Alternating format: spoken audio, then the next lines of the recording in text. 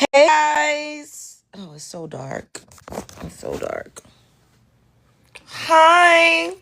I hope that everybody is having a great, wonderful Mother's Day. A wonderful, wonderful Mother's Day.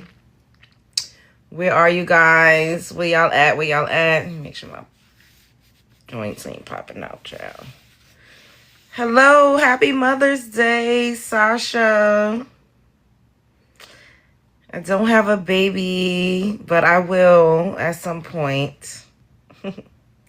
I will be a mom at some point, guys. Thank you. Hello, hello.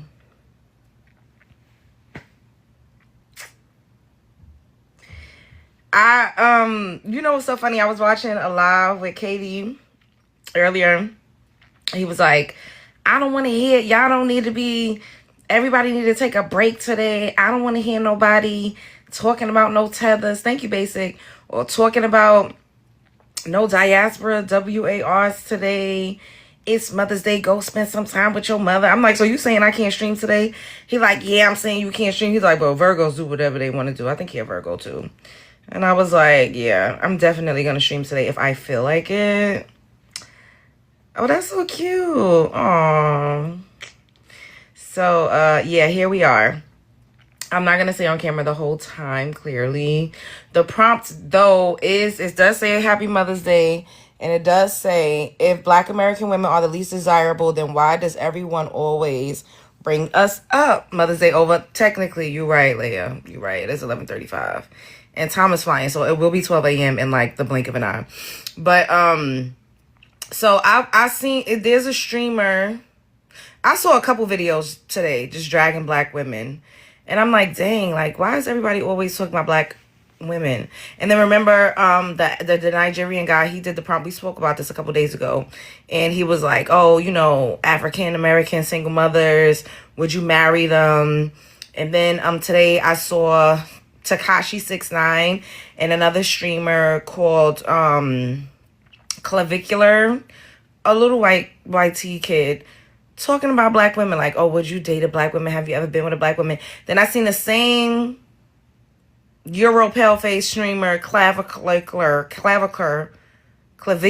or whatever his name is, in a video with a Black streamer talking about Black women again. Like, oh, have you ever slept with a Black woman? Would you ever get with a Black woman? He was like, nah, that's like not really my style, you know, whatever. And then, exactly, Leah, exactly. And then the streamer was like, oh yeah, because most of them are overweight. They're all like 100, they're all over 180 pounds. And I'm just like, for people to swear for God that Black women are at the bottom, especially Black American women, we gotta be specific, because the way other women, Caribbean women, African men, the way, I don't have on a lace front. Boo tomatoes. You sound mad fucking stupid. This is actually my edges, and you're gonna get blocked. You hating ass bitch. The lace front looks horrible. You stupid bitch. This is not even a lace front, stupid. Don't ever come over here trying to play with me.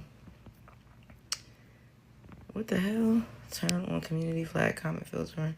I don't want to turn that on. Why is it not letting me? Okay, the account is blocked though. Like,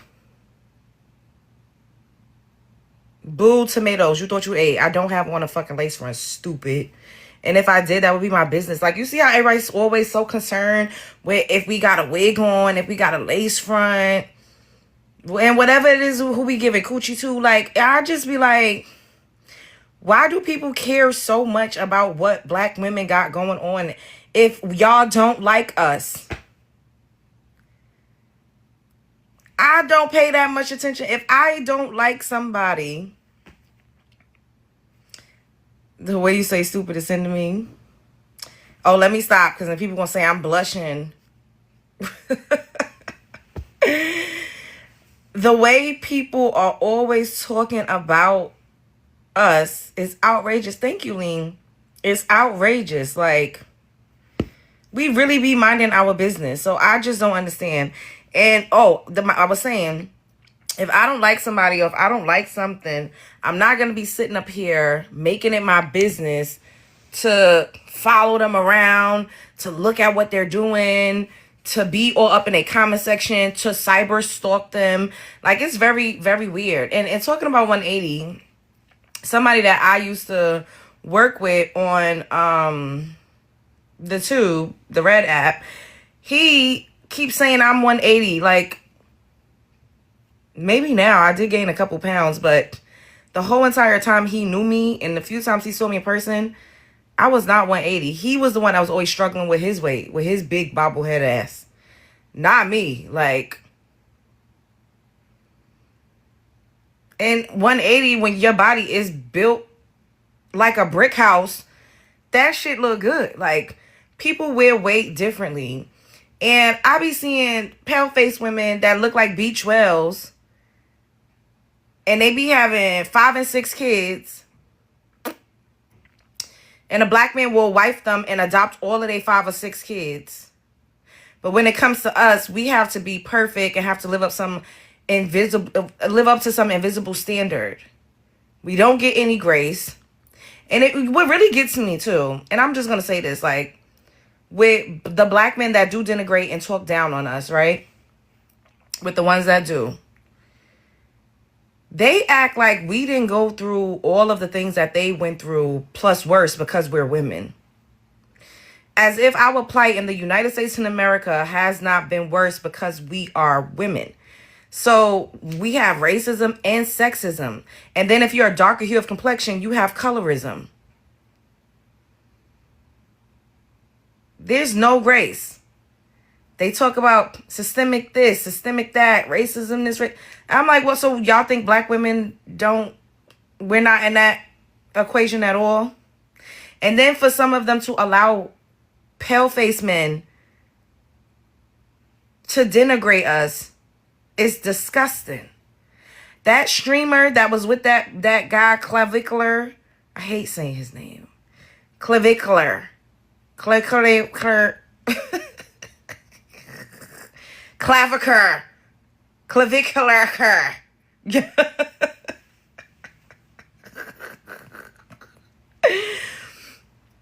Now, I don't know the background of the streamer, but for him to literally be up there like, oh, yeah, because black women be overweight.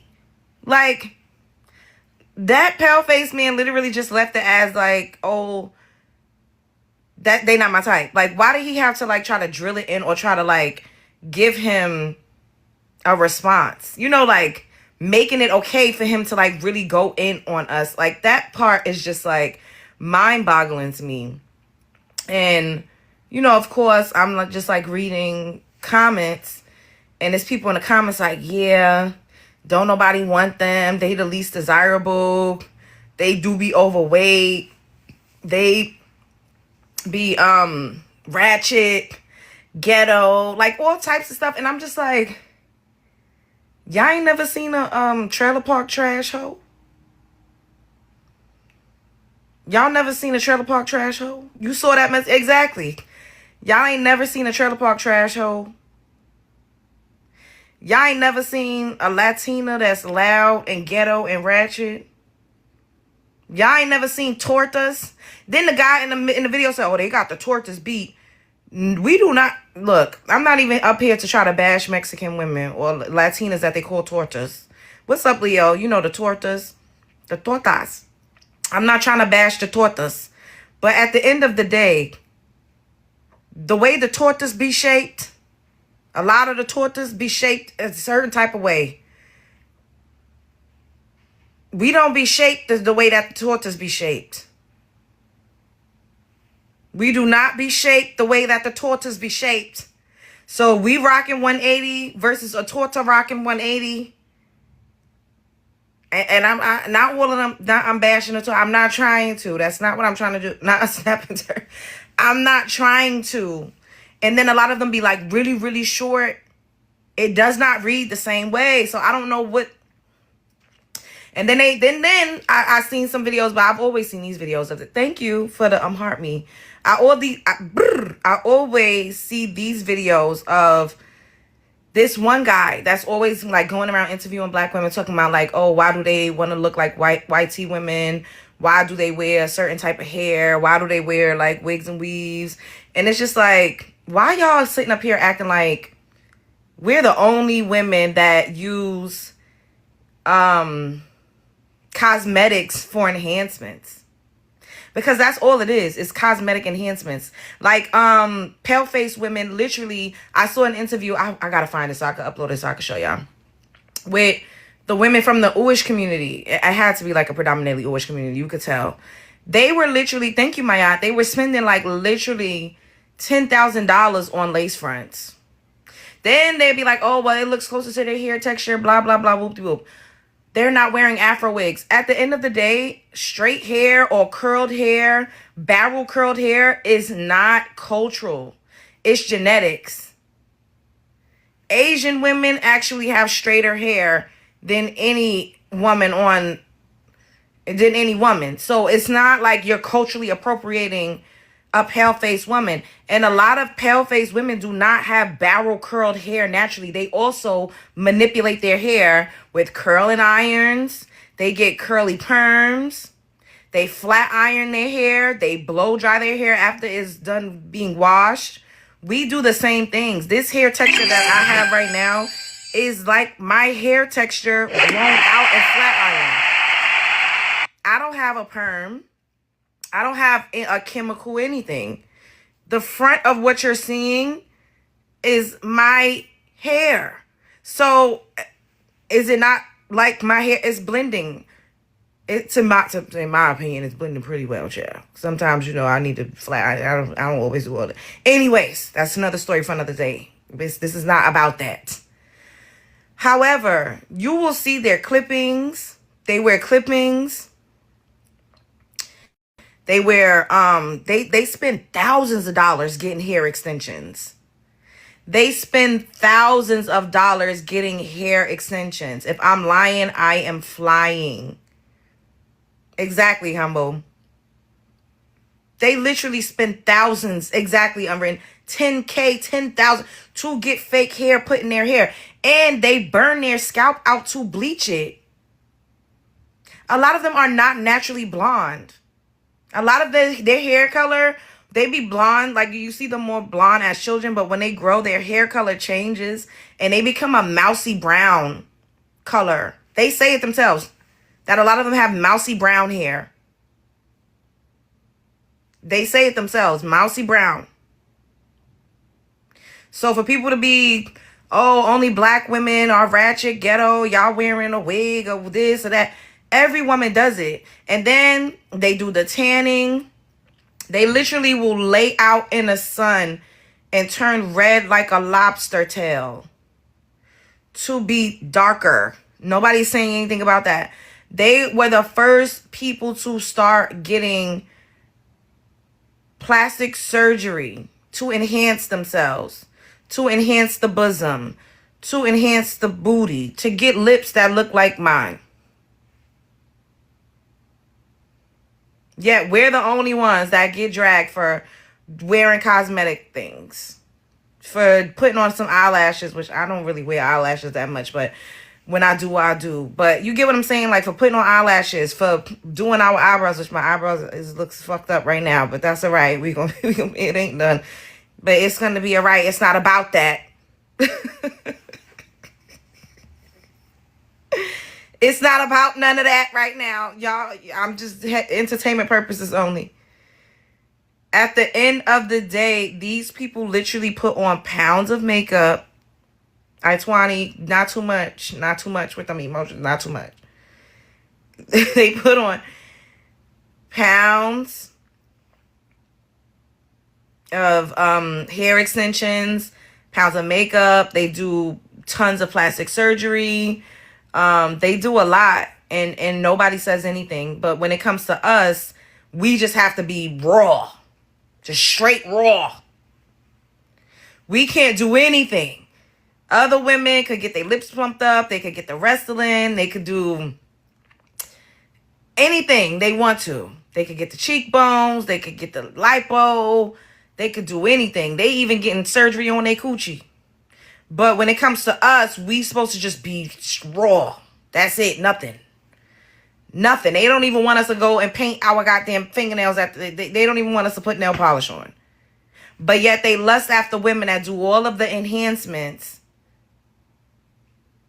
They lust after the women that do all of the enhancements. But when it comes to us, we can't put no lipstick on. We can't put no eyelashes on. We can't do our eyebrows. We can't put extensions in. We can't do anything. Why is the world so much harder on black women? And I have to say black American women, because we seem to be a hot topic even amongst other people that have the same hue of complexion. Why is the world so much harder on us than they are on everybody else? And if we're at the bottom and we're not important and nobody wants us, why is everybody always talking about us? Why are they always talking about us? Riddle me that. Oh, we reached a quota. All right, I'm about to turn this camera around. Who said nobody wants you, Love Jones? Child, people done said all types of stuff to me, okay? People done said all types of stuff. I don't feel like nobody wants me. I don't say that, but people say all sorts of things to me. You would be surprised. When an African girl was calling me ugly, I said, what? Hey, Faye. I said, ugly, bitch. Now I know you smoking something. I don't know what y'all smoke, where you come from, but it's got to be something. I don't got to be your cup of tea. I don't have to be your cup of tea, but ugly? Girl, good night. You ain't got to like me. You don't have to be attracted to me, but to just blatantly try to say I'm ugly is crazy. Like, all right. You're pretty and you know it. After Hayes, thank you. Thanks, boo.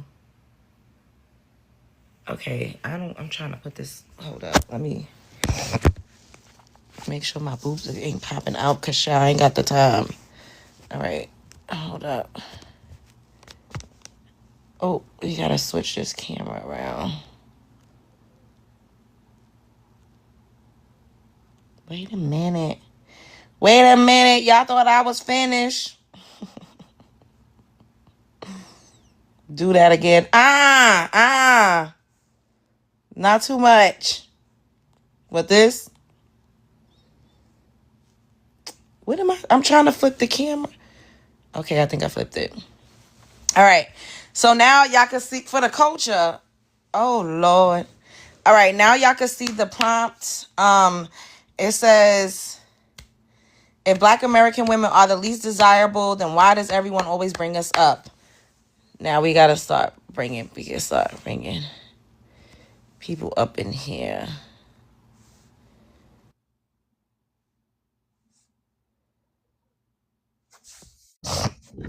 Yo, Hello. what's happening? What's going on? Had a little side boob action for a minute. Oh, Jesus Christ. That was not intentional. That's all right. I know you're trying to get back in that algorithm. I feel you. Oh my God. Imagine. Well, I mean, shit. If I was really about that life, I wouldn't even have to talk to y'all. I could just show up a certain way and just sit there. Well, I'm trying to figure out. You said somebody was trying to get on you about somebody you used to collaborate. You talking about Monsoon Powder Head ass? Who the hell is that? Monsoon? Monsoon. I never heard of that. Is that the actual name? No. Oh. Oh my God. Yes, that's exactly what I'm talking about. Yes. Yep. Talk about obsession. It's like, bro, leave me alone already. Interesting, be it that I heard through the grapevine he got a new chin, but we ain't gonna talk about it. A new chin? A new beard? Or like a actual implant? Nah, you know how you get heavy, you get extra chins, like a Chinese phone book. Oh, you talking about gain weight? Like he overweight?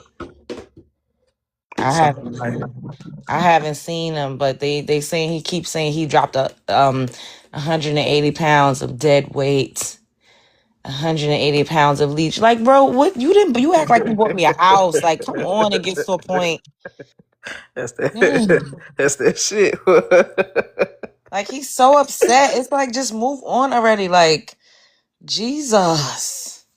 You He know when went they over. birthday, you know when the boy's birthday being made, you know how they act. It's like he went to Africa and they put some hootie hoo and he came back and lost his mind. I don't know what's going on. But who talking about some 180 is too? Man, had they not heard the term? If she ain't a lady, if she ain't 180, can't do none if she ain't 200. I don't know, but yeah. I don't have any issues. Like I'm good. I don't understand that kind of like if you got enough hardware, you should be fine with somebody being over 180. That part. Hello, because you know they do So say men with a thicker woman is packing. that's exactly Veronica. 180 is peanuts. If she ain't 180, she can't be my lady. But if black women are less desirable, then why they always bring us up? I mean, pretty much you kind of read it for filth already. Like it's projection. When you want to be something so bad and you can't attain it naturally, people gonna project their insecurities on you. You know. hmm So I don't really know other way to describe it other than somebody just hating and wishing. Somebody said, but FBA women aren't less desirable. What rock are you living up under, Mr. Reggie? He said we aren't less desirable though. I don't think Reggie is American. I think Reggie is Jamaican. Then Reggie also said, "Oh, they don't worship white people in their culture, the white tea," which is a blatant lie. I don't know why they always lying. So why y'all bleach y'all skin? Can you explain that to me? That part. Hello, Cause them knuckles be real dark. hello. The generalizations are wicked and wrong. Which generalizations? Oh, he a Caribbean man. Okay, Caribbean men, FBA women for the women. What? Huh? I don't get it. I feel like they just want to try to unalive y'all confidence. Honestly, that's true too. That's what I'm Yeah. saying. Beck's explanation. Yeah, but it's like, but you know what? I feel honestly, people, everybody else outside of us rely on us to build their ego and to boost their self esteem. You know, because when you see them always doing these street interviews, it's always about us. Always, it never fails. Like I see some that will be about black men and women, but for the most part, they go heavily like full throttle on women, and it'd be like women of other races, they be or of other ethnicities or however you want to turn the key. Like they give a sigh of relief when they hear a black man say he don't want no black woman, you know, or like, oh yes, like that makes me feel better about myself or more superior. Well, I heard an interview with Eartha Kitt that broke my heart when she was saying that she tried to get down with what's that man's name? He Caribbean. Oh, Sidney Um, Poitier. yeah, no, not Sydney, the other guy, the light skinned guy. He was a singer. He was a calypso singer too. Bob Marley? Girl, I said calypso, not reggae. I thought it was Sidney Poitier. I don't know. Belafonte, thank you. Okay. She tried to get with him and he denied her and basically was like, if I get with you, you gonna hold me back. But she did say Portier denied her as well. But But didn't she sleep with them though? I think it was Portier that she had like a little situationship with, and he was already in a relationship with a white woman. And so he basically was like, long story short, if I get with you, you can't do nothing for me, basically. And then I think she spunked the block and she got with Belafonte after that. And he had the same sentiment. He was actually single, but he was on the prowl looking for a white girl. And so from her estimations, that's what turned her towards white men. Because if you know, like I think her daughter is half white. Yeah. And low key, what's her name? Diana Ross has the same narrative that she was just really abused by Barry Gordy and all these other people and this, that, and the third. So I wanted to ask you, me personally, I've never been attracted to pink meat. I've never been with anybody outside of our race. Is Oh, that so you've part of the been with reason? men? Huh? You've been with men? Absolutely the fuck not. No, what? Ew. You said pink meat. So a We pink ain't say dildo? any meat. Yeah, so Coochie you can been be with like pink a, too. Like, I mean, so like a pink toy? I ain't never been with a pink woman, is what I'm saying. Oh, Hey, I don't know. Shit, we all trying to figure out what's going on. You got funny you. as hell. Anyway, long story short, short story long. Um, when you dated outside of your race, was that the reason? Me? Mm, Um, No, you. kinda. Honestly, it was also like the crowd that I was hanging out with. Mm. Like the people that I was hanging out with, it was like influence and proximity. So I would go places and that's all we were around. Like that's all who they were dating at the moment. And I was with somebody that was not savory at all. And I was like, okay, like how could it hurt to like try something different? So yeah, it had a lot to do with some experiences that I had, but also the influence and what I was around. Got you. Got you. Cause I don't know, is it something in my ancestry? I just couldn't do it. Like I been in situations with like lighter hued Latino women? Yeah. And were they beautiful? Yeah, they had it going on, but it was just something I couldn't. I don't know. I just couldn't do it. Yeah, but present day, like I don't that was a phase like back then. Like, do I still talk to some or be like, hey, or what's up? Yeah. But like intimate wise, no. I haven't seen one of those things in a long time. I haven't. Do they still try to pursue me? Absolutely. Everybody tries. Different All types of right, people. all right, all right, No, all I'm right. just saying. I'm All just right, saying. So nigga. We it's know you really pretty. Goddamn, what nigga. yeah, We thank know you. you pretty. Wait, no, how pretty? Say it again. Now let me No, you stop. good. You You sitting up good. here acting like I'm sitting up here just no. I'm saying this because people need to understand that I can still Yeah. do that. I'm making a choice. You know what I mean? Right. Like, because they keep, oh, you going over there, you do like no, it's a choice. Right. If that was something that I preferred, then I would be doing that. That's the only reason why I was saying that. No, I hear But you. okay. Unwritten, what's up, boo? hey, Gilly. Yeah, no, y'all up here cutting up. Let me see. For the topic, yeah. I was thinking about, I'm like, I think it's for clout. Like when we're thinking like online, you mention us and you just trend. Like, I Mhm. think the algorithm favors it. Um, People are just able to monetize off of this. And we've seen, I mean, all not even all throughout history per se, but when you're looking at certain comedy skits, right? Some of our TV shows that have been produced, movies, it's like making Black women the butt of the joke has Mhm. been so prevalent that it's almost been normalized that people think it's normal. It's not normal, but we're able to see it translate online to real monetary gain. So, in my opinion, at this point, I'm like, it's clout because like y'all are able to profit off of some sort of comedic angle or a disrespectful angle. Regardless, you're mentioning us, you're trending. So, Facts. yeah, I can't help but think it's but it's clout, especially when white tea people do it. Um, but yeah, that's what I wanted to add. Okay. Judah, you said here we go, women are the victim 24/7. Come on the panel and say that and speak your piece. Cause what do you mean? Like, I guess you just got here, but I literally am referencing videos, specific videos that you can go and look up that's relevant that I was talking about.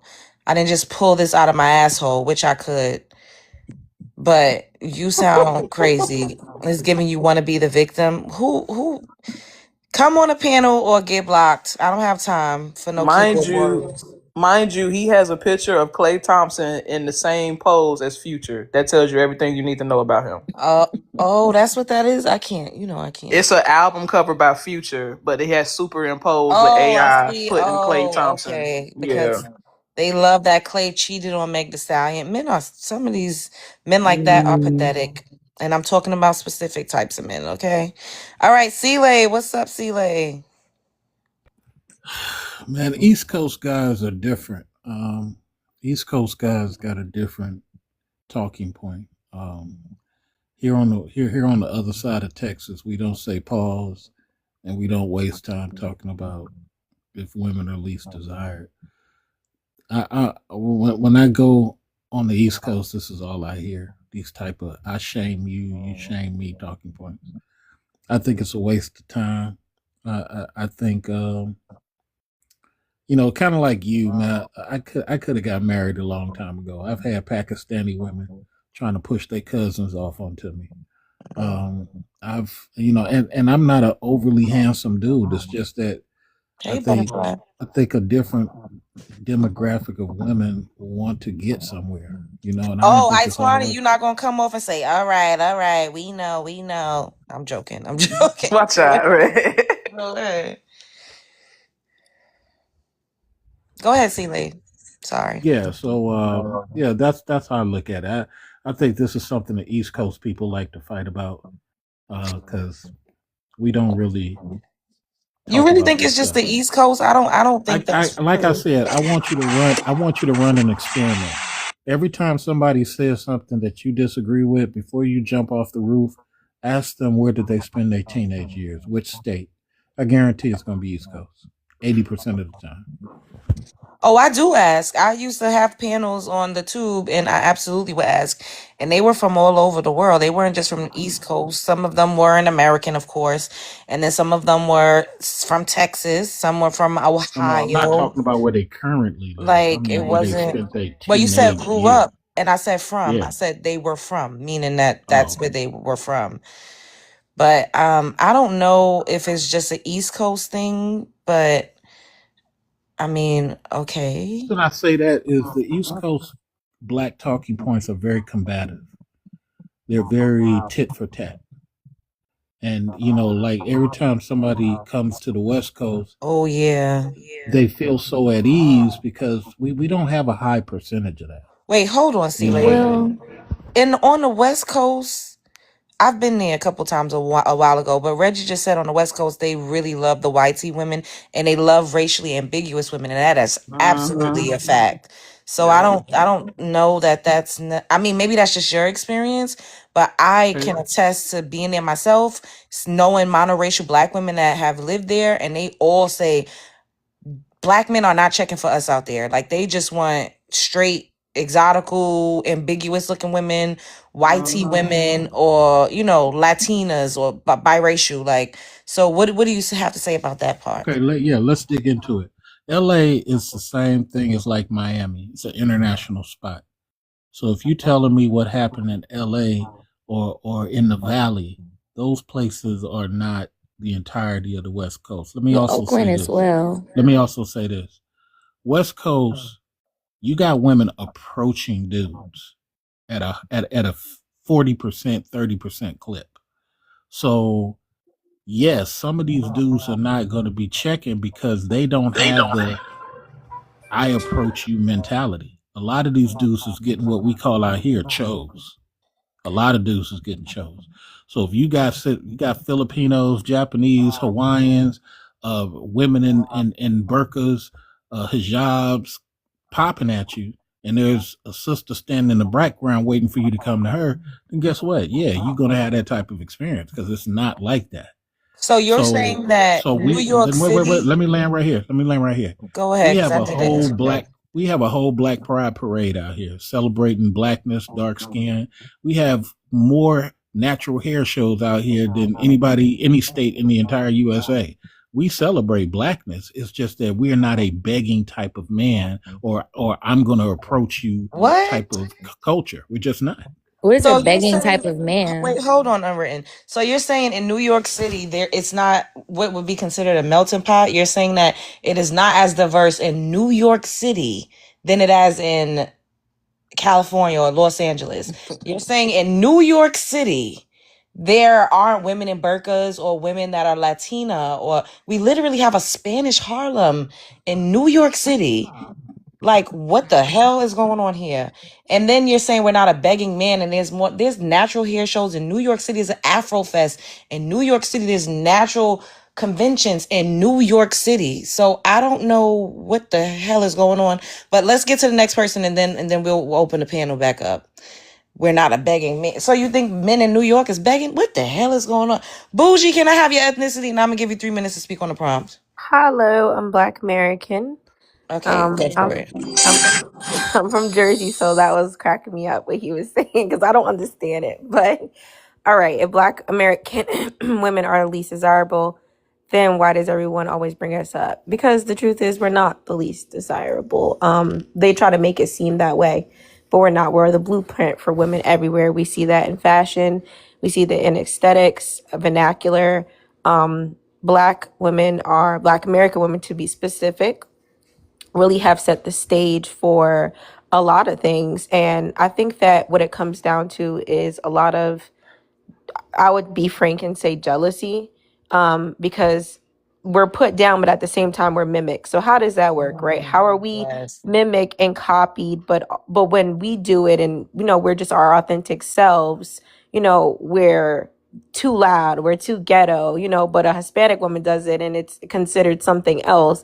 It's just ridiculous to me. It's a lot of projection. I think it's also an attempt to strip us of our natural sexuality, our natural essence, our natural aura, and sort of like destiny swapping. I don't know if you know what that is, but to me, it feels like an attempt to take what belongs to us, our aura, our just presence, and people want to replace the other groups of women, oftentimes, and even sometimes men. They try to replace that and put that into different groups, in order to take it from us. So I don't need the full 3 minutes, but that was just my 2 cents. And also, I was just so confused about what he was saying about the East Coast. Like, I was cracking up. Like, what? I don't get it.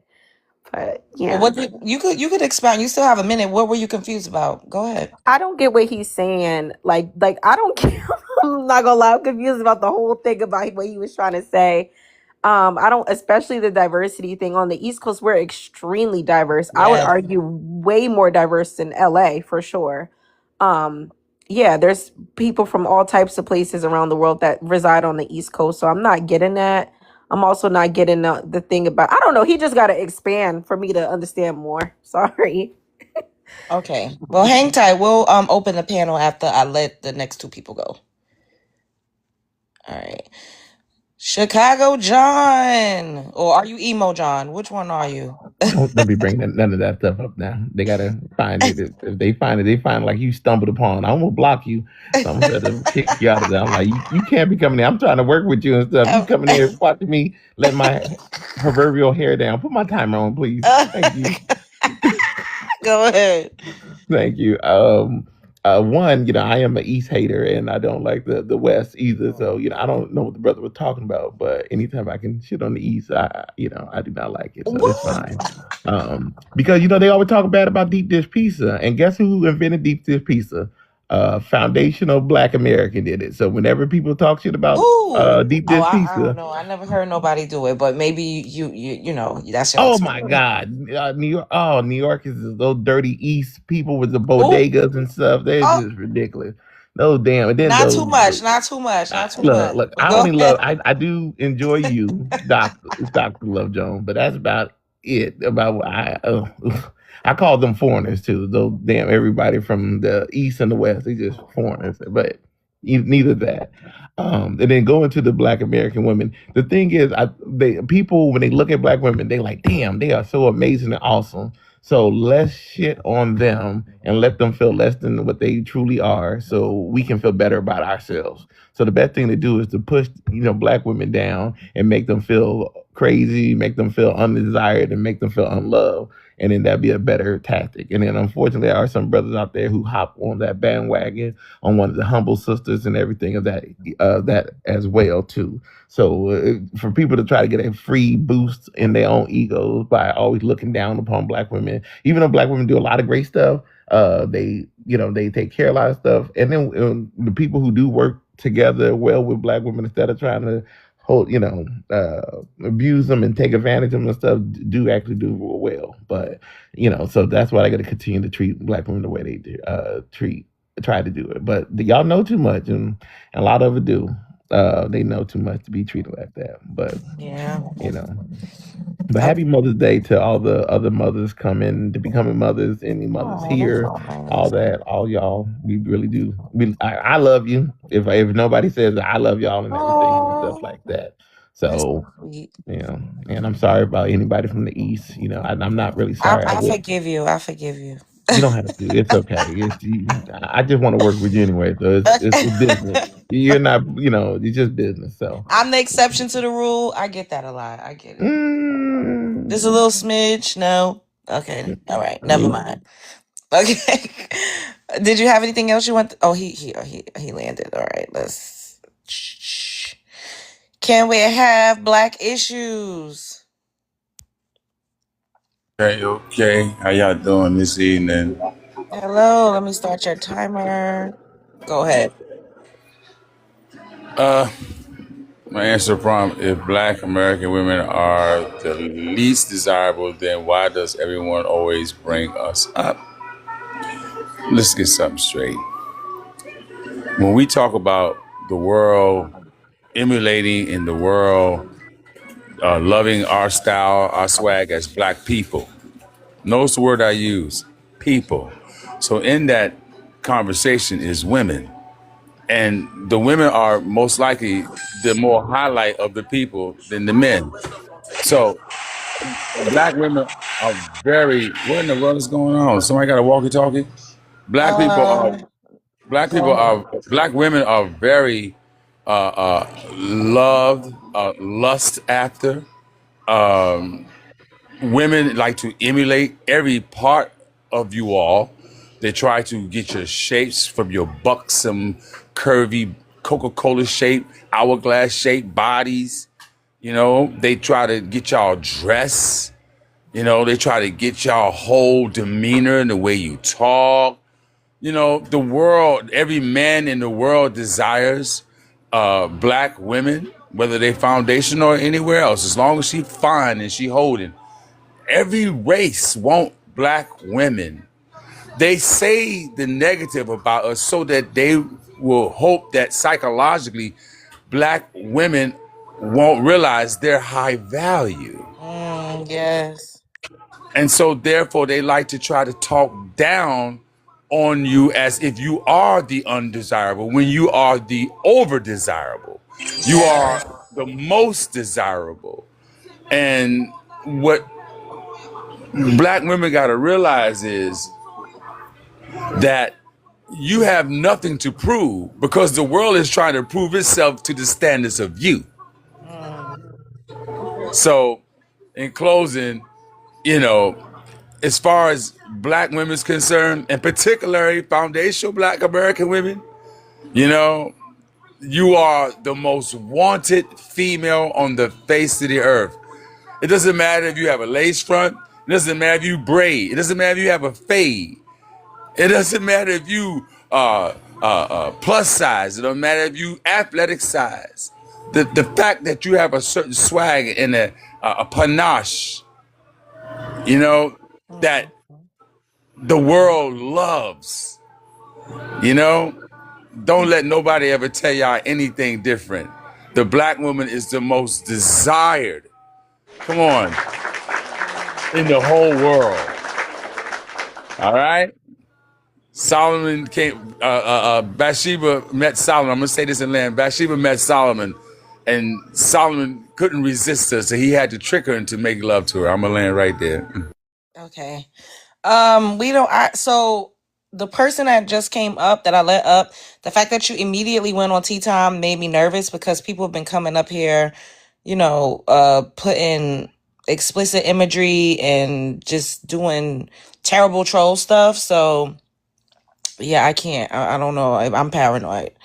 But we're gonna open the panel now. Everyone can speak. Don't monologue for too long. No cussing. No over talking. And go for it. All right. Nobody ain't got nothing to say. Yeah, I want to ask a question for C. Can you expound on that, on the begging type of man? What does Yeah, that I mean? think so. I think maybe I'll talk louder because I don't think people were hearing me what I was saying. So Lord. on the West Coast, well, let me start. East Coast guys, a lot of them have a problem with being approached. Mhm. A lot of them have a problem with being approached. They want to feel like they're doing the approaching culturally. Is that not Here our on the culture? West Coast, See? 50% of these guys get approached, even when they looking scruffy. So when a woman says that she's having a bad experience, it's because she may be used to guys approaching. And out here, only 60% of these guys are going to approach. The rest of them are already getting approached by women. So yes, that woman's going to have a hard time, but doesn't mean we don't like black women like somebody suggested. It's just those dudes are getting approached. No, I've literally heard men say that on the West Coast, and the women have said in instances where they did approach a man, men have told them they don't prefer black women, or when they've been on dating sites and dating apps over on the West Coast, they've explicitly been told this. It's not an assumption. It's not just, oh, they're not approaching me, so I'm just going to assume they don't like me. No, they've had men say, I don't like black women, or I usually don't go for black women, but I'll take you. Like, I've heard women with dating experiences like that. Like, okay, you're cool, I guess, but you're not my typical type. Like, this is not something that is just being made up. So maybe I need to talk slower. I'm not making this up based off of things that I think.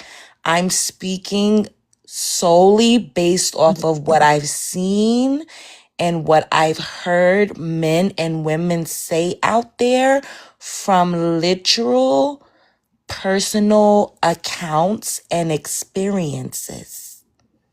Cool. And So even two, if I was to agree with you, when that's why sometimes we need to talk to these actual dudes so they can admit to you that they just moved to Cali 5 years ago.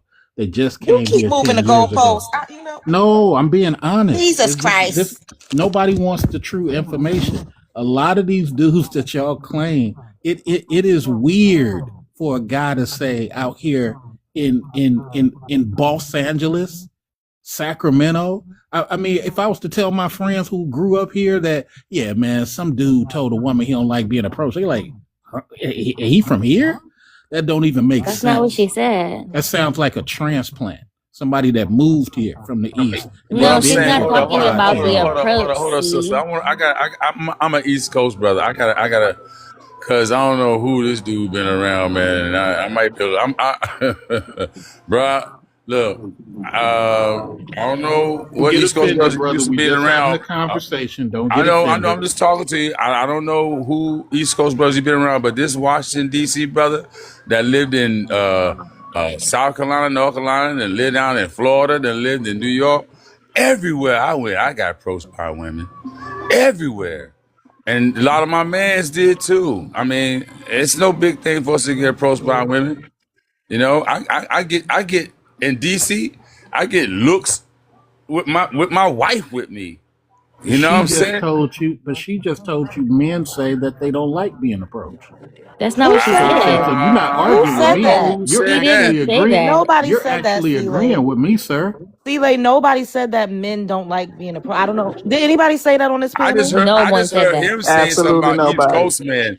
So I mean, What? I heard him speaking on East Coast man, and he over in the West Coast. Well, here's an East Coast man. I was gonna say, I never hear East Coast men speak about West Coast men. Like I feel like you guys always like center men or just from the East Coast in general. I'm sorry, I do. Y'all Like we gotta don't let think that about you Tupac and Biggie guys. shit go, bro. Y'all gotta let that East Coast, Yeah, yeah. West Coast shit go, bro. I'm That shit done. No, you dead, bro. didn't just say I mean, that. I know y'all don't like dead. the. It's been 20 years, I bro. know y'all Pop don't like gone, the. bro. I feel you, bro. I I'm know hurt y'all too. don't Pop like the gone, bro. conversation. You have a lot of major I'm cities in gonna the drop East I'm it. Coast. You know so what I mean? And done. Biggie is I'm a gonna tether, drop it because I so understand y'all don't we like did. the conversation. Y'all want to police the conversation. But let's talk about what y'all prefer to talk about. That way y'all don't have to police it. No, I mean But no, it's not Police even it. about No, policing it, why why bro. you gotta The be police? conversation was Because about people saying that Black American women are least desirable, and somehow we made the jump to Black men not wanting to be approached. yeah, I don't She know where asked that the And I come don't, from. I question. don't How really did we get get the, and No, I And don't. then because the she East asked the Coast came question, in, and that so just I shows you're represent the not East keeping Coast. up with the Just one mic, conversation. guys. One mic. Everybody can't But speak that's at the the same thing. I Yeah, time. asked the the East. question for you to expound upon what a begging man is. And basically what you're Look, saying I was is, trying to expound, but I no, you keep getting did. talked over. No, So you what No, are don't. no, we You're not. talking No, C-Lay. about? you Well, haven't. how Hold did You on, the haven't East Coast unwritten. actually. get in it? Wait a minute, You know. Black. C-Lay, that is not true. Like Yeah, you you have literally not been had talked the over. wait, you had the floor to literally speak and you were condescending. You said, let me talk slow. You basically said we were Right. all slow and couldn't comprehend and Didn't our say you was all comprehension slow. I skill was talking to that you lady. said our comprehension skills were lacking. So you absolutely had the floor to talk. We sat here and listened to you. All Didn't right, since y'all gonna remix my words, I'm gonna go on mute. Go ahead, y'all got it. No, it's just what? I'm just Oh, I'm Well, I no, just no, I let just him, let feel him, no, y'all, let him be the victim. It's okay. hey So brother. let him be the victim. Are you But okay, so what bro? he's saying, for what we He's playing understand, victim now. what he's saying Bro, though you all is right? that because on the East Coast, the men over there don't get approached as much as the men on the West Coast. Therefore, that justifies them dating interracially at a disproportionate rate. Because I, that's really what it That's comes some down to. bullshit. first of Oh, all, Exactly. excuse me. I'm Because you at the end know, of sorry. the day, You were if Hold on, you one were mic, one actually, mic. at the end of the day, if you were actually pro black, it wouldn't matter who approached you because you would still want a black woman. Think straight But the to fact him. that you're saying like, oh, well, we're getting approached by all of these Latinas and these mixed girls and these white women, therefore that's who I'm gonna go with. A No, bunch of who approaches malarkey. you wouldn't matter if your preference was black women. Let's just keep, let's call it a buck. You know what I'm saying? So Real Fact, talk. stop fact. Real using talk. the fact that you're being quote unquote approached as some sort of scapegoat to be like, well, that's why my wife is white. Because she Get him, came up to get him, me. girl. Meanwhile, the black girl was in the corner waiting to get approached, knowing that we're the prize over here. So, the women choose us. We don't choose the women. Knowing that culturally, that's not our culture. Our culture, men do pursue women. So the fact that y'all have remixed it out on the West Coast begs the question, what type of culture have y'all been doing over there? Like, because that's That's not more. Black American culture. I mean, you can But I drown us show up to out. That's You can lottery with drown my us Hold out black up, with your Black. women. Can I voice, Let's but chime that in doesn't here? mean what you're wait. saying Hold is true. on. I Can don't I know Can what I y'all speak? chime got in going as a Repeating on. it woman? Oh over my and over. God. Everybody can I speak at the same time. See, you can respond, and then after that, we gotta let Mr. Whitty go, and then we gotta No, let no, no. Veronica Veronica go. was next, Boogie. Oh, Veronica. Okay, so Veronica and then Mr. Whitty. Go ahead. So yeah, Okay, you thank can you. you can drown us out and overtalk us, but at the end of the day, I'm answering the question about why that lady felt like she felt that people loved YT and all that type of stuff. You can remix it, which is what you do. It's just lack of listening, really. But go ahead, have your narrative, and that way it can be an echo chamber for you. So I land. Okay, Okay. so listen, I don't think it's an echo chamber. I think we're all from all over the country, and we just log on and we share ideas. But I think that part of this discussion is going to be like the bigger part of like a patriarchal discussion, um, and where it's unnatural to even begin with. But that's not what we're discussing today.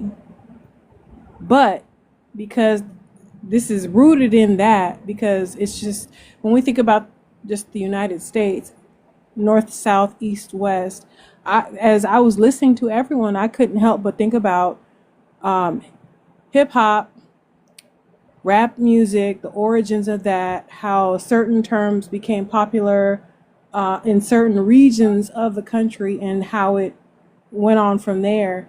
And we all know, like, I don't know what generation everyone is, if you're Gen XYZ, whatever you might be, but you have a certain memory of how the music played out, how it unrolled, especially when we think about in hindsight, like most recently Kendrick Lamar and this foreigner, so like how that whole thing played out. So when we think about all of these things, when we think about all of that and what the consistent message has been from region to region, that's one thing that stands out to me. So, I mean, it's been like, and every region has its own cultures. So, how has the East Coast expressed theirs? And then not only do we consider, rap the culture, just Black American culture and how it has unfolded over the years. There are just so many factors to consider, but also when immigration happened and where the people went and who are the people speaking and pushing certain narratives and messages. Are they Black? What are they? You know, so is it just the Black men, quote unquote, the Black men, or are they just, do they have color in their skin? Like, what country, where do they come from? So, you know, just kind of cutting off a lot of the baggage that we've taken on psychologically, when a lot of that baggage is not ours to carry. But we've taken it on, we've included it into our culture, exported it out to the rest of the country, onto the West Coast, you know, South, and the colorism and all these things. So we've taken it on, but it really has not been our cross to bear so much as to, you know, to where it hasn't been ours. But at the same time, addressing the prompt, if Black American women are the least desirable, no. I'm here in Los Angeles. We're like maybe 3-4% at this point.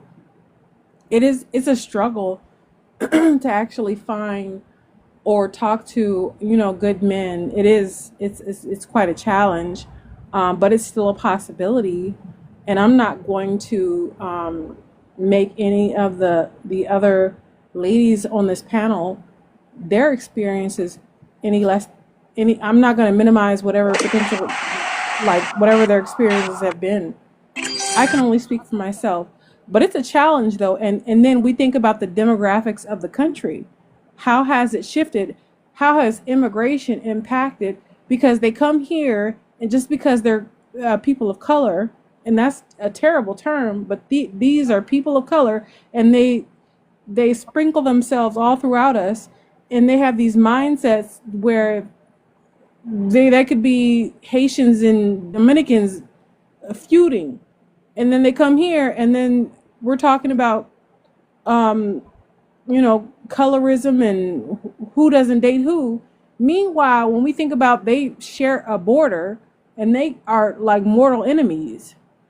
So it just makes me think there's just so much more. They brought a shitload of baggage here, and they dumped it.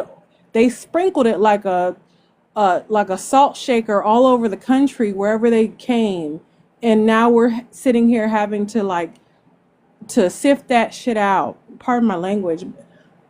You know, and we're just sorting through all the BS now. But they're not like every Black man that I met here and worth his salt in this city of Los Angeles. They've been from somewhere else.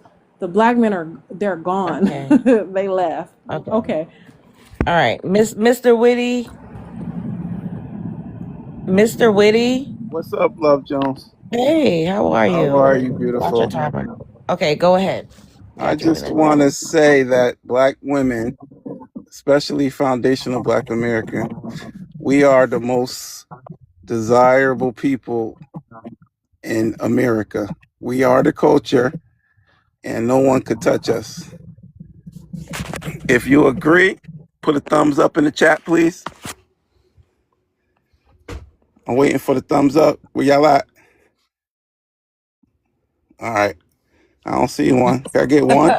Oh, y'all don't agree with me? Damn. Well, they clapping. Oh, okay. There goes some thumbs up. They agree. Oh, for the brother with the East Coast thing. Yo, we never talk about LA like that. I don't really get what's going on with the East Coast thing. But when I was in LA for training, I stayed out there for a month training. I couldn't even find no Black people. All my trainers were Mexican. The Mexican brother kept taking me to the Mexican food trucks. I was like, bro, I don't want to eat Mexican food every day. I said, I know you Mexican. Damn, y'all eat this shit every day? I said, I'm Black, but we don't eat soul food every day. So damn, so I didn't see no Black people. But I don't know where they at in LA, but they not out there. I don't know. So I understand that point where he's saying that it's women coming up to Black men because it's so little of them. I could see the other women coming up to them, approaching them. They don't know no better because they're immigrants, most of them. They just want to get a piece of a black man. So that's probably why they come up to them. But as far as black men getting chose, we get chose by black women all the time. We don't always have to approach.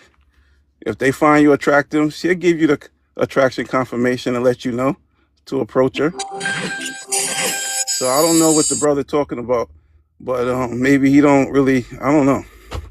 But if I was black living in LA, I couldn't live in LA because I gotta be around my people. I can't be without my people for too long. So I don't know how you brothers do it out there. But I'm gonna keep it moving though, Love Jones. Okay. All right. Unwritten. I know that you had came off your mic, so I think you wanted to say something. Go ahead. Oh yeah, no. I think, I mean, I kind of agree with Mr. in that sense. With the international aspect, I don't think that matters as much when we're talking about who you're choosing to date, because unless you're saying that there's no black women that you are encountering in an area, but it sounds like you are encountering black women. However, you're just obliging the women who are pursuing versus the women that are not. And like I said, that's just not our culture. Like, it's not culturally normal or expected for women to approach men. That's not how our culture operates. So I think that speaks to the cultural differences that you're experiencing in an international city. So you're interacting with women who are not, a part of the Black American culture. So that makes sense. Yeah, and it also seems like I just don't like. Is it because men feel like they are like more of the prize? Like, they want to be courted, they want the flowers, they want, to rest in femininity a little bit more in LA. So they want women to kind of take on a more dominant role. Like, I was wondering about that as well. But I mean, to each his own. Yeah, and that's more of a masculine trait, which I find very interesting, that he's basically saying the non-Black women are masculine in LA and the Black women are very much so still feminine, and that they prefer masculine women, but then they put masculinity on Black women. Yeah, I don't know. It's right. I don't know. It's a conundrum, because I'm like, yeah, no, that's definitely a masculine thing to do. Because And as a man, I don't know why you would prefer. I think, in my opinion, I think that it's just all just like word vomit, in my opinion. I'm sorry. I think that there's always excuses as to why something is the way that it is. And that's why the logic is not making any sense. And you just kind of put it perfectly, Unwritten. It's not connecting the dots. Like, it's going against their own logic in a way, a little bit, because it's never going to make any sense, because the goalpost is just always meant to be moved in the conversation. Yeah. Anyway. Yeah, he's in the comments. I mean, you still up here, see, like, you can come off mic and say something. The panel is open. There's no one talk constantly. I mean, let y'all just. Oh my God! Why you gotta be a victim, bro? Just talk. Hey, bro, chill out, man. Just chill out. Just chill out, man. Chill out. You over talking now. She just asked me a question. You guys think what you want to and just poison the community. I'm trying to make a suggestion so that people can learn. But it's cool, man. Think what you want to think. This is why the community's the way it is, and everybody's doing what they do. Some of y'all just have an inability. Let them finish. Look at all these 4 people off the mic. For some reason, everybody got this earwax in their ear, and it's real thick. So if y'all believe the worst, bro, you just be whining. That's all. Look, I'm gonna disrespect you the way you disrespect me, and then they're gonna start muting me. So guess what? Let's not do that. If you disagree with me, just disagree. When you was running your mouth, I wasn't interrupting you.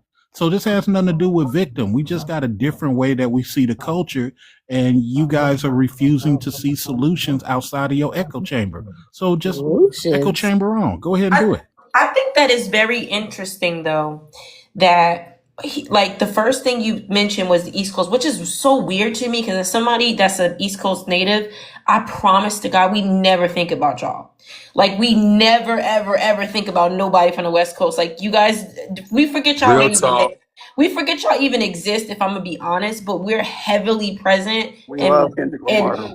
and I just feel like it's just this odd kind of like one-sided beef that's in the head. And then like there's also these weird assumptions and ideologies about what you think we do. Like I'm not. So are you born on the West Coast or something? Because I don't really get this. I don't even get how this even got filtered in the conversation. That I think part you right get it there. because, like, That I don't part. think you get it because, How like did I this even said, get in the conversation? The conversation was about the daggone prompt right here. If Black American women are the least desirable, then why does everyone always bring us up? That was what was up. Now, where did this weird shit you come in with? Talking about East Coast, and I'm like, how do we even get to all this? What you talking about here, B? That's what I said for the earlier. simple fact you asking me how do we get here means you wasn't listening to how we got here. So let's start over again. I think that I was listening to majority the of this. whole prompt. I was You listening know to the what, whole bro? Go way. ahead, bro. You just went and You know, interject your Black, own you little gotta whiny let ass. Black Now man I'm talk going about. on your little punk This ass. is Go ahead, annoying brother. me. You Y'all got it. both You getting on just my gonna nerves. over talk every time I speak. So go ahead. Chris, too much Let him chaos. talk, You got it, bro. bro. I'm I'm going not gonna on you lie. because you acting like a girl right now, B. No, you doing Stop, all that East Coast anger, bro. I'm bro. about We to. good. People I'm gonna done stop with Just the be this, East angry. y'all. Coast thing. I'm done. I Like can't. it's getting on Man, my look, if you nerves. got a problem with the East Coast, come over here and talk to us about it, B. Yeah, I wouldn't Thank you, mind, bro. I either. like fighting for practice, but the problem is you got some East Coast anger. You just over Y'all talking. can't lie. This You is ask a Man, you just hilarious. question. got that You West ask a Coast question, femininity, but man. then you That's up here all. upset, just like you You upset got that now. classic West The Coast lady keeps femininity saying about stop you, over B. talking, but And for you don't some like when an reason, alpha male all address that your East little Coast soft behind, immaturity is man. just bleeding out You on the sitting here stage. whining. Black You issues. This So is I'm gonna not an let you bleed out, argumentative bro. Just go ahead and panel. bleed out. Like I can't. It's annoying Tampon up, me. bro. Tampon up. I don't like Dude everybody. here, this All dude right. here, I look, can't sister, you know I take don't it. come here with that. You This gotta dude here stop. come here taking this Black Now unnecessary you issues. over energy. We were talking the talking host about as Oh if the my she not black God. talking. You woman. gotta go. We're talking. And now you over Come back talking the host. later. I can't. It's getting on my nerves. I'm start All cussing y'all and have to screaming. y'all don't have to talk all over each other to get your point across. That It's a way part. that you have a conversation. Adults wait till other people finish. Thank Black you. issues, I fuck with you, but I muted you 6 times, dog. You gotta let people say what they need to say, even if you don't agree. If you gotta cut somebody off just to prove your point, that means that your stance and your perspective is weak. It's The truth is gonna annoying. prevail either way. So when you gotta cut somebody off, it only makes you weak. Stop doing that. If you solid, you solid. Let somebody say what they gotta say. Damn. Bruh. Grown as hell, bro. Oof. I don't. I'll try to look at this person. I can't find their. I'm just gonna accept it and Ooh, wait, just let me go look. Wait, let me go look. Ooh. yeah. I try to look to see who that was backstage. I don't see nobody. Yeah, I don't. Thank you for the gifts. I don't like the people being condescending, but I do feel like we could all agree to disagree, Jesus Christ. and we don't all have to have the same views and opinions, but we're all just confused. And I think that if more than one person is confused, I don't think it's okay to say y'all got earwax and y'all are not listening. Like maybe you're not doing a good enough job explaining yourselves. Yeah, But the like thing is that you I asked don't know if about the any. culture. Well, I feel like I mean I understand everything you're saying. It's just if we don't make sense, doesn't necessarily mean that we have earwax. It's just you're not saying anything that's comprehensible. Well, I'm ready. Like, see, you said something about the coach. You keep saying the coach of this and the coach of that. Like, what are you trying to say? Like, what are you saying about the culture? Just for the peace of the room and because I like the sister as a host, I'm going to say I'm wrong. I'm going to listen to you guys because I don't like going through this nonsense. My theory is a little bit different. It's not mean to disrespect nobody. What I said earlier was the men have a different way of this prompt. It is different. And then everybody was just angry about that. So I'm going to be quiet, bro, and I'm Can going I to listen ask to a what y'all question? got to say. Can I Nah, ask because a you keep question? over Wait, talking hold and you on, just showing Bougie. a lot of disrespect, man. So I'm good. Okay, Chicago John asks unwritten a culture. So unwritten, would you care to respond to Chicago John, and then we'll get to. Let me just see who this person is. Yeah. Chicago, what were you saying, John? I mean, I was asking I was just piggybacking off Oh, Unwritten because she did ask about, why he kept bringing up culture. And then I wanted to know what he meant by culture. And I guess what he's trying to say is the culture of black men are not doing what they need to do to be approached, or if being approached is weakening to the culture of a black man. I'm confused about what he means by the culture talk and how we got to that. So. Yeah, what I Move heard, past and me, bro. Just move past me and y'all just focus on the topic, man. yeah, I'm what wrong, y'all right. Give me the information that's better so I can learn. see, Leon, I don't like that. I feel like it's like gaslighting, but we could speak still on what it is that you were saying. If you yeah. don't want to be a part of the conversation, you could absolutely drop, but I'm not going to tell people that they have to just drop and keep it moving because you brought it up and then people want to expound on it. So go Yeah, ahead. I mean it's a that's what I'm saying. Like if I mean he brought it to the table. So if he's basically saying there's a differentiation between the West and East Coast men, black men on the West Coast do not pursue women. That is not normal. That is not our culture. So I don't know what culture y'all are emulating. Because it's not Black American culture. But and you were saying that, you know, the East Coast men do pursue women. That's more what we understand to be more common in our culture. So if trying to relate that back to the prompt, it sounds like, well, we're the reason why black men, because I think Jones, it was from that comment of, a good portion of black men date interracially on the West Coast. And C is like basically like, oh, well, it's not because we don't necessarily like black women, it's just because we don't pursue women in general. And we only really date based off of the women who pursue us, which never heard, never, never seen that amongst Black American men in my life. So, But I yeah. also do know women that pursue men. My best friend pursued her husband. They've been married and together for 10 years. So and we're on the East Coast. So I don't think it's just like, you know, Hoes and get chose, baby. yeah, I know women that approach men. I don't necessarily do that because I feel like an asshole. But I Well, know women that do that. You know I've what I been mean? waiting. Like, I and guess I you don't, don't. to each his own. Yeah, But and I let think me. that's more of a. I'm thinking like because I think we were referencing more so cultural, like more things. But you have one offs and you have people who do their own thing. But I think when we're talking about like Black women or Black American women as a collective, or even just our community as a collective, that's not something that would be common or that we would expect. It's very much so still jarring for a lot of us to even see that, let alone do it. So I think collectively that's just not something that is normal for us. But have we seen it? Yes. Does it happen? Yes. But to say that an entire like us, millions of black men in the West Coast don't pursue women. So let me ask you this question. Give me a percentage instead of saying it's everywhere, because everybody always try to do this. What percentage do you think we here on the West say that black women are least desired? What give me a percentage out of the clear blue sky. What do you think it is? As a person that's lived in California over a span of 5 years, from high school to my mid-20s, I would say it's 50-50. Okay, so 50-50. And do we think that the people on the East Coast are equal 50-50? I'm so sorry. Can I interject? I'm asking a question. I'm No, asking a question before you get angry. I'm I'm asking a not question. angry. Well, first of all, let's not go Let me there. let my question ride for just a second. So, or do we What do you believe mean by you saying is that the people the on the East Coast are equal 50-50 I in the think you're same more talking point? likely I think you're more likely to see interracial relationships based off of my No, no, experience. no. I'm talking about the prompt. I'm answering your question. Do you want me to answer your question or answer the prompt? Oh, go ahead and answer it your way. Go ahead. What? Yo, man. I'm Bruh. just Come okay. on, I'm gonna man. jump in. I'm gonna jump in regardless of what he Wait, thinks. can I finish my statement? Because I've been trying to jump in this entire time. I let all of y'all talk.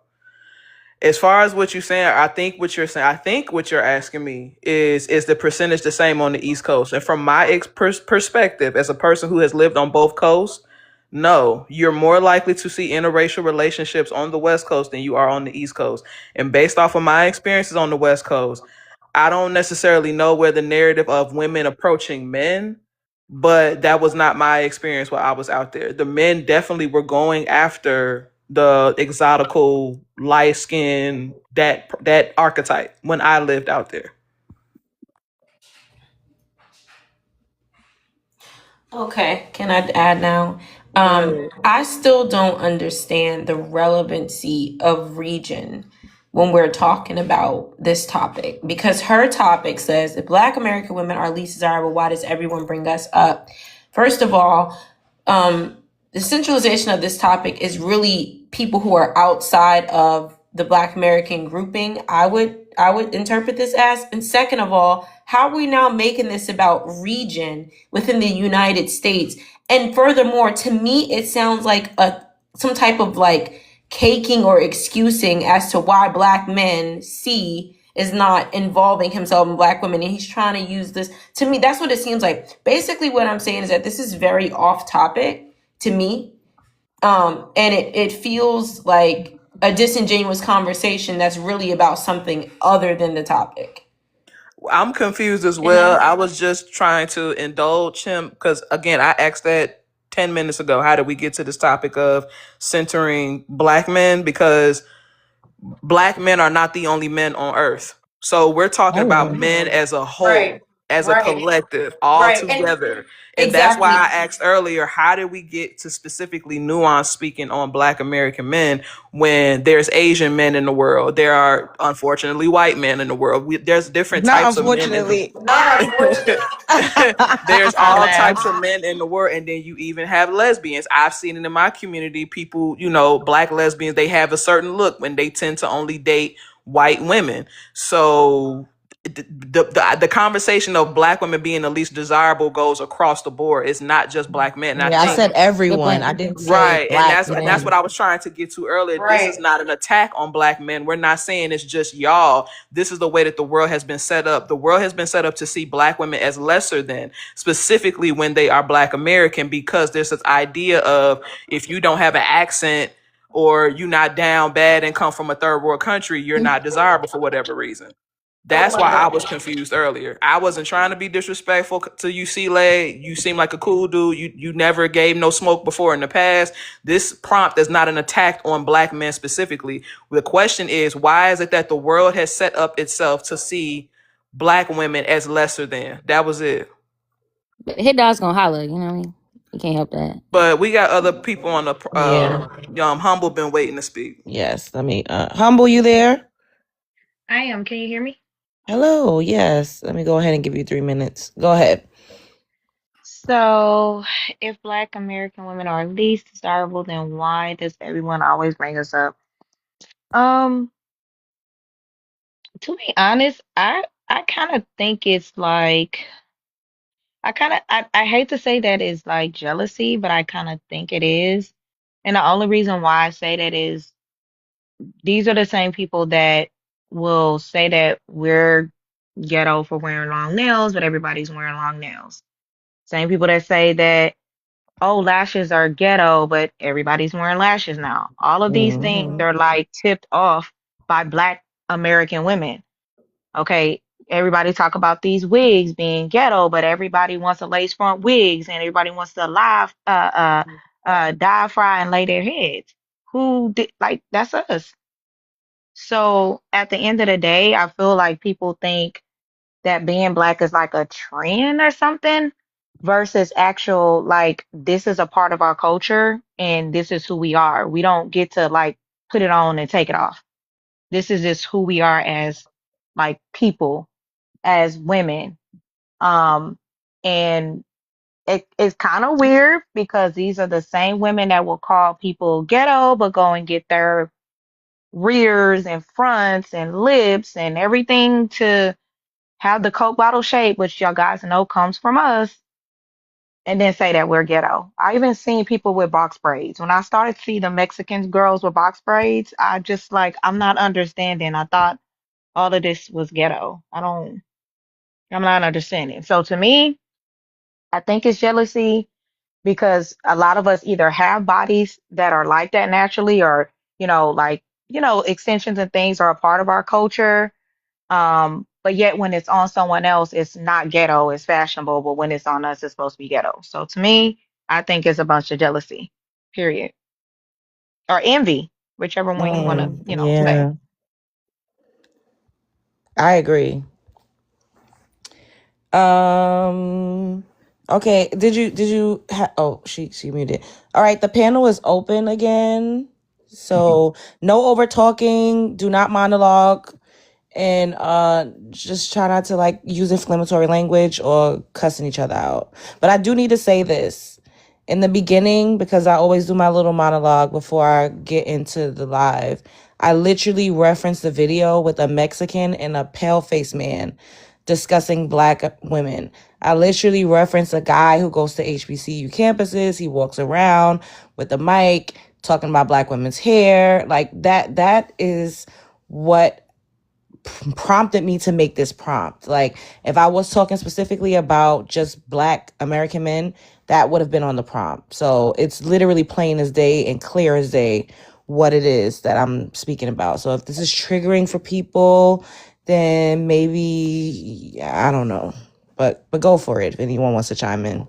It reminds me of the Office where the white he was talking about the best way to get somebody to do something is to first get all the black people to do something, and then when all the black people make it look cool, then you introduce everybody else to do it, and then you get the black people to start doing it, so then you can go ahead and do it.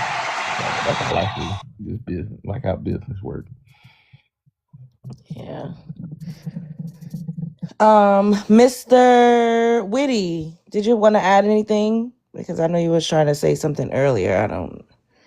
Mr. Witty, are you there? I don't know if I lost my Your train of train of thought. thought. I'll come back. Okay. Yeah. Who didn't get to speak? Bougie, did you have anything you wanted to? I don't know if you spoke last, Yeah, but I go ahead. spoke already. I'll give somebody else a Okay, chance. unwritten. No, yeah, I think, like I said, bringing it back to the prompt of I agree, yeah, it's across the board. And I think depending on the group that you are referring to, they may have their own varied reasons. But to is it Humble's point, yeah, I think it's envy ultimately. I think it's the word. But yeah, I can reiterate. I think it's envy and it's clout. And for others, it's a little bit of self-hatred. But I'll land it on that. Ooh, this is, I think it's very interesting to see how being on social media, I swear, well, me, my experience as a content creator, I always would say this is like a social experiment that I'm living through. Like seeing how people react to me as a monoracial black woman, having different views and opinions when it comes to certain things. It's really been an eye-opening journey. And I see other people with similar takes. They may, their delivery is a little different because culturally we're different, but they could say the same exact thing as me and they get all of the grace in the world.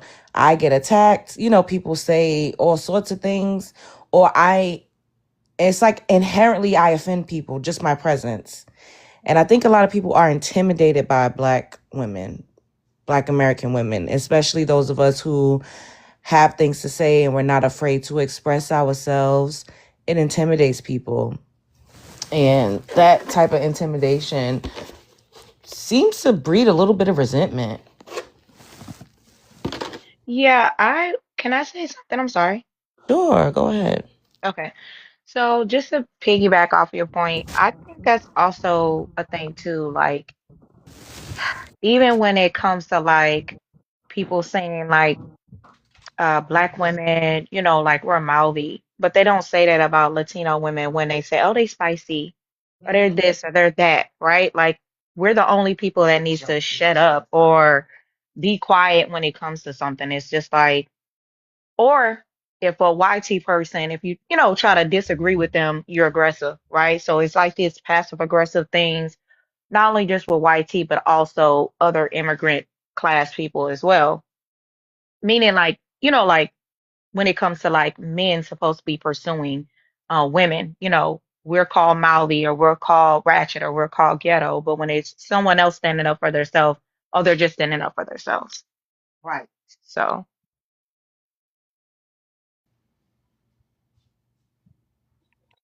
Yeah, that microaggression is ridiculous, especially Yeah. in the corporate world and stuff like that. How they try to silence a lot of the sisters and their, brothers at times, but they don't really get a chance to speak as much. And then they like to label that so somebody else can go in there and act a goddamn Karen fool. But then if a sister kind of speak about herself, like you said, they gotta like, oh, she doing this and stuff. And I can't even stand when I hear white people talk about if they want to call something ghetto or something or use our terms and uh and they definitely using a derogatory way towards us. We're thinking they trying to be friendly, but we can't let that slide. Just to piggyback off the point about the way other women present themselves, it definitely is. That's a problem. And they've gotten so used to it. And I feel like it's gotten to a point where these women are aware that they can act any old kind of way and they'll still never be perceived in a negative light, right? Because of the reputation that comes behind the way they look or whomever. That so much so, I personally, this is my opinion, I feel like they even target like our men intentionally for that reason. Like they see, and I don't mean to say our men are like simping for them, but I definitely think that there's a connection there. But in the same breath, I just don't understand that because black men won't tolerate, well, I don't want to say black men because I feel like I'm generalizing our men, but some black men won't tolerate that behavior from black women, but I don't know, it's okay from other women. And then the other women just feed off of it. They kind of just use that to their advantage. And before you know it, they're cursing them out and being verbally abusive to them and having more leverage in a relationship over them. And they really do use it to their own advantage. So, I mean, I don't know. It's just weird to me. That's kind of why I'm not really, I try not to even think about it because it's just irritating. Like, look at Shannon Sharp, though. Shannon Sharp, he was able to let that, 13-pound YT girl that was barely 18, get away with all that stuff. But then his own daughter, she only asked for like, what, $50, and he didn't want to give her nothing and stuff like that. So it's I don't know. Some people be trying to appease some of these people. So, I enjoy the sisters talking. I love sisters that do talk and speak up for themselves and stuff too. Even when I'm in the wrong, to bring it up to me. And not saying that nobody need to teach me anything like that, but that's what I definitely enjoy. I come from a whole house of strong, opinionated black women about things. So sometimes I want everybody to shut up around me at times, but not to the sisters. So. And I have a theory. I don't know if this is the topic per se for me to drop this theory, but I'll sprinkle it. I think some. Let me just have. I think. I think Gen X is probably have been our least pro-black generation, Oh wow. and it has caused a lot of things within our community. I'm still doing my research on it, but that's a theory.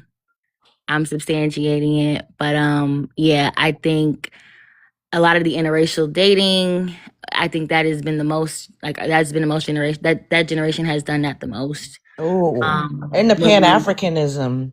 like, it's so many things, Yeah, that you got it. You got a point. I mean, you got and a they point. have literally dropped the pro black ball. Yeah, so I'm gonna say I'm not trying to I don't want to derail, but just thinking of, we're coming from civil rights and we're coming from, very high pro-Black culture and era to where we're at now, and seeing a lot of the pushback and the perspectives that I'm hearing is coming a lot from Gen X, and it's just not pro-Black. So yeah, like I said, I'm unfolding it, but yeah. I'm Well, gonna I'm unwritten, gonna you're push right back. about that. I was I'm going to say gonna she push only back. right because of what is it, Mr. Tenderism? Because he was taking a lot of that stuff until we had to step up for him. But a lot of that, Mhm. thing, that's the example. But I'm sorry, go ahead, Bougie. Wait, is he Gen X or a boomer? Nah, nigga, He's Child, I don't boomer. know. He's a He's boomer. boomer. He's a Yeah, he's boomer. He's boomer. not Gen X, and Gen X Yeah, held he's him boomer. down. So I don't really agree with that. Gen X pulled Wait, hold everybody on. down. But So I was gonna say I'm gonna push back on that a little bit yeah, because push back on that. whenever I hear I'm an older Gen X, right? I'm literally like what they would try to call a millennial. Like I'm literally in the middle. And whenever I hear scrutinization of Gen Xers or anybody for that, I always say, okay, but who raised them? It was definitely who was it? Not millennials. Who came before millennials, y'all? Was it Gen the X came before millennials Gen and then X. boomers. Mm-hmm. No. Oh, I'm sorry. I'm talking about Gen Z. I thought you said Gen Z child. Bye. I No, Gen can't. X. I was Yeah, about to Gen say, Oh, X. you you talking sound about young to be a I'm like, boomer. Girl, how boy, old that is ain't you? my thing. you're a 59? zillennial. I'm You like, I don't know. 62? Older Like, Gen what's see? going X. on? This how you know I'm tired as hell. Because Girl, this what in the hell? whole I was I'm like, if very you older Gen perplexed. X, babe, you would be in your I said, 60s. this no, girl do Like, not sound like she a brings up grandmother. but she does bring up a good point in theory though, because I can still talk about that from the tip. I'm the Gen Zers. I'm so sorry, y'all. I'm tired as hell. But the Gen Zers, I hear a lot of that for Oh, Gen Gen Z. Z. I'm sorry. I thought you said Gen Um, X. yeah, I I said hear Gen X. I Yeah, hear a no, lot about No, I'm Unwritten referring was talking to about Gen X. I'm referring to Gen X, not Gen yeah, Z. Gen yeah, Z is after millennials. I'm referring to Gen right, X right, specifically. child. And Forget girl so, bye. you But know, this I Because think a Bougie lot of the said, things let that me we're say in. something, all right? Because I got great grandkids. And She y'all got graduated me 2 weeks fucked up. I ago. was like, what? no, but But the yeah, Gen they're the coming up. Gen Zers, the Gen Zers, I hear a lot of that for them too. But my statement still applies because I feel like the generation that raised the generation that that talking about at hand is also partly responsible because ultimately that education should have been passed down. I don't know why. Like you're talking about the Gen Xers, that would be like my parents, right? I don't know why the boomers dropped the ball when it came to the Gen Xers on that scenario. But I can tell you right now, as an older Gen Zer, my I'm laughing because I said I was a Gen Xer. My my parents somewhat dropped the ball with my generation. Mm-hmm. You understand what I'm saying? Like Understood. I can clearly see that there's a failure from Gen X to Gen Z. It's almost like, whoa, like what we doing here? You know what I'm trying to Hmm. say? Called Like the No, yeah, crack it's not as era. prideful. We had I the think crack yeah, and era. That's why we had to go through the crack era. So during that era, a lot of us got lost. So that's Yeah. what happened to the Gen X.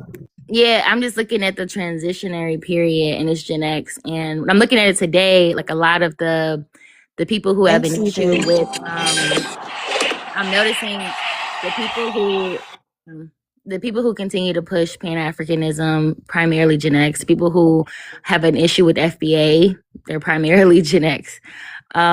It's just anything that is pro-Black Thanks, American. Yes, John. but I'm you got to seeing Gen understand X that push you back got you got against to that a understand lot. that the Pan African movement Um, at the beginning wasn't bad. At the beginning, it wasn't. no, that's We fine. thought, I'm literally yeah. noticing patterns, and that's all I'm talking about. That's why I was like, I want to derail the conversation, but I'm just seeing that Gen X has been our least pro-Black generation. And I Nah, think there's that's a lot good. of things to point to that. And the interracial dating is astronomical amongst Gen X, honestly. Like when I was The Can I traveling, be numbers, the honest? numbers, the when Hold I numbers on, when don't I show guys. was that Let though. Unwritten land, please. Go ahead, Unwritten. Okay, She said I'm when I was sorry. traveling, and then everybody just yeah, when I started was saying, it. traveling, like I was just, doing my thing, just traveling or whatever.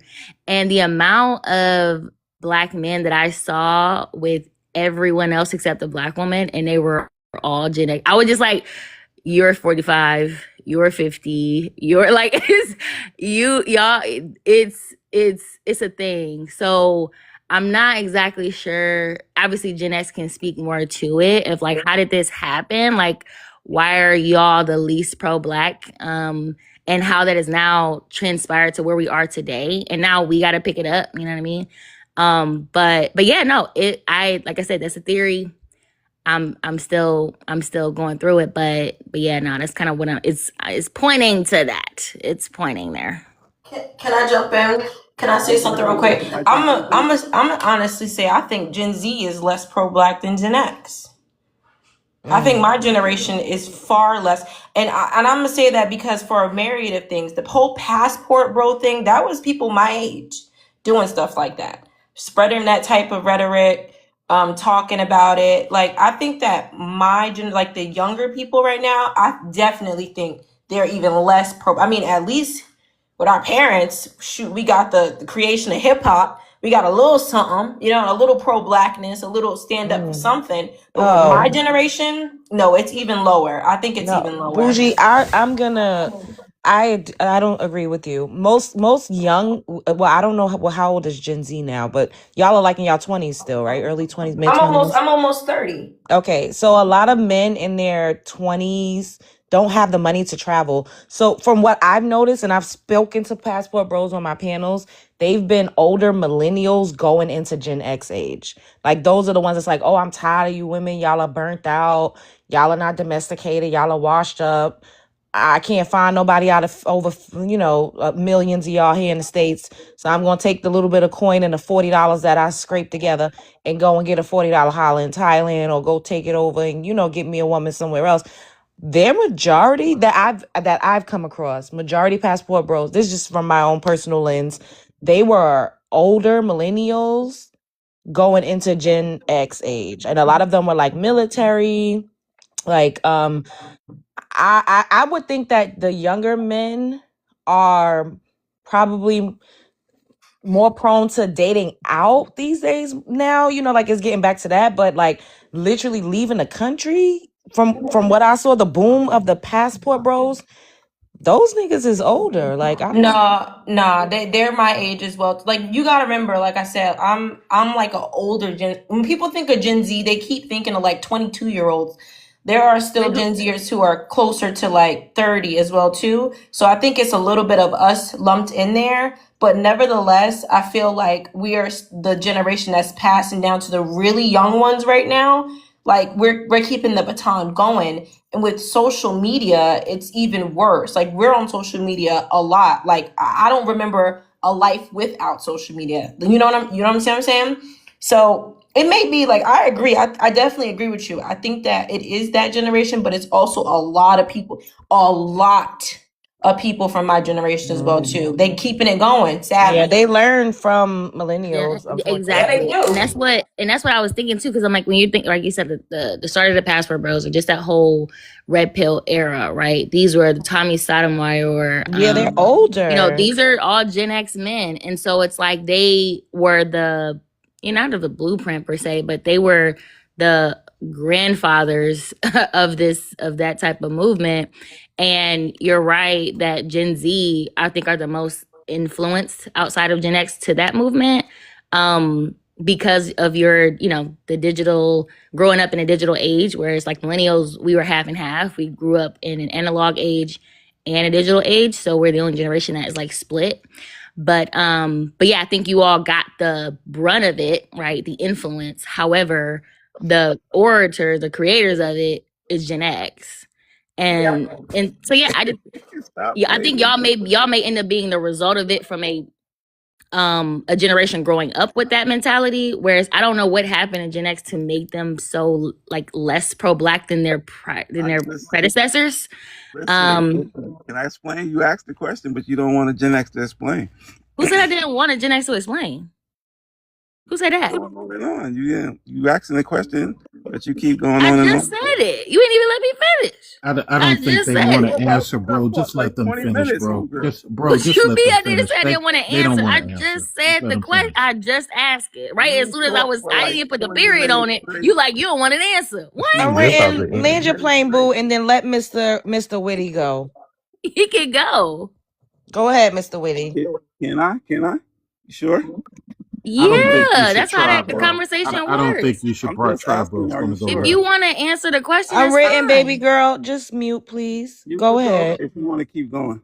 No, this is my panel. This is the Love Jones show. I literally said, go ahead multiple Thank times. you, Love Jones. Thank you. I appreciate it. First of all, Gen X are the most pro-black era. If you want to compare eras, right now, Gen X started the FBA movement. That was Gen X. Gen X also started Pan Africanism. I mean, at the end of the day, we the most pro-black. We also started hip hop. We done did everything. I mean, how much more you want us to do? But we do. You can't blame us for dropping the ball with our offspring because we didn't really put it in them. Like our parents put it in us. We didn't put it in them like we should have. We dropped the ball, but a lot of that got interrupted with the crack era, like I said before. Wait a minute. Hold on now. Y'all did not have us during no crack era. Y'all had us in like the 90s, early 90s, end of the 90s, 2000s. Try So not to y'all say being that word Oh, again, disingenuous. y'all, listen, if y'all can. I'm during the sorry. crack era, we was Wait, Stop teenagers. A stop lot of saying us. stop stop saying saying that word. Saying that CRACK. She's word. not letting us. I'm sorry. I'm not really that TikTok savvy. I'm really only been Yeah, up here just 3 months. say I'm sorry. Thank I you. don't know what to call it, Thank but you. go I'll ahead. just say Louder. I don't the know. stack era. The stack era was crazy at the end of the day. And we was like 19, 18, 17. We did have kids during that era. What are you talking about?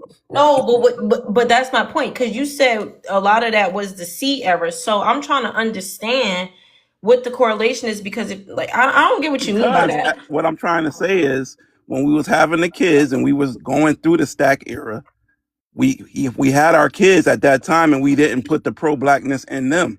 So at the end of the day, the millennials are the ones who dropped the ball. If you want to say drop the ball, because we didn't put it in them like we should have. But you can't blame your children for what you didn't do. No, I'm not blaming them. Did you just hear what I said? I said No, no, no. Wait. I You blame just said ourselves for you just not put. said the millennials dropped the ball. No, I said if you want to blame somebody, I first before I even said that, I said that we dropped the ball and we didn't put it in our kids. You didn't hear me say that? But the last sentence But you did you hear said. me say that though? I'm asking you a Wait, question. hold on. I'm Wait, gonna I'm asking repeat. you a question. Did you hear me say that though? Nah. Listen, Yeah, you didn't right? hear me say it. You didn't hear me say So it. just So I was telling listen. you. What I'm saying is the last sentence you said. Well, really, it was the millennials that dropped the ball. That's verbatim. You said Yes, I that, said, but I also said that what I said first too. I said that too. So right? So, like, what I'm saying is that statement is not. I wouldn't. I think that that's an unfair statement to millennials okay, because I could clear that statement up by just saying that we didn't teach our kids. Is that clear? Can I yeah. ask you a question, So Mr. Whitty? therefore, it was Go your ahead. generation that dropped the ball. Mr. Whitty, can I ask you a question? Go Can I ask ahead. you a Go ahead. question? Go ahead. What's your favorite sport? Football. Okay, perfect. So let's say you're a running back and I'm a wide receiver. And let's say the quarterback throws me the ball, but you get docked down for dropping the pass. Does that make sense? The ball was never in your hand, so how did you drop it? You just said that your generation never passed us the ball, but millennials dropped the ball. How does that make sense if it was never in our hands? That's what No, I just I'm said. not. Yeah. I'm not saying that the millennials dropped the ball. But even before That's I literally said what that, you said That's but I literally verbatim. already what you listen, said. listen. But I already cleared that up by saying I agree with you. I blame us. I blame us for not passing the knowledge on to y'all. Wait, I do. okay, I'm Yeah. gonna wait, let me say something. So at the end of the day, like I had to look at like the generations, like the time frame. Gen X were children during the CRACK epidemic. It was your Exactly. parents. It was your parents because my mom, she also told me, they grew up during that, but they were kids. They were like 10, 11, 12, 13, 14, like kids, unless you guys were like children outside No. doing narcotics. You were not the one. Yes. You were affected by it, of course, absolutely. I will never take that away from you, but you were not the ones, unless you were literally children doing hardcore like drugs, and I don't think that was the case. So it was literally the boomers that started doing that heavy stuff in the 60s and the 70s. Gen Right. X was born in 65 through 1980. So you guys were not the ones that was actually partaking in it. You were raised by people that were partaking in it. So you were part of a generation that started to actually break that curse. But then from what I know from my dad's stories, and when y'all came of age, some of you all decided to start selling and dealing. So that you kind of had a from what I know, you had a hand in it more so on the like pusher man side as opposed to the doing of it side. So I don't understand. I'm trying to No, understand and I how and I that. Very and good that's what point. I mean. That's a very You're good right. point. The But when I people say the who were stack era, that's before us part of it though. were That shipped side right is in. part of it. That's part of that. That's also part of it. And It's what furthermore, the Generation X didn't start hip hop. That was the baby boomers. Y'all were literally babies when hip hop was coming up. So I don't understand that part neither, but you got it. I agree with that too. That make y'all. I you're agree right. because I my agree. mom was I only agree. a kid. Thank you for correcting me. You did correct me. We didn't start hip hop. We are after it. We I'm not gonna And lie, literally. then I'm not gonna lie. Y'all take credit for a lot of stuff y'all didn't do. wait, hold on, Bougie. Also, But then again, they give credit for hip hop starting in '73, and a lot of the Generation X. Well, we was born in that era, so You we were how born you influenced. from start We something and 65 you to would yeah, 1980? you're right. We was born in You the were '80s. born We from was born. 65 We to was 80, born. so in 73, which you would have been 8 years old. Okay, but also you said that you would say that millennials dropped the ball when I don't agree with that. I'm a millennial. Millennials picked up the goddamn baton that was floating down the river some goddamn where. We are the loudest generation when it comes to any type of movements these days. Like we are in a different era. Clearly, like we're in the digital um internet era, the 3D, the metaverse. And what we do and how we use our voices is another form of revolutionary movement. You all may not see it that way because you're only used to marching on Selma and when we had to commune in the back alleys or in churches and passing out fish sandwiches. Marching on Selma is But good, boy. this is how absolutely I'm not saying that in a Okay, disrespectful you manner. better play me. I ain't that old. No, No, I'm I'm not saying sorry. you.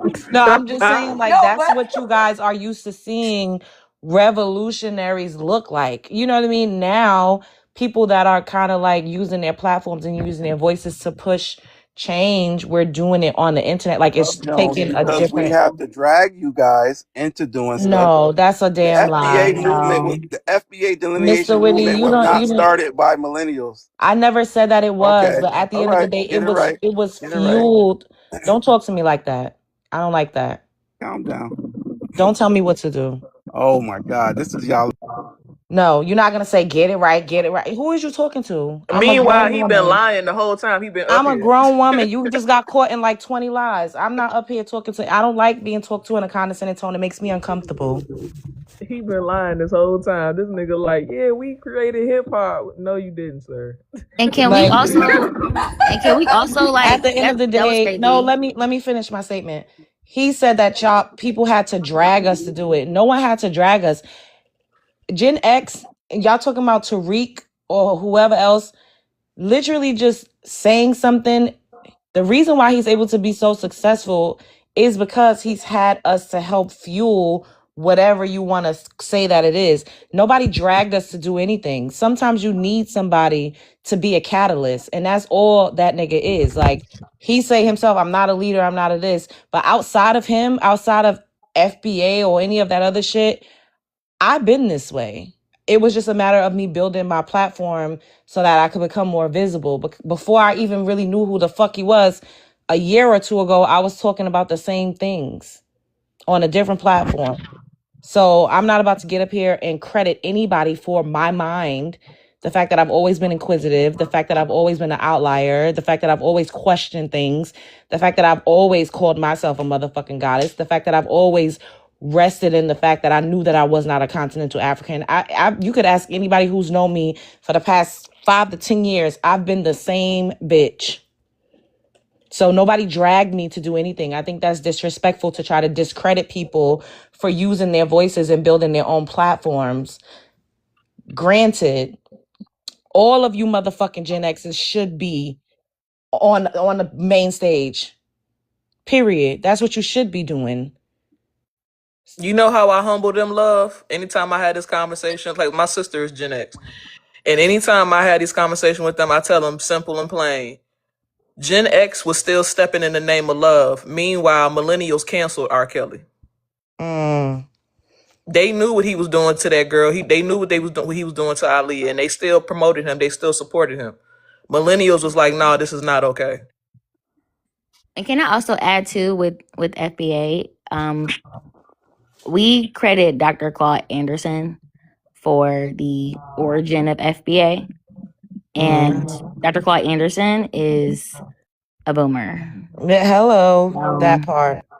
So I don't know why, or he's either boomer or silent generation because born in the 30s. So Yeah, correct me he's if I'm old, wrong. and that's where Tariq Nasheed got that from. He Exactly. didn't just So come up with that on his own. He picked up a baton exactly. from someone else. From Like, Dr. Claude Anderson, correct. And so the fact that you say that, oh no, that's us. No, we know that that's an extension of Dr. Claude Anderson, and we always give him credit for it. But all of a sudden, always. when we're holding, we're looking at, the transitionary periods of what has happened throughout our history, and we're seeing that wow, like we have a big gap with Gen X generation, and now you want to be like, oh well, no, we like you're reaching.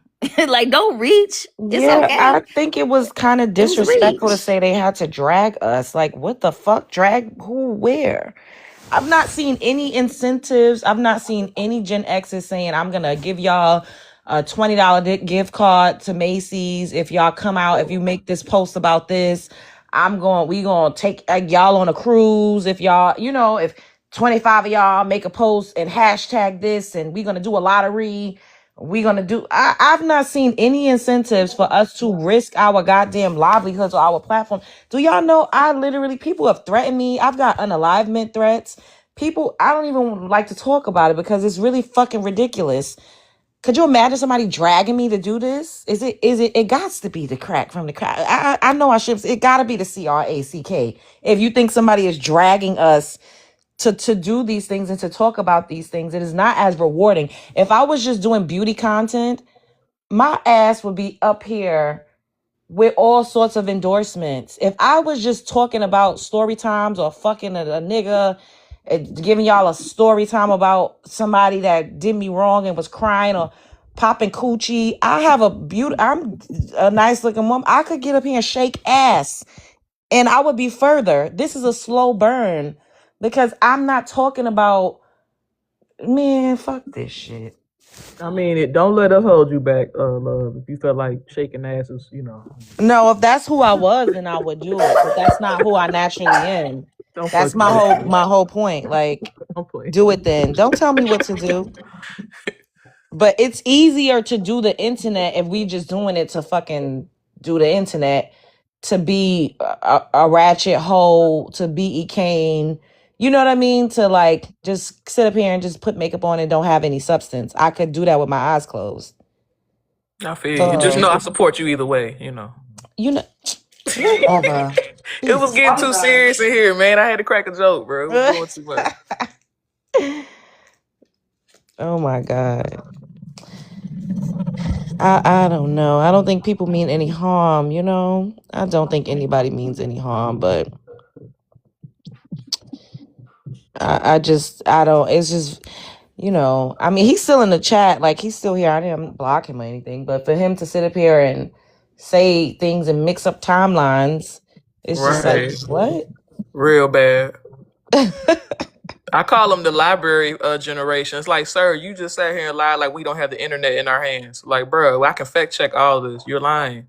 He sounds like a like a Nigerian, but a Generian X. There you go. Oh, Nigerian. Like a Nigerian. Generian. I don't know. That is fun. Okay, we got a new person, two new people. Jessica Robbins, can I have your ethnicity? I'm gonna give you 3 minutes to speak on the prompt, and then after Jessica is gonna be EXO. Yeah, I am Black American. I'm 38. Honestly, I feel like, our everything has been cosplayed so much to where we didn't even realize it at one point. You know, we was always with being togetherness, and we thought that every race is supposed to be connected, but it really was against us the whole time. Like we didn't even realize it was against us. Like they knew it, but we didn't know it. And so now they're laughing in our face, like, haha. But it's really just more of just showing us that you have always been who you always was. Like you're a trader, you're a cosplayer, you don't care about anything, you don't have dignity, you care more about money than you do your own group of people. Like you don't even care about them making it out of anywhere. So you'll do anything to get wherever you gotta go. Like I honestly, I think it's a sellout mentality, and I wouldn't even be surprised if they actually took the lives of Malcolm X and Martin Luther King, and those were the people that actually was on the side of them and did that. Like I wouldn't even be surprised if that was the root of it, because it goes so far deep that they don't care about cosplaying, they don't care about nothing. They only care about the white dollar, kissing ass, being CIA, patrolling, trying to get on the internet, get a dollar. That's all they care about. They don't care about nothing. They don't have no dignity for themselves. They don't care about self-respect. They don't have self-respect for themselves. That's why they culture don't ever have respect. They don't have respect for each other. Every time they go in their own country, they don't never have respect for each other. So they are definitely not gonna have respect for us, especially somebody that's holding it. Like they feel like they're holding them back from their dollar, like American dollar. They feel like it's being held back from them. Yeah, they're gonna definitely sell us out faster than they would their own people.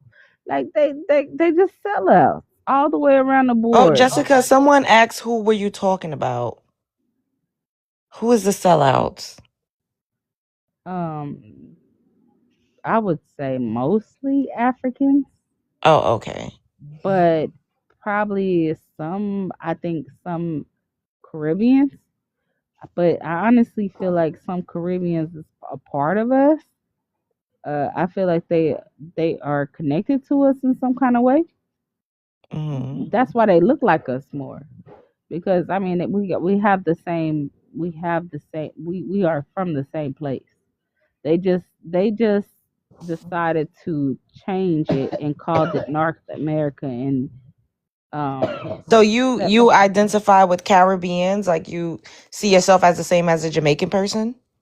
no, I don't see myself as a Jamaican. No, I don't. But they have their own culture. They embrace their culture. They don't care about anybody else's culture. They be embracing their culture. Like they do cosplay us, but it's not as bad as Africans. Africans cosplay us to the point where it's like weird, where you trying to be us and you try to like simulate us. Y'all even practice that stuff at home. Yo, boy. So as soon as y'all come back, yeah, like it's like as soon as they come to America, it's like, yeah, we're gonna sit there and play y'all. And when we look at you in your face, we're gonna be like, yeah, if we say the N word, then you gonna be okay with the N word. Like, I don't know, it's like a weird ass thing. And for me, I think Caribbeans are kind of different because I do think they're disrespectful as shit. I will say that. But one thing I could say about Caribbeans is they still have part of us. And I can How? see it because I can see it in the way their futures are. Like their futures are somewhat like us. Like, does that Their make sense? futures? No, I have absolutely no idea what you mean. Their futures? What Oh, okay. So what I'm saying is that they resemble you mean us, their and then features? they also Oh have their own God. culture that become popular. Reggae, no. honestly, I'm not even gonna front. Like when it comes to Jamaican music, Ray J people, like when it comes to reggae, like they actually have a music culture that made it popular. They made themselves popular on their own. Like Jamaicans did do that. I'm not gonna discredit nobody. They actually made reggae a thing. And that's what I'm trying to say is that and they actually look more like us than any other group. So if anybody's an infiltrator that can actually cosplay us really well, it's a group of Caribbeans. It's a group of them. They are the ones that could cosplay us and actually infiltrate on us and come in and like kind of identify as us. Does that make sense? So you think it's okay for them to do that because they have the same Hell features no. as us? I don't think it's okay at all. I think it's weird as shit. But what I'm saying is that they don't understand who they are, so they get it by the penny just like an African would, but they're not the African. They don't understand it. Does that make sense? I think so, but I don't. I mean, you're saying that we're similar to more similar to Caribbeans than we are to Africans because we got the same futures.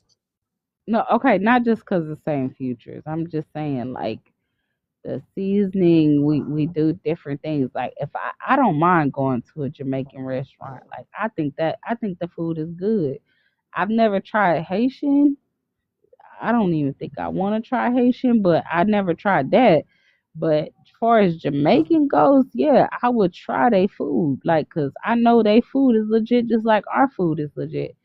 So the thing about that is that I don't sit there and judge them off of that, right? But the thing is, okay, I don't know if I'm going in circles or not, but just listen to me. What I'm saying is Jamaicans are more part of our culture than any other group, right? And even if I can sit there and say that we are separated, they still made their own lane. They have never pretended to be anything else. Well, some of them do, but they have made reggae a thing. And I've listened to, before they start tethering. I used to listen to reggae. So like honestly, they have made their thing a differential thing where it was popular. Does that make sense? Yes, I understand what you're saying. Okay. I'm gonna. Did you have anything else you want to add before we went to the next person on the panel? Well, that's all. I mean, honestly, I just wanted to say that. I mean, I don't like that they pity back off of us and they steal our culture. They take everything from us. I don't like that they do all that. I don't even like that Jamaicans do it too, for that You part. said But piggyback?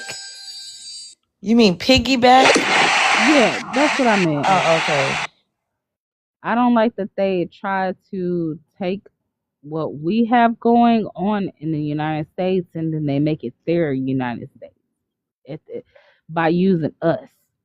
Like, why can't you just be with your African form and the things you wear and your culture and just bring it here and try to make it a thing? Like, why do you have to cosplay us? Just like Brits, why do you have to act in movies and you like y'all have to portray us?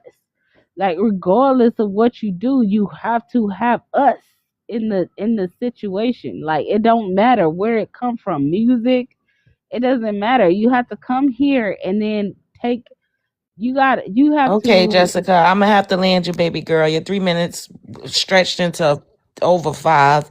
We gotta let EXO speak. EXO, can I have your ethnicity? And then I'm gonna go ahead and give you 3 minutes to speak.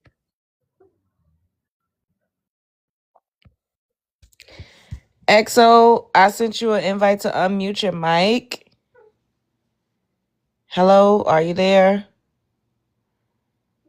I don't know what's going on. She probably fell asleep.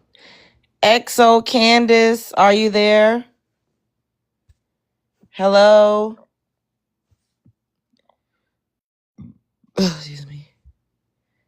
Exo, going once, going twice. All right, I don't know. Okay, Mr. Witty wants to come back up. I see you backstage. You have to talk to me respectfully. Like, I'll let you come back up, but don't talk to me with a tone. I don't like it.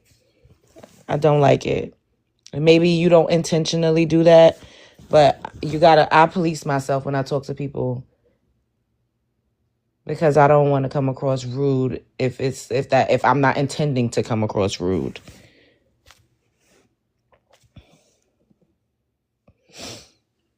I don't know if maybe he's not trying to come back up again.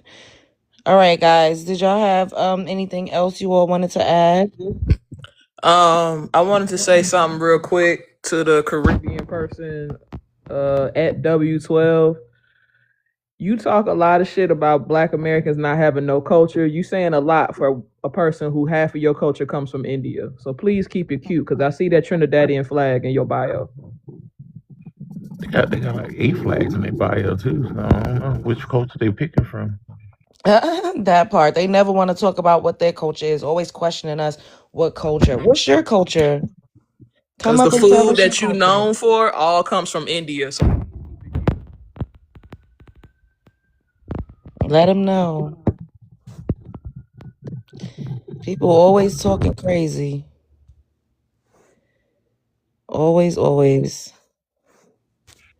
And I guess to mention what we were talking about earlier too about the people moving on. Do we ever hear anything from that brother who was the truck driver who was a passport bro as well? Did he ever come back?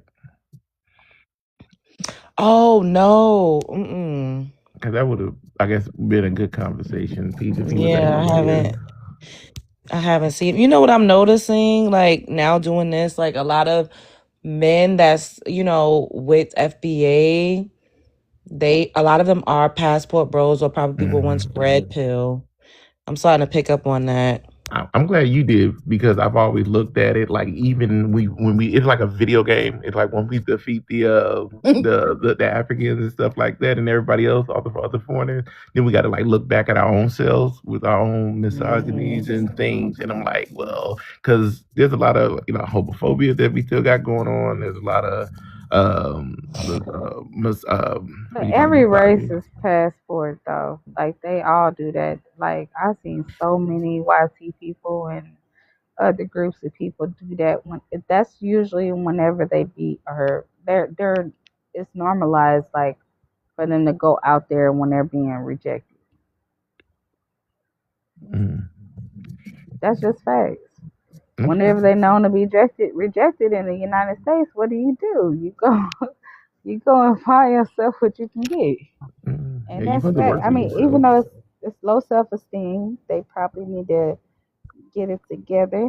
But they gonna have a woman and basically give her a green card just for a day of happiness. Yeah, That's you're definitely seeing the red pill and the either recovering red pill or undercover red pill, what have you.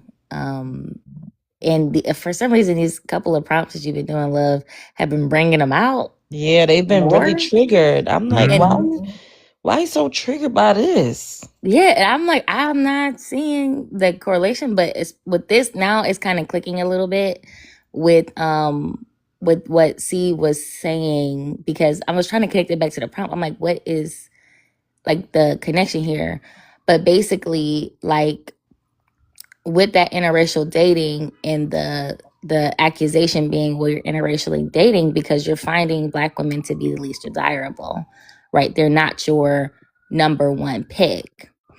And his excuse was basically, well, they're pursuing us, not that we find you least desirable. And so nobody said anything about black men finding black women least desirable. Nobody said that. So he like just voluntarily brought that into the conversation as just like I said, hit dog hollering. Like, and centered himself yeah, it completely was and just like, what? entirely. Where did And that he's go like, "Oh, I'm just from? gonna be quiet. I'm just not. Y'all have earwax." And I'm like, "What?" Like, I've never seen that side of him, but he At was so all. extremely defensive, and it was a little odd. I And I didn't know how to think, take it. yeah, I think it's probably because he probably has a white girlfriend. That's what I was thinking, or like a heavy Yeah. hitting passport, bro. Yeah. Either it's something that's like, yeah, you've been dabbling. And instead of just being like, yeah, this is what it is, he's just like, oh, well, they pursued me, because it has nothing to do with that. So I'm like, okay, no one put you on the spot there. And But then gonna blame a whole coast just because he not from there. Like, sir, you need to heal. Tupac gone, baby. I feel you. God damn. he said, really, the reason is because those East Coast niggas, they be like, what? How you just throw the whole East Coast under the bus? Like Nipsey gone, baby. It's all right. That's crazy. And I'm like, if I'm gonna be on anybody's side, it ain't gonna be Biggie. He was a tether. Like Biggie ain't Black And American. that's so unfortunate because I love his music. I mean, I still love his Mhm. music, but I would have never knew. I would have never knew that Biggie was not American. Because he Listen, really he played the role well. And you hear his mother speaking, you're like, what the fuck? The thing right? is, I Don't don't many of care. them. I don't care who's attached to it. The thing that I care about is who originated from it. And it's always us. Like, so, like, if you think about hip hop music, that goes way back, all the way to the 1960s. I mean, way back before the people they even claim is that Jamaicans started it. Like, so the thing is we started this culture. Like, we started this shit. And so whether they want to penny back on talking about people that's immigrants that came out here that did it, I don't give a flying fuck. Just make sure you know where you just make sure you actually know who inspired you to be who you are. Like, you don't have respect for that, then fuck you. Stop cussing so much, boo. Pookie, can I have your ethnicity? And I'm gonna go ahead and give you 3 minutes to speak on the prompt. Yeah, I'm YT. Okay, go ahead. I'll keep it short. Honestly, I disagree with the prompt. Me personally, I don't think BLK women are the least desirable. I know a lot of people say that, but honestly, I know a lot of YT men and Hispanic men and Asian men that desire BLK women. The only thing is, a lot of them don't approach BLK women, and I've talked to personally because they know that most of the time BLK women are race loyal. It's not that they don't want to approach y'all; they just know that a lot of y'all are race loyal. So yeah, that's pretty much it. Okay. Well, speaking of seeing you humming Michael Jackson, I saw this video about him earlier, and he kept calling himself a Black American, in all the videos I saw. Even when Yeah. people were talking about his skin color and his complexion and stuff, and he's like, "I love being a Black American." I've never heard him say African American at all in any of the. It was like a 10-minute long thing of just of him just talking about how much he loved himself for being a Black American. That was something that stuck out when I saw that. He definitely. Oh, that's because I think Oprah asked him if he wanted to have a little pale faced boy play him, and he said, "No, I'm a proud Black American." I was like, "Okay, MJ." That's what I'm talking about. It That pro doesn't even blackness. matter. That It pro doesn't even. blackness. Oh, sorry. What'd you say, Okay. Chelsea? She said pro blackness. Yeah, I'm just thinking about like his generation, like that pro blackness coming through. No, I was actually not just. Yeah, I think people are confusing like pro Black nuclear family with acknowledging that you don't have an immigrant background. You know what I mean? Like, pro Black nuclear family is a completely different concept than acknowledging that you do Okay, not you have an can't. immigrant background. Everybody just needs to Oh, hold on. acknowledge themselves from their roots. wherever they come from, they need to stop being ashamed of who they are and just say who the fuck they are. And Girl, we stop don't we cussing. Oh, okay. So we're not ashamed of who we are. We don't try to lie. We don't scheme. We don't try to pretend. We don't do none of that. Everybody else try to do that. And if you just go ahead and just be who you are and be happy with who you are and just claim it, like why are they not wearing no African clothes? Like that's the thing that gets me is y'all come out here, but y'all not even actually being happy in your roots. Like, wear your clothes. Like, why wouldn't you? Like, that's supposed to be a fashion statement. Like, we would. Like, why are you not doing it? Like, y'all are lame as shit. Like, no harm. Okay, That's I'm very sorry. I'm express. sorry. But no, I didn't mean to do it again. But no, for real, it's lame. And it's like you need to embrace yourself. Like you can't pretend to be somebody else to get somewhere ahead because it's always gonna backfire in your face. Like, especially if you try to do it to like I am genuinely 100% sure that we will always see this through because that's who we are. That's why we have so much confidence regardless of who comes in or who infiltrates or who try to do whatever they do. That's why we have so much confidence in ourselves, and they Okay. hate our confidence. Okay. I, The one and only, can I have your ethnicity? And I'm gonna go ahead and give you 3 minutes to speak on the prompt. Thank you, Ms. Love Jones. I just want to say hello to the First Hello. Lady host, hello to the panel, and hello to the guests. In the words of Malcolm X, the black women are the most disrespected in America. Oh, and I'm also African American. There you Okay, go. let me start your timer. All right, go for it. Now, I want to know, like, I have a question. What do you mean by then why does everyone bring us up? Like, We're constantly being spoke about on streamers, live streams. They're asking, "Do you like black women? Have you been with a black woman?" People walking around doing street interviews, talking about how we're wearing our hair, how we dress, ageism as it pertains to us, whether or not we're having children out of wedlock. We're just always like a hot topic. thank you so much for answering that because I was like, I want to be able to answer the question, but to know where you're coming from. So to me, it's because we're the most interesting, honey. We're the most sought after. Like they want us, and they know it. Like our fashion, our hair, how we walk, how we dress, how we smell like cocoa, all the butters. We're interesting, but yet they want to down us. I land my plane. Thank you so much Okay. for having me on. I appreciate you. Of course. Okay. Crushed, what's up? What's up, y'all? Welcome back on the panel. Let me start your timer. Go for it. If black American women are the least desirable, then why does everyone always bring us up? One, envy, and two, they don't know how to mind their own damn business. Mm. They see y'all as a status quo and they don't got none of that. This is the reason why they had to get their butts done, to get their tatas done, their lips done. It's a whole lot of jealousy. And also none of them practice what they preach.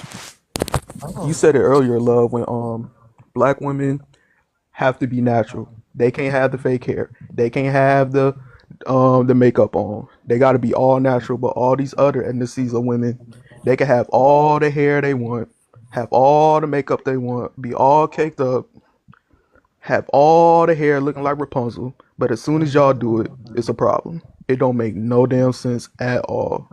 It is hopefully, crazy. and No, no, hopefully, no, Jessica. It's not your go. He's on a timer. Go ahead, Crush.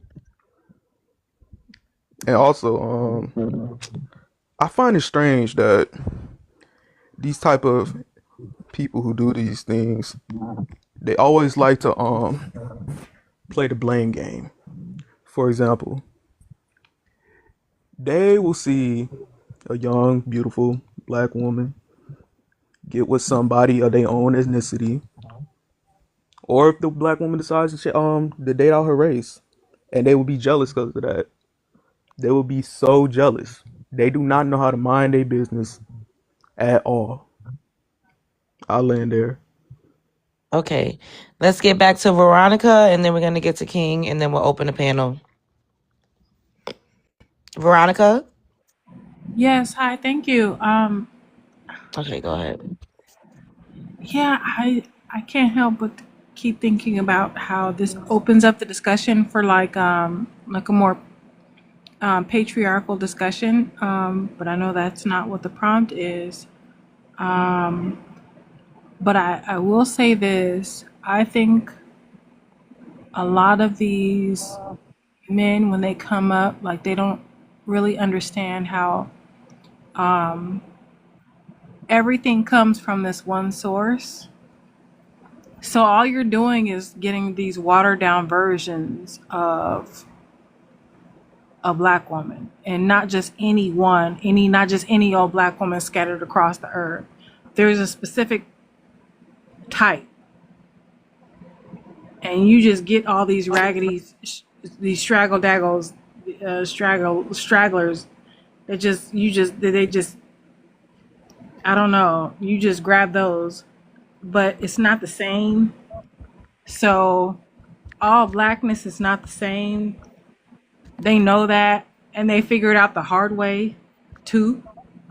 But the least desirable, I don't know. Like I'll close my mic on that. I guess Okay. there's least desirable. Like they keep on playing this up in their minds, and the more that this whole They keep asking what migration ethnicity thing, you are, Veronica. I know, but you can tell them you've been up here before. But go ahead for the people well, in the I let chat. them. I will wonder. What you say? You wonder. I would love to let them wonder, because for them to think that we all come this one way, like then there you are again. Look at you, like you missed it. Whoever's in the chat wondering whatever you're wondering, like no, that's not how it goes. That's how you miss. I think it's because I asked everybody and I didn't ask you. But Oh, guys, if I okay. don't ask people, it's because I've seen them. I'm like familiar. But you can just briefly say whether or not you have an immigrant background. No, I have no immigrant black background. I'm Black American through and through. I'm on the West Coast, and I have like a specific I feel eye for this discussion because we're so small of the population, and the prompt is if Black American women are least desirable. And when we think about where I am at on certain parts of the continent of North America, are we, when we're 3-4% of the population, when you either can't afford to be here or you just have been bred Wait, out? hold on, And Veronica. Jessica Robbins said, I'm tired of the lames and I'm out and most definitely will block. Who is lame? Nobody's lame but you, stupid bitch. You got up here saying futures. You got up here and said pity back. I let you interject and cut people off multiple times. You have no decorum. You are tacky, tactless ass, low decorum, low self-control having ass chicken head with your drunk ass. And who the fuck had the variant in the background hacking and coughing like that? Go to the goddamn doctor with all of this shit floating around out here. You motherfuckers is ill. Bitch, you getting blocked. Scram hoe. Anyways, I'm the side variant. cussing all fucking day, bitch. I'm the only one that could cuss up here. This ain't your motherfucking house with your future's ass. The fuck is wrong with people? Anyways, boo, let me get to the next person and I'm gonna open the panel, okay? Okay, thank you. She got her funky ass up here, kept coming off the mic. Bitch, you can't even barely fucking string together a sentence. You boring as all outdoors. We don't even know what the hell you talking about. You need hooked on phonics. Girl, don't make me. Don't make me. You mad because you can't keep interjecting. Start your own panel. Nobody want to hear your boring ass monologues. Okay, what's up, King? Let me give you hello. You there? There goes my baby. No, let me Oh stop. Let me Lord. stop. What's Let happening, me, y'all? What's what's going on, up? y'all? What's going on? I So had for to everybody, do you have an immigrant background for the sake of the panel? Oh yeah, definitely not Black American, American Indian, All Indigenous. right, go ahead. All right, so I wanted to bring up a point that the sister made. Right, you got to realize like the come up of this world. A lot of these people they sell their SOUL, right, for the riches of this world, right. And what people don't realize is that they're literally force told who to date, right? To paint this narrative that black men we come up and we don't, you know what I mean? Like we don't come for our sisters, right? So it only adds to the division, right? And making, our women feel like we don't want them when that's fundamentally false, right? And then the other point I wanted to make, damn. Yeah, it's just not these people like they're stupid ID. You know what I'm saying? Like they just all they do is try to just create these false narratives to try to divide us. We're not Black American men. We're not saying our women are least desirable. These are other people interjecting this narrative and keeping it going, and it's just false, right? Because people follow me on here. We're the chosen people. It's simple, right?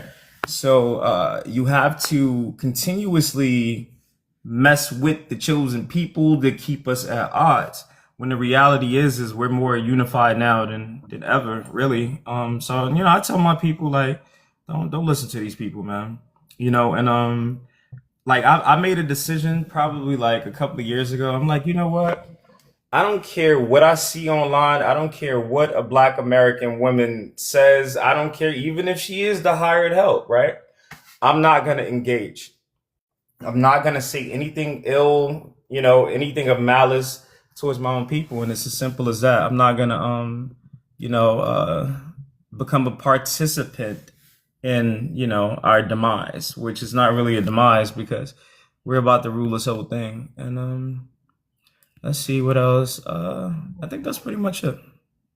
So, yeah. Okay. All right. Can we have D Day 707? Can I have your ethnicity right quick? And then I'm gonna give you 3 minutes to speak on the prompt. I sent you an invite to unmute your mic. Yes, ma'am. Yes, ma'am. I'm American. I'm Black American. I'm from South Carolina. Hey, I love your show. Okay. Okay, thank you. Go ahead. Now, You said put a man listen like this. on. Huh? Go ahead. I Oh, said you was in the comments like put a man on. that was me. That's this You nigga right here. definitely been up here. You ain't heard them cutting up all night. Hey, I'm drinking right now. Excuse me. I'm a Oh little. Lord. Hey, Go ahead. hear me out first, sis. Hear me out first, sis. Okay, now, see, we had a sister on here that said that black men don't like black women. Let me set the record straight. We love our black women, but here's the thing: we're not gonna put up with this attitude, this disrespect. We here to take care of y'all, protect y'all, and for provide for y'all. But we catching a lot of disrespect and flack. So we not going to defend that. I'm just saying. I'm speaking from a man perspective. I'm not speaking from what a woman want to hear. We love y'all.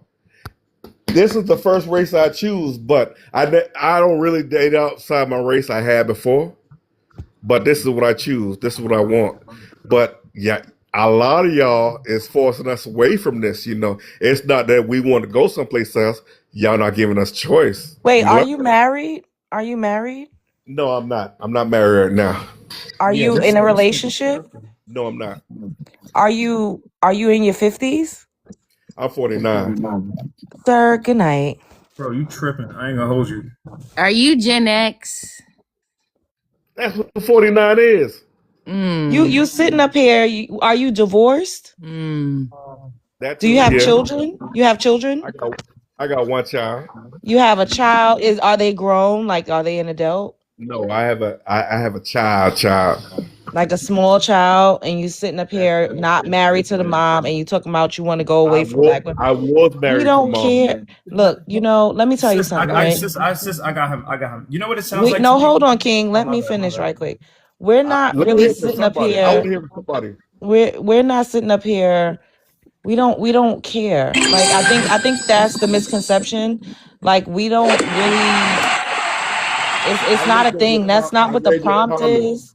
I read the comment you That's got not. posted on the post, and I respond to That's that. not. That's not. Hold on. That's not what the prompt is. You are more than welcome to live your life and go and take your $40 and get somebody from Thailand. You could go and I do didn't say I whatever it is won't say that you that. want You to put those do. words in my You know, mouth. like we're not worried And about then that. these late So ass niggas to that be a dance man, that hold up.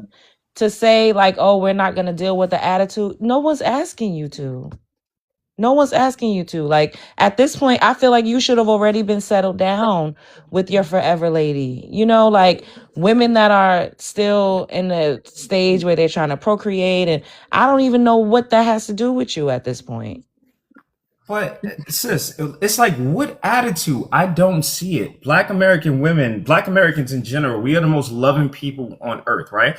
But here's the thing: we match energy. We match energy. So if you're getting that energy from a Black American woman, maybe you need to check your energy, bro. It's the Jeepers Creepers hat for me. Cause I'm like, what is going? Is he who? It's I'm trying to be respectful, but it's always like I don't know that women are gonna be crying, and you know, like if certain men are not choosing, like a lot of women are choosing themselves. Women are just going where they're loved and appreciated, and women, as Juan could attest, are choosing other women these days. Don't nobody give a damn if you. First of all, we all see My 500 Pound Life. Those women be bigger than a goddamn duplex, and they could get a man. So for you to get up here and talk about an attitude, men they be lifting they rolls up, washing their coochie. The women can't get up. They And get up find the and love go of their to life. Pizza Hut, and they every time I see any clips, they at the goddamn doctor trying to get the triple bypass surgery, and they boyfriend is sitting right the fuck there. So for Love any it. man to get up here and Right. say a woman can't get a man or she not desirable, that is a lie. You're only speaking because you want access to women that don't want you. That's just how that go. For me, that's how it go. There's somebody for everybody. Get with somebody that is going to appreciate you, somebody that's age appropriate for you, and somebody that's in the same phase or that's trying to do what you do. But people that have attitudes and leave those ones alone. Let them deal with the thugs that y'all claim everybody want. Find you a nice lady that want to rock in the rocket. You know, somebody that just want to go to the casino. Y'all be trying to do too much and getting Yeah, mad because yeah. child. But Young see, lady, you just, I don't think I'm, that type of That's lady what I'm want a saying, bro. man who be drinking on a Sunday night. You know Oh what I man. mean? I'm 50 years I old. don't Y'all being know. disrespectful. I don't know. But nah, it's not. We not being disrespectful. It's like we are like our antennas, like for BS. It's like A1, right? So the discernment, you gotta have the discernment to see when these people come in and try to confuse, and it's whatever, man. What do I know? As a 50-year-old drunk man, I need to hear a real man speak up That's here, crazy. and I ain't hearing that. Oh That's my crazy. god. I It's like don't. right. He He could find probably him don't a even little know Jeepers that he Creepers side muted. He thing. probably cussing us out like a dog in the street, and his mic is muted. He don't know how to unmute himself. Bless his heart. love. You said casino. So Oh weak. man. 49 is not old. 49 is not old, but you know, Oh, you kind of you Right. seasoned. I think It's you're too old to have seasoned. a At 5-year-old. that ooh. point, I don't think that a 50-year-old man should be chastising women about their Right. attitude. You know what I mean? Right. Like Right. it's just weird to me. Like I think you should Right. be focused on other women that are seasoned as well and just want to relax. Like who got an attitude? The 50-year-old women that I know, my mother's in her earlier 50s, she be chilling. She don't got no attitude unless you drunk the fuck out somewhere and not trying to pay no goddamn bills. Other than that, she chilling. She wanna go, get Right. like she wanna get a scratch off. We go shopping, we go to Walmart. That's the type of You shit. definitely Ain't from New nobody York. trying to argue. What is they want a young Right. crunk ass bitch that Right. want a lace You front definitely bust from New down York. and then get mad because she want to eat crab legs and cuss after eating fucking flaming hot Cheetos. And get her Enough is scratch enough. ups.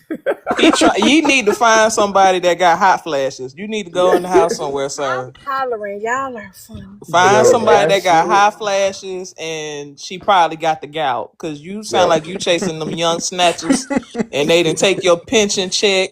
Your social security ain't came Oh in, and you man. mad about it. Cause once again, how we go back to black men? Like the prompt ain't even about Exactly. y'all, and it's more Right. than just black men. It's a demographic that date black women. Here we go again. This is why I eat coochie, cause I can't. Oh man. Oh shit. Oh, damn, my favorite thing on earth. God damn. All right. Did you drop him? Like, this Yeah, is y'all wild as ridiculous. that. Every day I reaffirm my goddamn choices. Did Just you drop talking to him or he y'all. dropped Every himself? single damn time, man. Oh man. He was too drunk to drop himself. I don't know. Maybe somebody else said. He sobered up real quick hearing that shit. Lord, I gotta get my shit together. God damn. He dropped after that. Yeah, because it's ridiculous. Like I think honestly, like men think that they don't age as well. Like they think that young ass women just want to love them for them. That's a fucking lie. It's a Like lie. It's a fundamental lie, I yeah. just saw Love After Lockup, and it was a 50 something, almost 60-year-old man. He got him a girl that got out the penitentiary and was mad because she didn't want to make love to him when they first got out that first night. That she told him to give me that $200, and she got on the fucking midnight Greyhound to Georgia and never called him again. She only used him for his cash and to be a pen pal because she was behind bars. She didn't have no other options. These people, look, hey, now if I turn into a woman, I'm 62 years old and I'm rich, bitch, I'm gonna buy me a piece of dick. I don't give a fuck what y'all talking about, okay? Because you Not a got to piece. understand where you at in life. And people be delusional. People be fucking delusional. And then you look like that with that hat Right. on, looking like you picking cotton. Like, what the fuck? It was Too giving old to be Jeepers acting like Creepers, that. dog. Way Bro, too you not old. even attractive. Like, what is happening? Child. Sending me, honey. Where'd you get those peepers? Where'd you get those eyes, honey? Like, what? Cause Where'd it's you get giving those cataracts. Can peepers? you see yourself in the mirror? Are you okay? Are you all right? Like, you not even a hot, silver fox. Like, what? No, right. It's You talking about given you somebody never attitude? grew up, right? People be stuck mentally in whatever age that they was. What the fuck am I saying? Whatever age. So you know how they say like when people drink or do drugs or whatever, like if they did it at like say 15, right, and now they're like 50, they're still mentally stuck there. So that's very true for a lot of people, man. He just sound like he's stuck. So it's crazy. Yeah. Goes back to my theory. That's all I I'm gonna don't say. I don't think Goes she's back to stuck. my theory. Oh, hey, butterfly. What's Hey up, y'all, boo? I'm Let me sorry. put your I was top just on. interjecting. Go ahead. Okay. Well, to answer your prompt, hey everybody on the panel. To answer your prompt, if Black American women are the least desirable, then why is everyone always bringing us up? You know how like when you are the sugar honey iced tea and you are the main character and no one wants to acknowledge who you are as the main character or whatever, Yep. but it's just the essence. It's like I can't give you the props that you deserve, but I know what your value is. That to me is like that's what the world is giving when it comes down to us. Like they know that we are the ish, and you have to belittle what's above you in order for you to be more acceptable to the world. Yeah, you have to. It don't make sense to allow, in this society that we are in today, to allow the ones that are the trendsetters to get the props of being a trendsetter. It's like it's weird. I've seen it. I've had interaction with women outside of our race. Like I've worked with this Puerto Rican girl one day, and she was like, this Puerto Rican woman. She was crying to me about how she was dealing with this, one of us, a guy, and they had children together. And she was like, oh, he left his Black woman to be with her, and he complained about how she was. And I had to break it down to her. I'm like, I don't know if y'all don't understand, but a Black man would never dislike a Black woman because he comes from a Black woman, right? And for you guys to get out here and believe that they dislike us, whether they're playing this game with you in your face, it's just a game. Don't take it serious, because at the end of the day, once they get what they want from you, they're going to find their way back to home. Home is what a heart is. Whether it's with his mom, his sister, a woman that's of his equal, he's going to find his way back home. And just as sure as day, within months of me knowing this young lady, he left her and went back home to his woman and left her a single mom. and she was just so hurt. He said he didn't like her, da da da. They feel like, you know, they have to be, they need to be better than us for some odd reason. It's a psychological thing. It makes them feel better about themselves too. Right. I have not pinpointed, but these women, we have to understand that a lot of these women come from a lot of turmoil themselves, right? In their ethnic groups, these women come from them being essayed. And this is normal. This is the norm in the society that they are coming from, that they are being essayed or battered. Like they are punching bags to their men, right? So they want the men in our community because they see how loving we are as a group. So that's what they're desiring. So to get him away from the black woman, let me present myself to be something better. It's just I'm exotic. But they fail to realize that once they discovered America, they discovered exotic people over in America, that we are the essence of exotic. So you can't be no more exotic than us. I don't get it. It's weird, but of course, anybody that wants to be superior, they're going to try to, you know, make you feel, you know, less of inferior. I know exactly what you mean. They want you to feel it. They want you to, and then you got the media too. They want to, you know, project this. This is a beauty standard versus this is a beauty standard, and all that. So it's like, that was another way of triggering us and brainwashing the black women too, with the beauty standards from the media. You know, the white woman with the chic body and all that extra stuff, and you know, the straight hair and the blue eyes and making them look like they have perfect. You know, this is what they did because they wanted to belittle us. They did, but then you see these white women in person, they're looking us up and down, staring at us and asking us weird questions like, how's your skin like this? Baby, I was born like this. I woke up like this.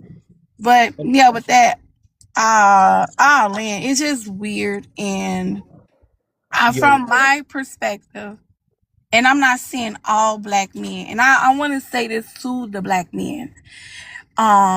You guys gotta stop associating yourselves, you know, with some of the ones that are out here that are downplaying black women. Y'all have to allow them to take their L and not make yourselves a monolith with them, because a lot of us experience the disrespect. We're not speaking from an assuming position, or That part.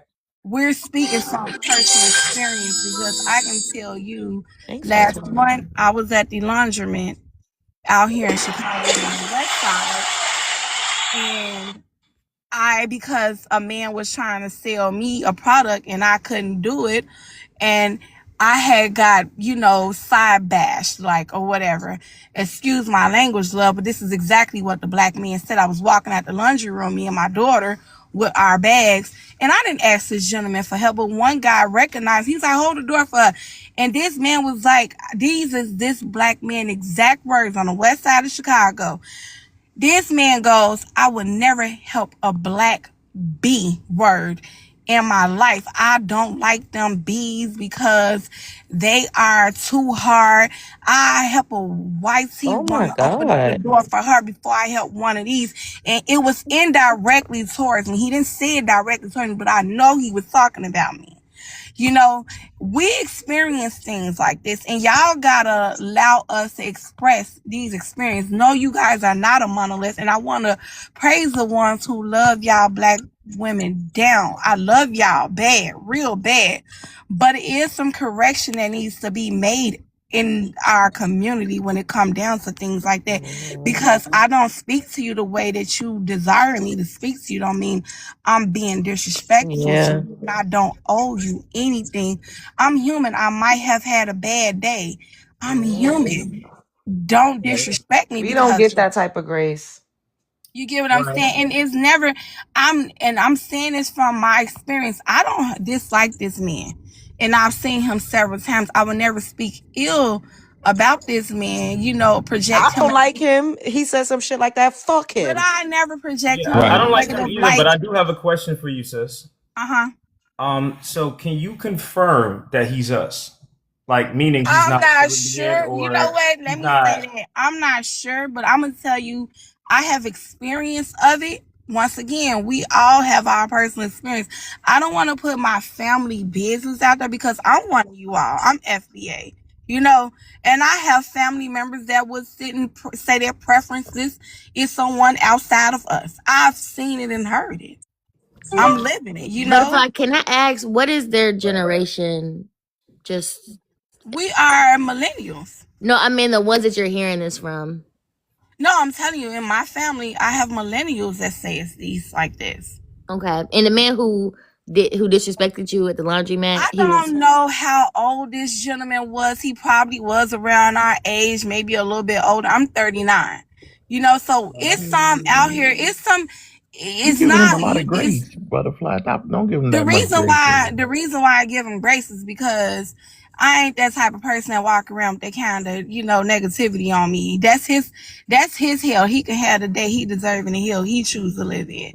You know, that's not going to change me and make me, because one thing I don't want to do is what I see a lot of people do is that we project. Some of us project because I had this one bad incident with one black man, all black men. You get They what I'm do it saying? to us and don't give a fuck and But don't I'm give a not damn. like them. yeah. I'm not They like did it a them. lot You earlier gotta in bring it. I work on that too. But why the guy that just got off here going to leave a comment saying, "Oh, we ain't agree with your last live, but we still fam." Sir, you in your fucking straw hat. Look, if you listening to this, I don't care. It's just, you know, it's some of us have bad experience with these guys, and I love the ones down that love and understand why it's important to uplift one another, no matter what your preference is. You don't have to say it out loud, you know. That's But my no, whole. but that's the right, and I think that's an issue. Why wouldn't your preference be you're a black woman? You know what I I mean? have that question too, but you Like, I know don't what? I understand that. have lived and realized at my big old age that it's some things we just ain't gonna be able to understand, and I can tie it to a lot of people have self-esteem issue, because I'm not gonna point it that would make it a, you know, a gender thing, right? And I don't want to make this a gender thing, but it's some people have Sorry, low what? self-esteem, you know, when it Yeah. comes down to situations like that, because honestly, it is women out here that do the same thing because they can't get the man that they desire. Vice versa, the woman, they can't get the man that the man that can't get the woman he desired.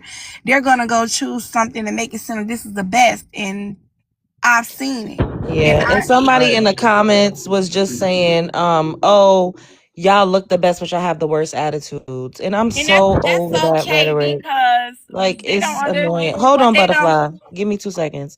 I really think that is so disingenuous and it's a damn lie, because I've literally seen videos of y'all getting called the N-word by pale face women. I've literally seen a trend where pale face women was pretending to sell y'all on an auction block. I literally seen Latinas slapping y'all down in the street, beating y'all's ass. I saw a video of a black man with an Asian woman, and the Asian woman said, "Oh, you know how you tell them like something that they did, like they did a trend." And she said, "I got so mad at you one time that I took a whiz on your toothbrush." And he sat there looking dumbfounded and wanted to restart the video over.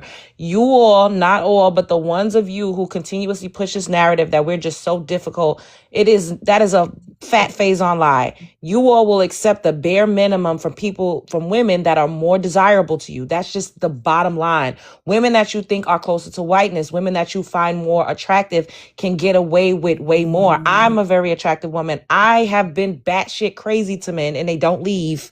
It's because I am physically what they desire.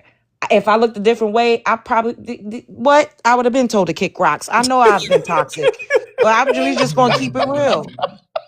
Drunk the fuck out, going crazy, wild, cussing, crying, screaming. I'm just gonna keep it real. If I look different, I'm speaking for myself. I would not have been able to get away with certain things. So you men get up here and talk about, oh, it's your attitude. No, it's because it's who you are attracted to. I seen a video of a pale-faced woman beating her black boyfriend's ass, literally calling him the N-word. He recording it. Oh my God, you called me the N-word. I knew you was a racist. I knew it. But you stayed there, and you didn't. He didn't even leave out, and she was going crazy. It's because that's what you're attracted to. So come on, y'all. Like somebody said it earlier, y'all are call a Latina spicy and all of this while she beating you down. Like, stop it. Right. At I'm the end of the day, crying. it's like one thing about our people, we literally match energy, right? So again, if the energy is off, that's the energy you're gonna get, right? People don't realize that, and also too, like with the situation with the sister said with that guy, we're living in the shift, right? This is spiritual warfare. These demons that are in people, they can't hide, like they're acting out, right? So I wanted to say that to take that into context because that was super random. You know what I'm saying? For somebody to just say something so disrespectful like that, right? And it sounds like you were actually being tested too, right? And you held your ground because you didn't allow it to sway how you feel about us, right? And that's the key. Regardless of what's going on, these people, they go out of their way to try to divide us. We have to be stoic and just stay together. Like we need, the term professional tethers. We need to constantly tether to each other. Simple as that, man. But yeah, King. But to that point, it's not outside, if you will, that's trying to divide us. If the experience is coming directly from a black man, you know what I'm saying? All right, Like it would be. so when you say black man, so are black Americans? Yeah, no, I mean, like from her experience, her experience isn't predicated on anything external, is what I'm saying. I had an experience with a guy at the store, which I can't identify who he was, but I have family members that is related to me, literally blood relatives, that I have seen project that same rhetoric, right? And and it's crazy because I sit back from my perspective, from my relatives that I've seen do it, and my grandma is big on don't bring them home if we can't use the same comb. Big mama's big on it. Right. But they are, and I had before my big mom, she unalived and she expired. Before she expired, we would bring Latinos around because we grew up in a diverse neighborhood. And my big mom would be like, why you got that white girl in my house or that white boy in my house? No, Granny, they're not white. They're Latinos. They're Mexicans or they're Puerto Rican. Their hair straight. That's how my granny was, Their hair straight. That's not one of us. Why is this person here? So I've had relatives around me. They know darn well what it is, how it is. We were all raised, as Black Americans, and we were all taught to, this is not how it's supposed to be. But you have the few that was like, yeah, I'm gonna go do X, Y, and Z, and it's because I've had that said. They got the worst. We got y'all attitudes bad, and it was projected on. You're my sibling or you're my cousin. I couldn't date a woman like you because how you talk to him, I couldn't deal with it. You get what I'm saying?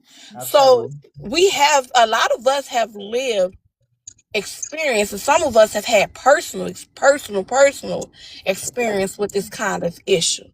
But the problem is that even if we get it solved, like I said, once we get rid of the problem of the tethers and all the other people like here, we still have to look within ourselves and the problem we have with our own patriarchal stuff that goes on and how we do treat our sisters and how we do treat one another. So we gotta have a bigger problem. Not a bigger problem, but we still got an underlying problem. It's just right now we got something else that we focus on.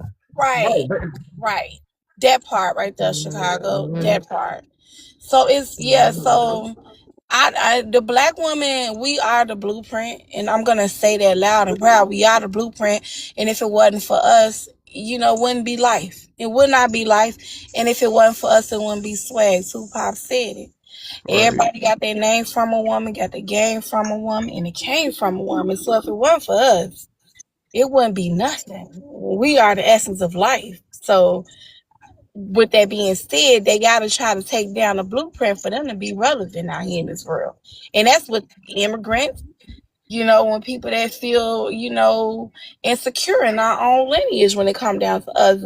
They have an inferiority complex syndrome to where they don't know how to exist around greatness, and that's their problem. Yeah, and there was I don't know if y'all seen this post, but someone was looking into I think it's the president of the Heritage Foundation and how he got his dissertation in studying the Black American community during slavery. Did y'all see that or no? I didn't see that. No, okay, yeah, I'll look into that. And basically, what he learned is during slavery, how we basically survived, and it was through a communal, matriarchal dynamic where we relied on a village essentially versus the nuclear design. And I'll just leave it at that. But the structure of our community being a communal village is the opposite of how Europeans structure their communities. Right. And I find that I think that's somewhat of a point of contention of some people wanting to subscribe to a different community dynamic than how we have always had our communities. And I think that's a little bit of a tug and pull that I'm seeing.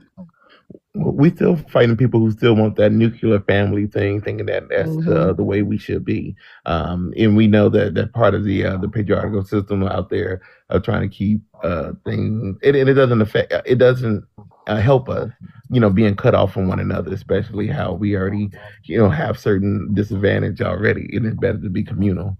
So a lot of people still want to uphold it though, and they think leave it to beaver is the way to go. I'm like, what the fuck are you talking about?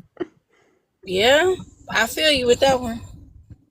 And you know what I think a lot of it plays into like I'm gonna continue to say the media and us being gentrified in our communities with these Oh, people. did we freeze? Can y'all hear me? No, I we can can hear hear Yeah, you. we you. can hear Yeah, we you. can Oh, hear you, now we beloved. can We can hear hear you. you. Oh no. You can't No, hear you can us? hear you. You can't hear us? Can I you don't hear think us? so. Her phone died. Her phone probably died. So. Hello? Yeah, Yeah, can we you can hear hear us? We you. can hear You you. hear us? Oh yes, I can hear y'all. It froze. Hey.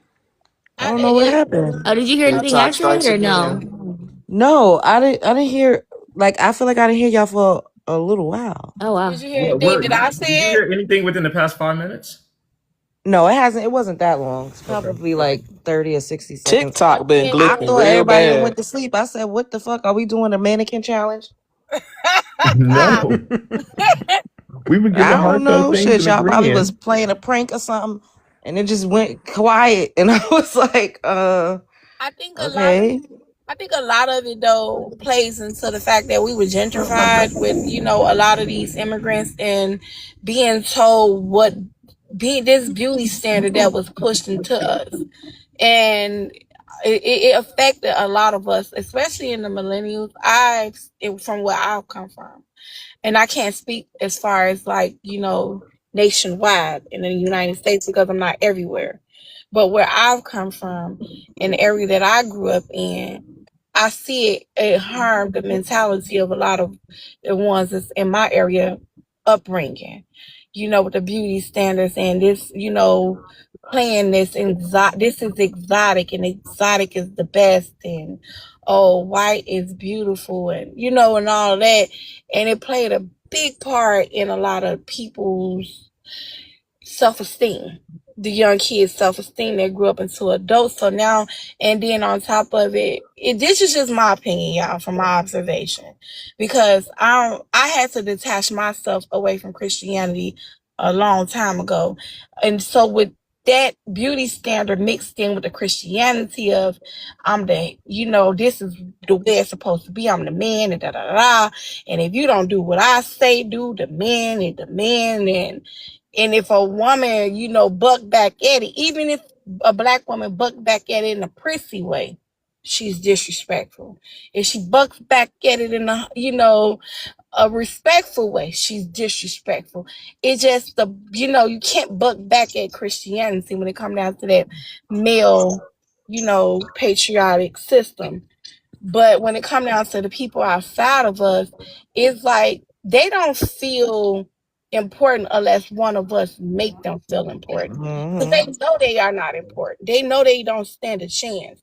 So to tear us down and make us divide against one another by playing this hierarchy and the ones that's less than the next and all of that.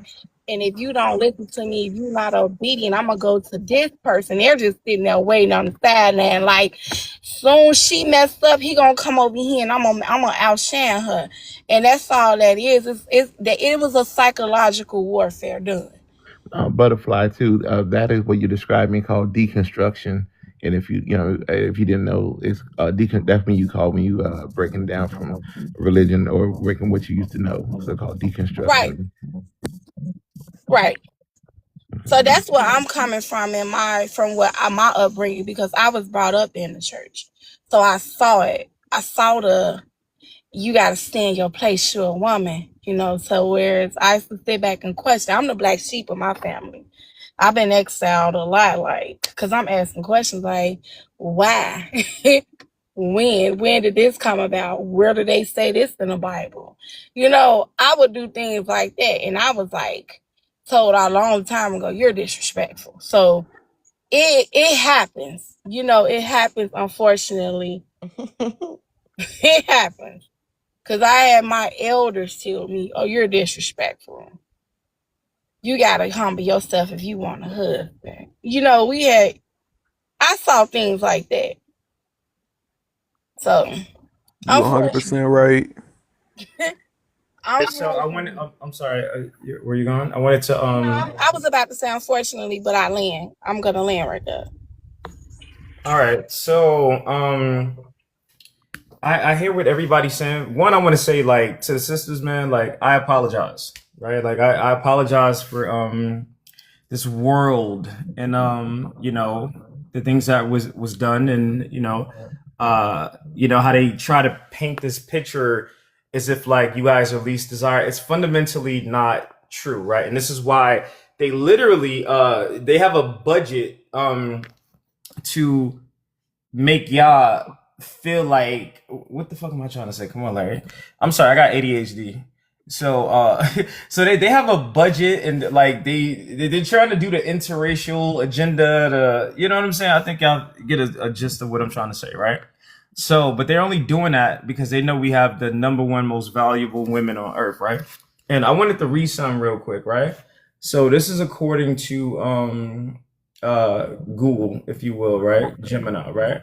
So statistically, the vast majority of Black men who are in committed relationships are with Black women. Census and Pew Research data consistently show that roughly 85% to 90% of married Black men are married to Black women. While marrying out receives a significant media attention, it represents a minority of the population. And this is what I've been saying for a while. These people, right, who date white tees or think that's the thing to do to go be with the people with the tails and right, the other species of mankind, they literally represent less than 1% of us, right? But what the world does is they'll take that 1% and they'll give them money, and they'll give them a podcast, and they'll give them the spotlight and the aura, right? To make it seem like that's the enduring narrative when it's fundamentally false. It's the same thing they do with the hip hop, gangsta, rap, booty culture agenda, right? They'll take our 1% reprobated, and salute to the sister sexy, right? Salute to her. But they'll give her a platform, right? Give her millions of dollars, and they'll tell the whole world, this is who Black American are, right? So you have to realize that narrative and combat that, right? But here's the thing, none of this shit matters because the shit is here, right? But I don't want to be too long-winded, but I'll say one more thing. I know Love probably I wish No, she you was. fine. There's no new people on here, so it's just us up in here. I And got ain't you. nobody So cussing or arguing, so it's okay. that's true, baby. You better make sure my damn lunch ready tomorrow. No, I'm just playing. But so I have Oh a my friend God. I You have a better be friend. paying my fucking bills. You always looking out the Listen, damn money. I've been retired for some years now. Listen, we good. Hit me up in my inbox. We good. But so I have a friend named Lauren, right? A childhood friend. I'm from New York City. I was raised in, South Jamaica, Queens. Fort Greene, Brooklyn, right? So like recently, I want to say recently, maybe 3-4 years ago, after not seeing her in years, we reconnected, right? And it was cool. It was real cool. We're different people. So we can't be together in that dynamic. However, she said something to me that was very poignant, right? Because she got in a situation with, I guess, her aunt, to where like she had to move, right? And she's not in a relationship. She has no man around her. So she called me, and she called, I think, like 4 of her other Black American men friends, right? And she said something to me that I never forgot. She said, "You know what? People say a lot about Black American men, but every time I need y'all there for me." And we showed out, bro. Like we showed out. Like, it was me and these other brothers. I didn't even know them. They didn't know me, but we came through for her, right? Because all it took was one call, to each of us, and we was there for her. And I thought that was very deep, because I know that to be true about our men, right? And I know that to be Are true you like about our that? women, huh? Are you that way? No, absolutely. In terms of like being there for Reliable, dependable? Yeah. what? Absolute. I'm not perfect, but I'll say this. I'm like in terms of reliability and giving. Oh yeah, I'm 99% towards others, and I get nothing in return, right? Because here's the thing: when you have a certain light and aura and a certain strength to you, people don't think you need no help. They leave you there, especially being a man, right? So it's like, I could be hurting and people won't look at me with any sympathy, or you know what I'm saying. But I'm not looking. I What? understand That's that. because you don't have somebody.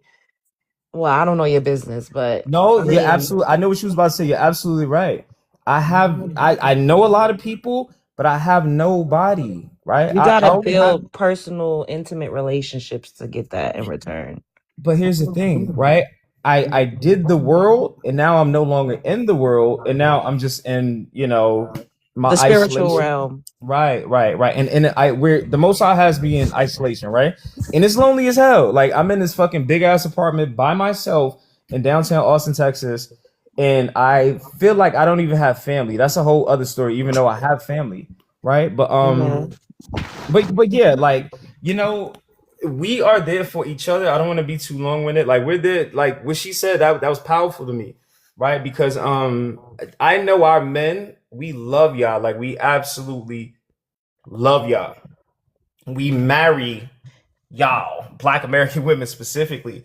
Black American women are the most beautifulest women on earth.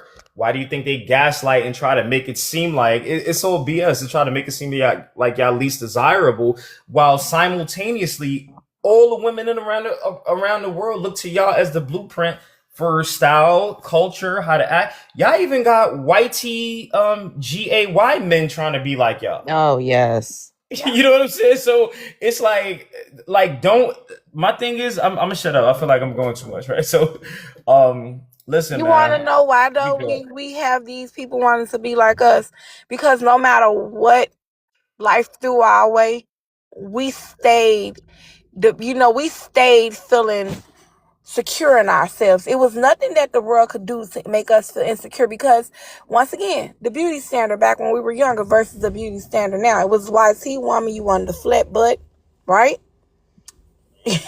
And you wanted the long straight hair. But look at them now. Everybody want to be black, like you said. The black women, they want to go get the BBLs.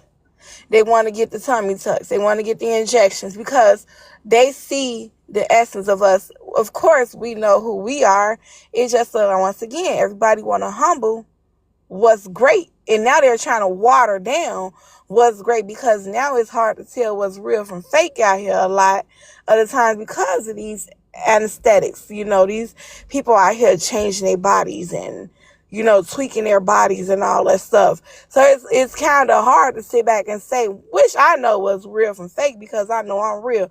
I'm cornbread fed, the real cornbread, not Jiffy Mix. But the fact of the matter that You got these people from other diasporas and other ethnic backgrounds is out here going to, lay on these beds to get fixed like us. It's crazy. At one point, they body shamed us for being curvy and beautiful. We know who we are. We know we are the goddesses of the world. We know what we are. We know, and I know for a fact that, because that's why I give the men grace when I say it was a self-esteem thing played with us, psychological warfare. I know every black man that leaves outside of their race. And like I said, I have personal experience in dating anybody or procreate with anyone. They find themselves back to home.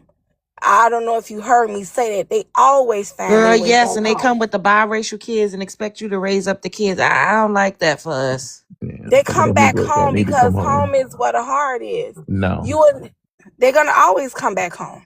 And then a lot of them regret their decisions, or is even thinking like that when they get old enough and their pineal glands start developing. They start realizing, and when that third eye start opening up, that they have made the worst choices in their life by mixing their seeds with other seeds. They start realizing it at a certain age too as well.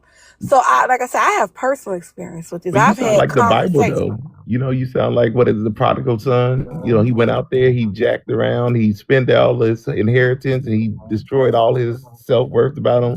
Then he came straight home to mommy and daddy, and then they give him all everything again. And that's still in the Bible with that. And I looked at that, I'm like, that is terrible. Like, he went and he messed up, and he still got rewarded.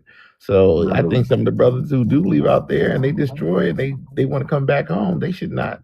They can live out in the doghouse if anything, but they don't need to come back in the house. We don't need to reward bad behavior. But, Yeah, And we I feel don't like a need to, second choice too. but Like, that plays into what a lot of what King says. Yes, a lot of black men marry black women, but are you looking deep into how did they get back to that black woman? Do they have outside children that are bi-ethnic or biracial before they marry that black woman? Because a lot of them find their way back home to the black woman. And black women, we are so loving and open and accepting like I am and forgiving to where then you need to, I don't know, change it up then. Because, like I said, some people, when they mess up so bad, they need to learn from their mistakes, and then they need to come back. And I mean, you give a lot of grace to these brothers out there who be doing this stuff, but I think, that's why I agree with you, King. That is a lot of it happening, but when you look deep into it, like Love said, they bring they biracial, they bi-ethnic kids to their black wife now, and she's helping them bring them up. Okay, I respectfully disagree. If you think that we are attracted to the other species of mankind, I promise you it's not a real thing. That's why I say you got to start speaking as a monolith. I don't think you are. I believe you are who you are, but you got to understand that this is the reality of it, and that it is being played even in movies that they are portraying this role to where they're doing biracial. And it's happening, it's okay to accept it, but black men have to understand to step back, like Chicago just told me, let them learn.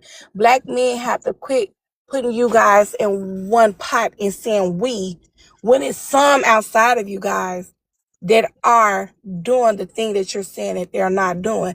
Speak for the ones that are like you. I had to say this to my son's father the other day.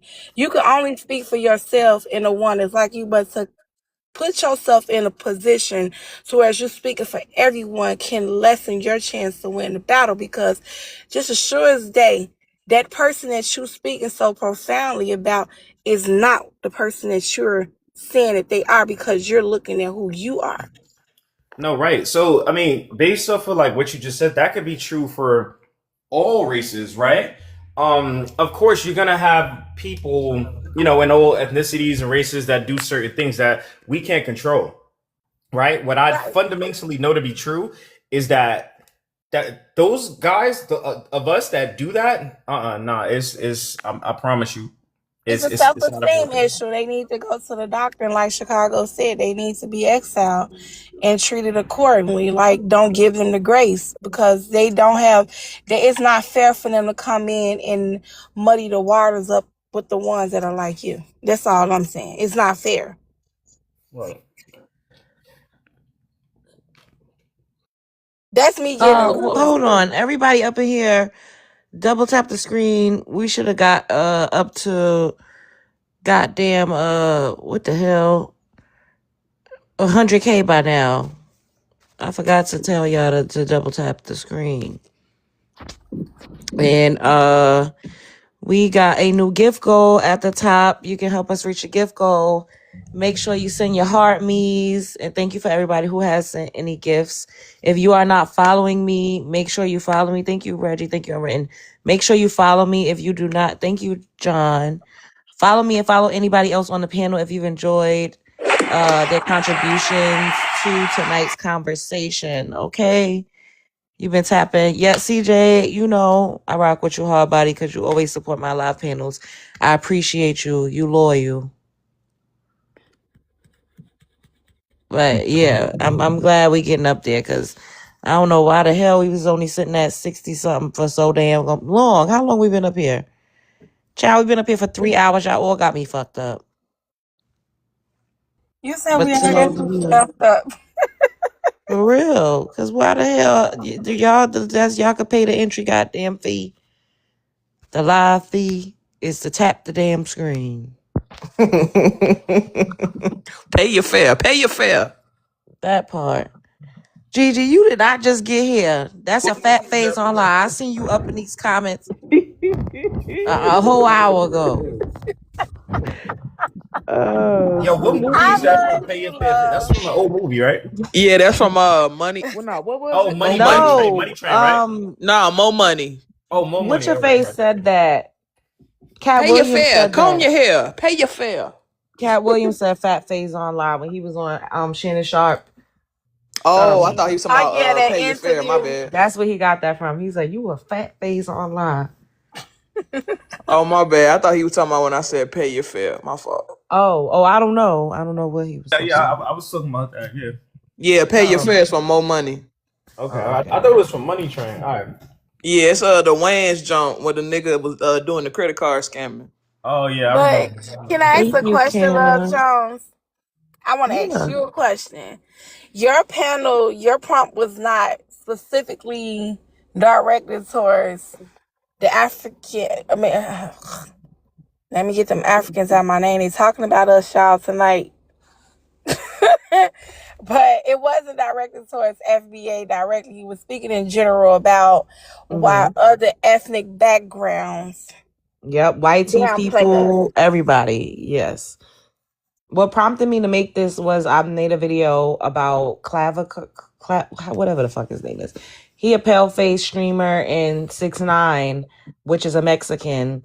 It was a clip where he was like, oh, do you like black women?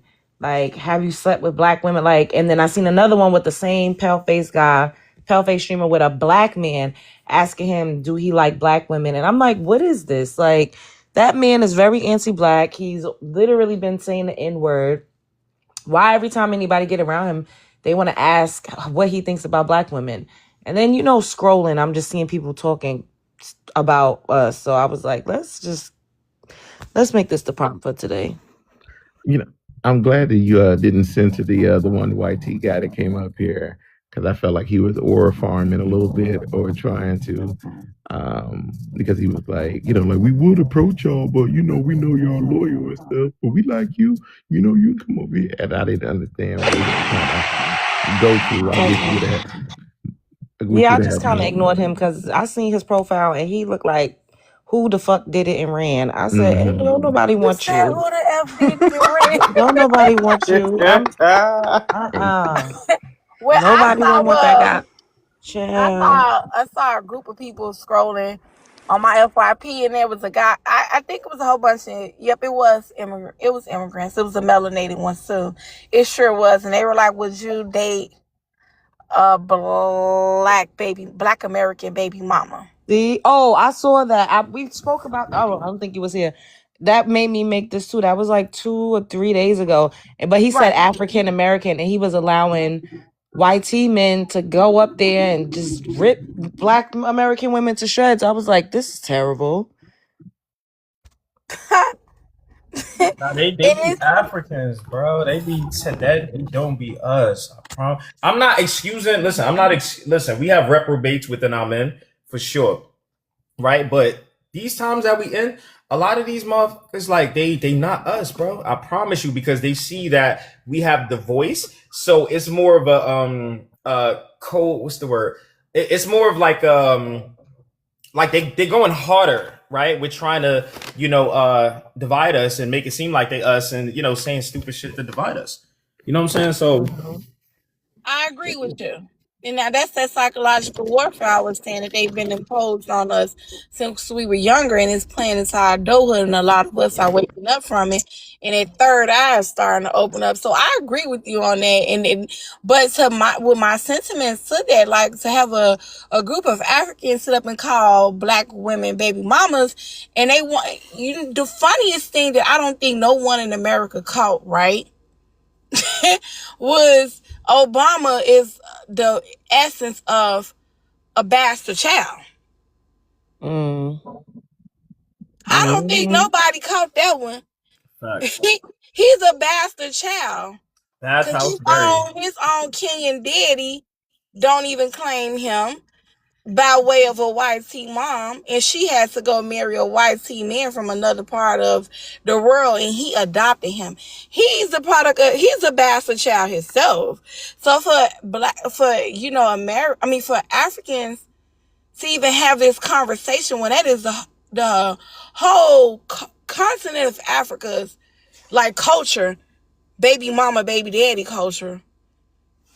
It's crazy. Hello, that's what I said in my commentary about it. It's like y'all want to brag about, oh, we gave y'all Obama as a president. His mama was a baby mama, though. And she was a white teen woman. Oh, she's not white teen? She is a white teen woman, and his father is Kenyan, right? That's what I was saying, right. By way of a African, a Kenyan man, and a white teen woman. A Kenyan man made a white teen woman a baby mama. Talk about that.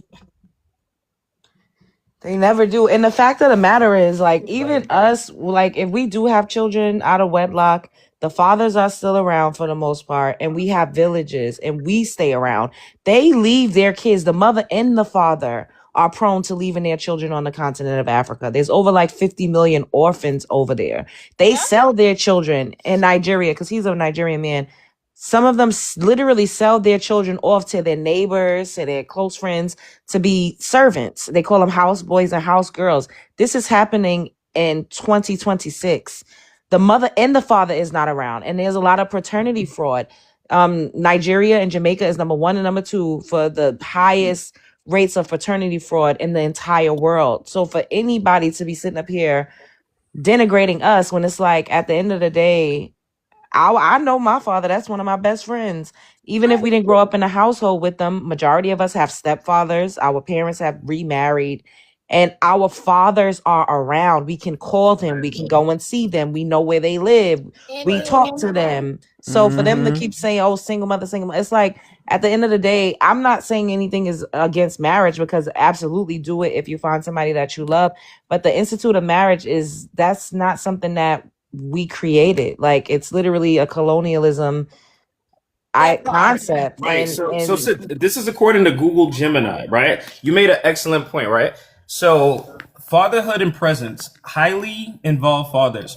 There is a persistent myth that Black fathers are absent. However, a landmark CDC study found that Black fathers are often the most involved in their children's daily lives, whether they live in the same household or not. Daily interaction. The data showed that Black fathers were more likely to bathe, dress, diaper, and play with their children on a daily basis compared to fathers of other racial groups, including whiteys, right? This suggests a high level of commitment to staying present for their families, even if the legal structure of marriage isn't present. So the Right. only way that So a Heavy Black on the bathing American, part. the only way that a Black American father will abandon his child is if it's by force. They're unalived or they're Nah, in some of jail. them do be deadbeats, but majority be But around. Like, yeah, that's what I'm saying. That's the only way it's gonna be a definite abandon, right? In our community, that's a definite. But yeah, we do have some that's out here that's messed up and they ain't there. But for the most part, America it does not have billions of Black or FBA orphans just walking around here. They don't know none of their family members up here. Thank yep, you. the Can mothers I leave the also, kids too. Oh, go ahead, Which is Ray. even more insane. yeah, I wanted to add to that, to those statistics. We need to also update like our view on some of these statistics because now, as of 2023, um, children are growing up, Black children are growing up, sorry, majority of Black children are growing up with fathers at the home. I think it's now 56%. And it is as high as it's been since 1970s. So these are, so I'm saying basically my point is once again going back to my theory. These are millennial fathers like that are changing the narrative, to be honest. And then on top of it, you want to know something else unwritten? Is that once we start delineating and start seeing that a lot of these people that was claiming to be Black, quote unquote Black, that was, making the waters muddy again, that are melanated immigrants, they were claiming to be Black. Now that they're being sought out because they're bringing their baby daddy culture to America, right? They're bringing their baby daddy culture to America. We got to put the fact in that those were counted in that delinquent file with those statistics, that it was a higher rate. They can't pinpoint it on our community now because who's bringing the culture here? If they're doing it where they are, they're going to do it here if they got TPS status here, right? This is in their DNA. So it's like, even with the statistics that you guys are bringing up, is the biggest issue. The profound part of it is the fact of the matter that we know our people are not the delinquents. We are not the delinquents, period. We do have some shortcomings, but we ain't fell off the goddamn mountain that hard, Unwritten. It's because I was born in 1972 and we invented rap, and you dropped the ball because we invented rap. So that's what. A lot of them I'm people putting it came on up you. and they got in our communities and they made our statistics look bad. They really made our statistics look bad. That part. Right, Yeah, but it's absolutely. revamping. It's going in the right direction. And to Love's point with being married or being not or not being married, single does not mean unpartnered. It just means unmarried. So you can still have, the father in the home or even have, a relationship, but on paper you're considered single. Right. So when people say that, it's like, are you referring to unpartnered, which is actually a minority of mothers who are unpartnered?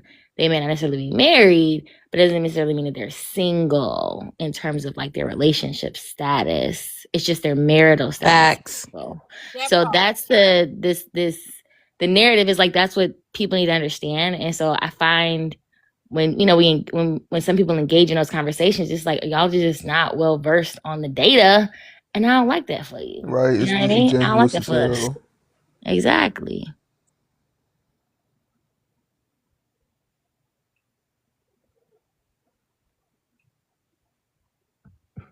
I really wish you would have got your point across though to the millennial. I mean, not the millennial, the Gen X dude. Cause you hit the hell out of him. The hit dog holler and that was barking.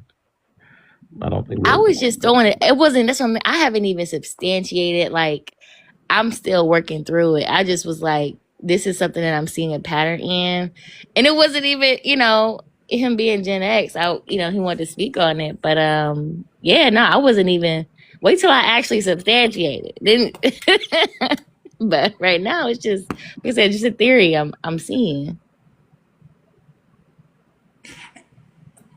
Hey, I wanted to jump in to add because I stepped away for a second, but one thing I know is a constant, like wherever we are.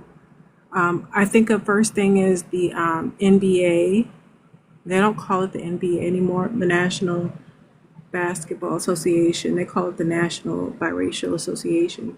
And so one thing that comes to mind is the weakest link. And unfortunately, I have to say it's you men. I'm not pointing fingers, but I'm just stating this is a factual thing because the majority of the mothers here, as far as the National Biracial Association goes, which is your own erasure, those are white mothers. So it points to the fathers being black in color, whatever ethnicity, participating in their own erasure. So as far as us being less desirable, I think it's as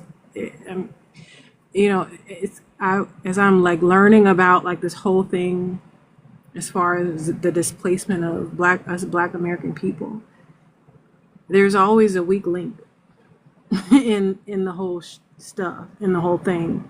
And if you're willing to breed yourself out, you lose, like you cut yourself off from the root, at the root, and perpetually you might come back, but you come back weaker. And that's not a message that's really like fully understood somehow. So the urge and the base nature wins here, I guess. There's no ability to like think beyond what's needed, not only in the present but in the future. So that I feel like that's a part of the desirability. What do you desire, not only in the present but in the future? Do you desire to live beyond like one generation, or because there's many of, and I hope no one takes this message as like a message of like disdain or anger, because there's none here. It's just I'm observing what's actively happening in our society now. And when I see who reflects these groups, the NBA, my only what I gather from that is this is what's happened. So I'm not speaking negatively on anyone. This is just what it is. So please, if you address me, speak to that, and not about some type of but don't speak to me. Speak to that, because there's no anger, hate, or anything like. I'm cool, sister girl. All right. Well, I don't know who this is. Yeah, I'm just saying, like, just whoever responds, just that alone, not to me, but just to that. Okay, thank you. I got you. So this is according to Google Gemini, right? So there is a significant gap between the public perception of NBA players and the actual statistical data regarding black men's relationships, right? While high-profile WAGs, wives and girlfriends, in the media often showcase interracial couples, the data suggests that the majority of black men, including those with high incomes in the NBA, remain in relationships with black women, right? So, I mean, I don't know see, here's the thing, right? And I've been saying this for years. The whole agenda is to demonize black Americans, the real indigenous Americans, at all costs, right? So with the world ado, right, they'll hearken on a certain narrative, right? Whether it's we're lazy or we don't love each other, or we date outside, right? And regardless of what the reality is of most of these things being fundamentally mostly not true, the world will still repeat the lie and the narrative, right, to try to keep us in that stereotypical light and view. right? But it's not viewed in reality. And they do these things, right? Again, to divide us, try to make it seem like we're something that we're not when we're the most loving people on earth. I would argue, no, it's not even an argument. Black Americans, right? Black American men, Black American women, because we're a unit, we're together, right? That's another thing, right? This world, if you pay attention to the media, we are the only group of people where they literally make it seem like our men and our women are like two different groups. You're like, we're two separate entities, right? All other races, you know, they're together. But when they talk about us, they make it seem like Black American women are their own race and Black American men are our. It's weird, right? So, oh man, look, man, don't the ship. Just stop drinking the Kool-Aid. And I'm not directing this towards anybody specifically, but white tees controlled the narrative, right? So they got to dictate, you know how certain people or things are perceived, right? And Black Americans, we are the only people on earth who is actually a threat to them. We're also the only people who are actually challenging them. Caribbeans don't challenge the white tee little boy. Africans don't challenge the white tee little boy. Hispanics don't challenge the white tee little boy, right? Black Americans are the only ones actually challenging these people. Is Jacob and Esau, right? So, sis, I hear you and I empathize with you.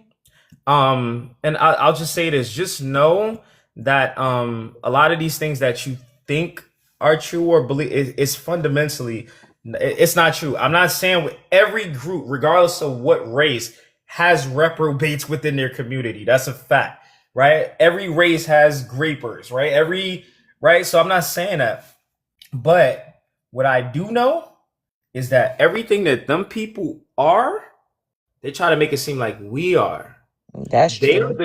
They are the grapers. They're the ones not with their children. They're the ones who go around the world freaking terrorizing everything, including the freaking air. Right? So they're the ones who invented racism. And now what do? Right? Now that we awaken, we got our identity, and we're simply saying that. Oh, now we're the racist. Right? And then also too with the whole oh man, come on, Larry. Come on. All right, they're the racists. Come on, damn, I lost my point that quick. Yeah, so yeah, everything that they are, they try to make it seem like we are. But they can no longer get away with that because we have the voice, right? It's us. It's us. If I didn't know this, Black Americans, we now rule Earth. You know what I'm saying? Thanks, Like top dollar. we literally now spiritually rule Earth. We're just waiting for the Most High to do it physically, and I believe that's seconds away. And I'll land my plane. If my point comes back to me, you know. Can I respond to you? I just honestly want you to, because in a way it come off as gaslighting, right? Because correct me if I'm wrong, love, and unwritten, because you was here earlier. We saw FBA once you first came on, you opened up your panel, come on here and said how women chase and men don't want to be chased. So however that narrative was, he threw out there when it came down to the FBA community. He made an excuse to why Black men don't date Black women on one side of the United States, based off of, because the immigrants would approach me faster than a Black woman, so I'm gonna date the immigrant because the immigrant come at me because they're there chase us, because on this side of the the country we get chased, versus on that side of the country the men dudes are chasing, right? So the gaslight come in, and then the young man that was just up here that they talk down real fast, the Jeeper Creeper hat. You can't say that these things are not happening when they are being presented in your face, right? I get you want to say that we are unified more, which is true. We are waking up today. by way of we realizing how these other people are looking at us. But end of the day, once again, you can't continue to make all black men a monolith when you just had 2 within the 3 hours that I saw, because I had to step off because I'm at work tonight, that I saw on Love's panel come up here and make an excuse why black men date outside of the race. One made an excuse of why. Like Love said, and someone else said, how our culture is, and men do seek the women. So why would you make that an excuse for why you not dating inside of your race because a immigrant is walking up on you, approaching you? That's not right, So you can't make you guys a monolith and go based off of statistics wholeheartedly when these experiences is happening in real life, is what I'm saying. So the young, I was trying to spin the narrative back to why immigrants, downplay the black men. But when you get to talking within a community, right, and you making it a personal thing, you can't tell a black woman that she's never experienced these things when it's happening right here on this panel right now.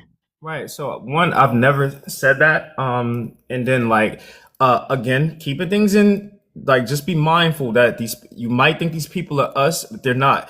They literally go around social media. They'll see, oh, Love Jones. Okay. All right. So Black American. All right, cool.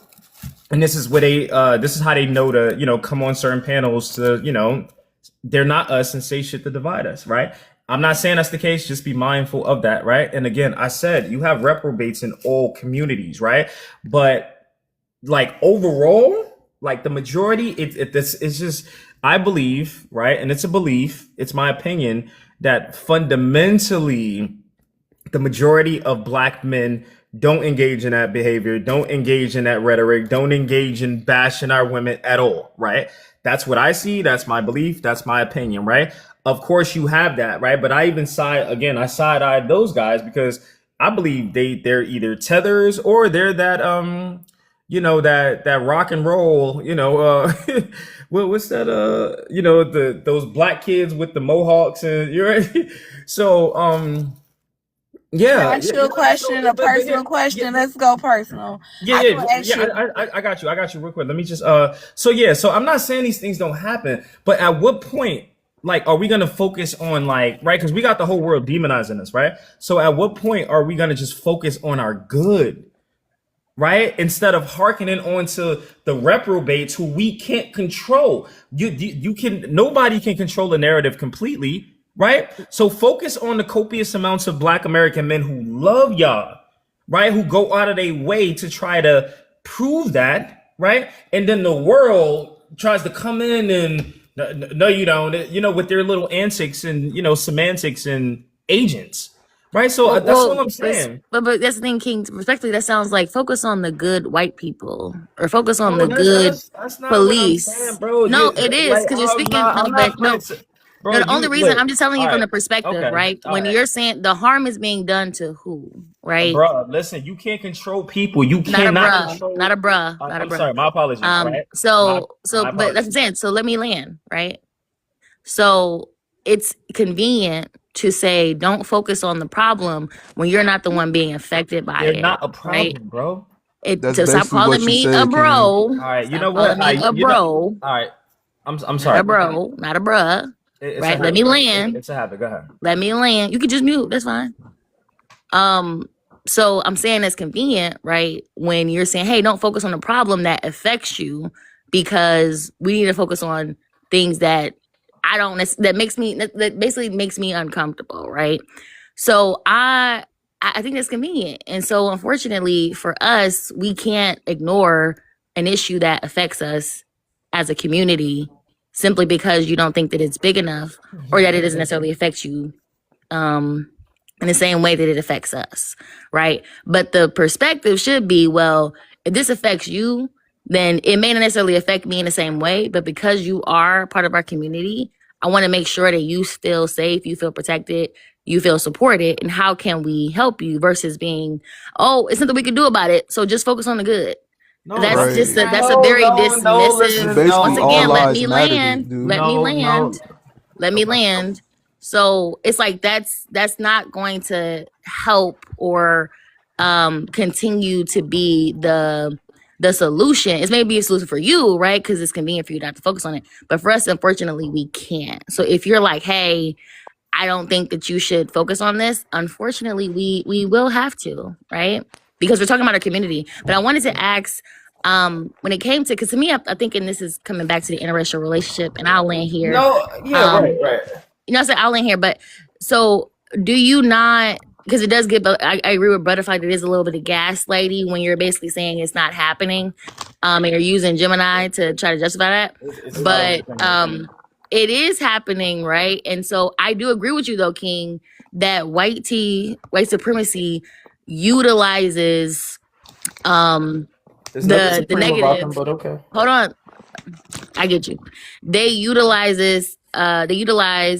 and manipulate things that are happening in our community and exploit that, right?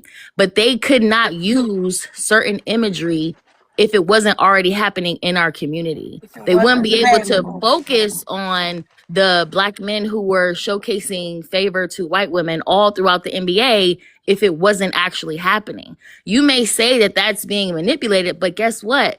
They're able to do it because it's happening. Now they're using it.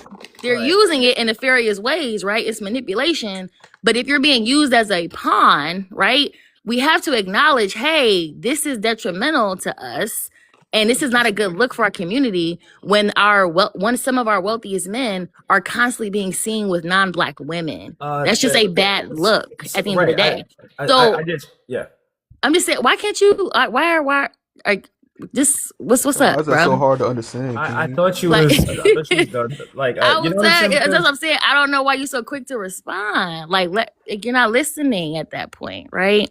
No, So, I hear everything you're saying. but you too ready to hop off the mic. Because when my people are involved, man, it's like okay. Yeah, we all here, we all involved. It's all us. We are your It's all us. people. It's not a bad thing. We're here It's for all each us. other. Like we So- give each other grace at the end of the day. Did you hear me say if it's your preference, it's your preference.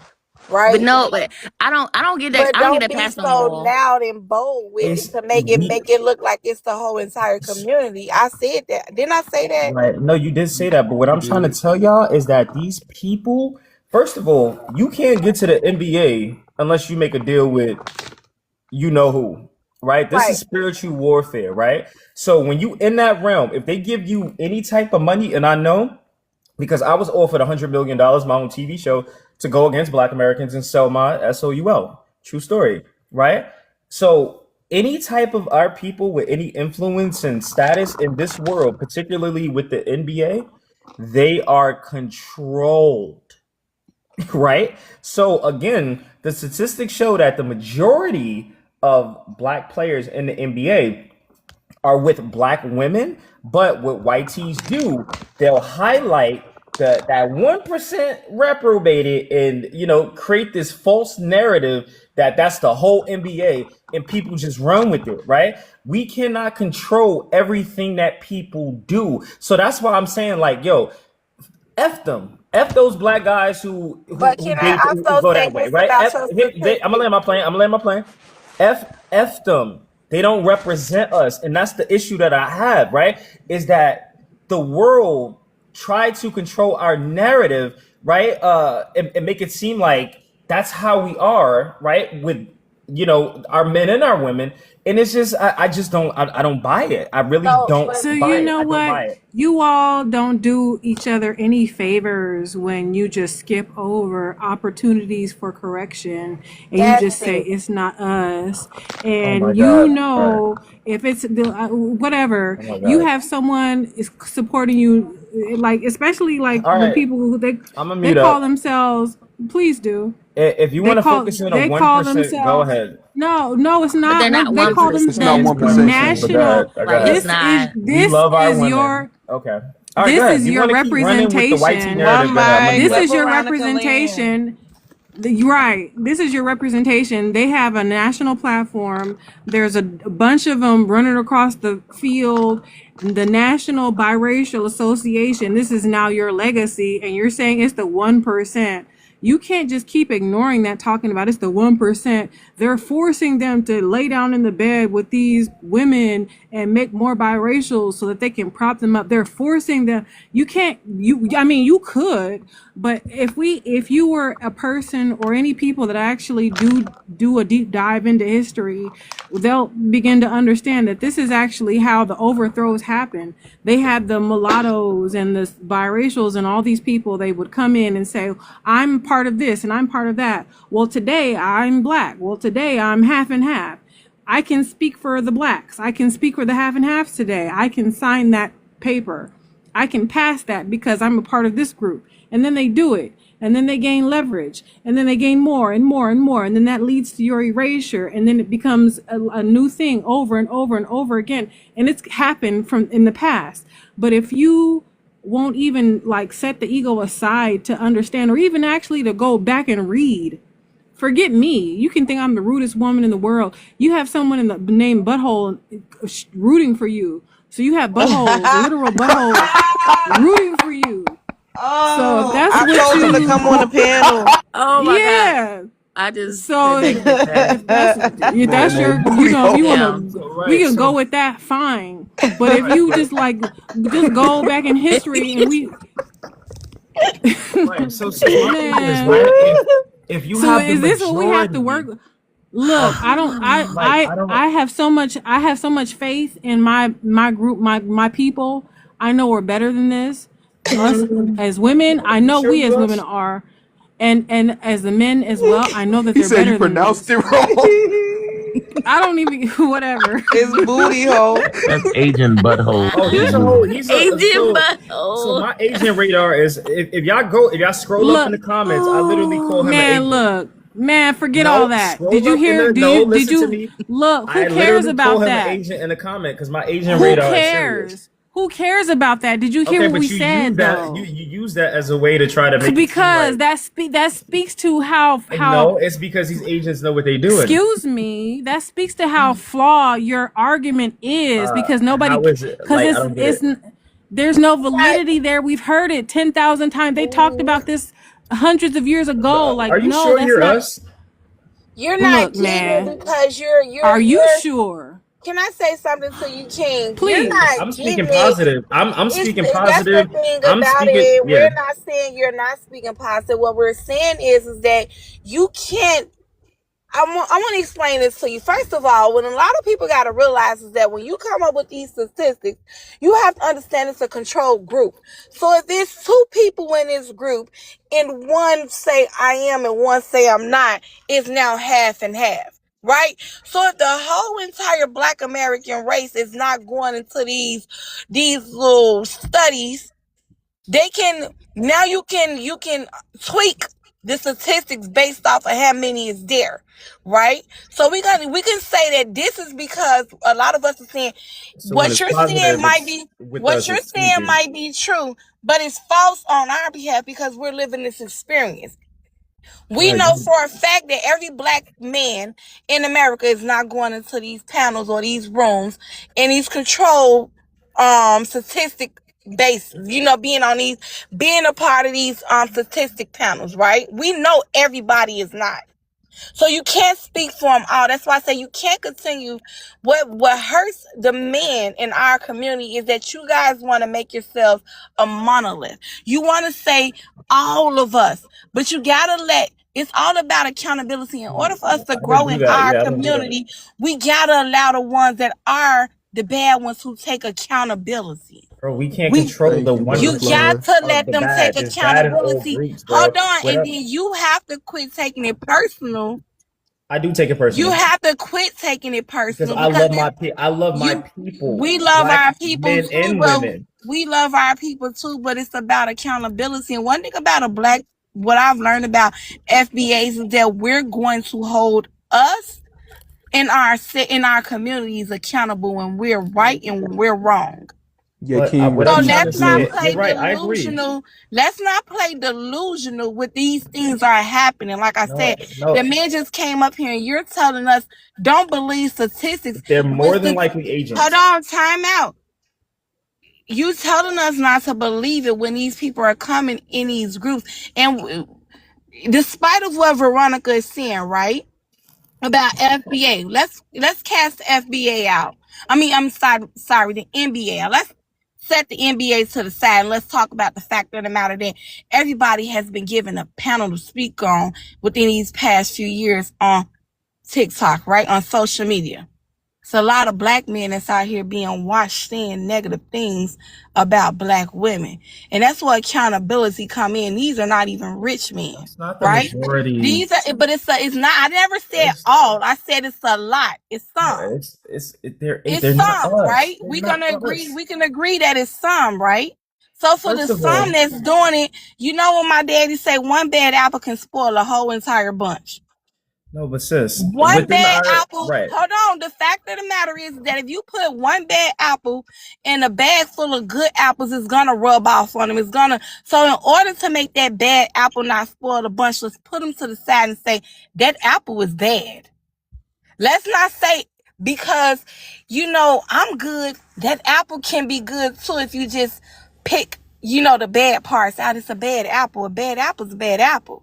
If it walk like a duck, it quack like a duck, and it talk like it's a duck. And you got to accept that. And that's a part of us growing and still loving on one another is being able to say, hey, I love you, but you're wrong.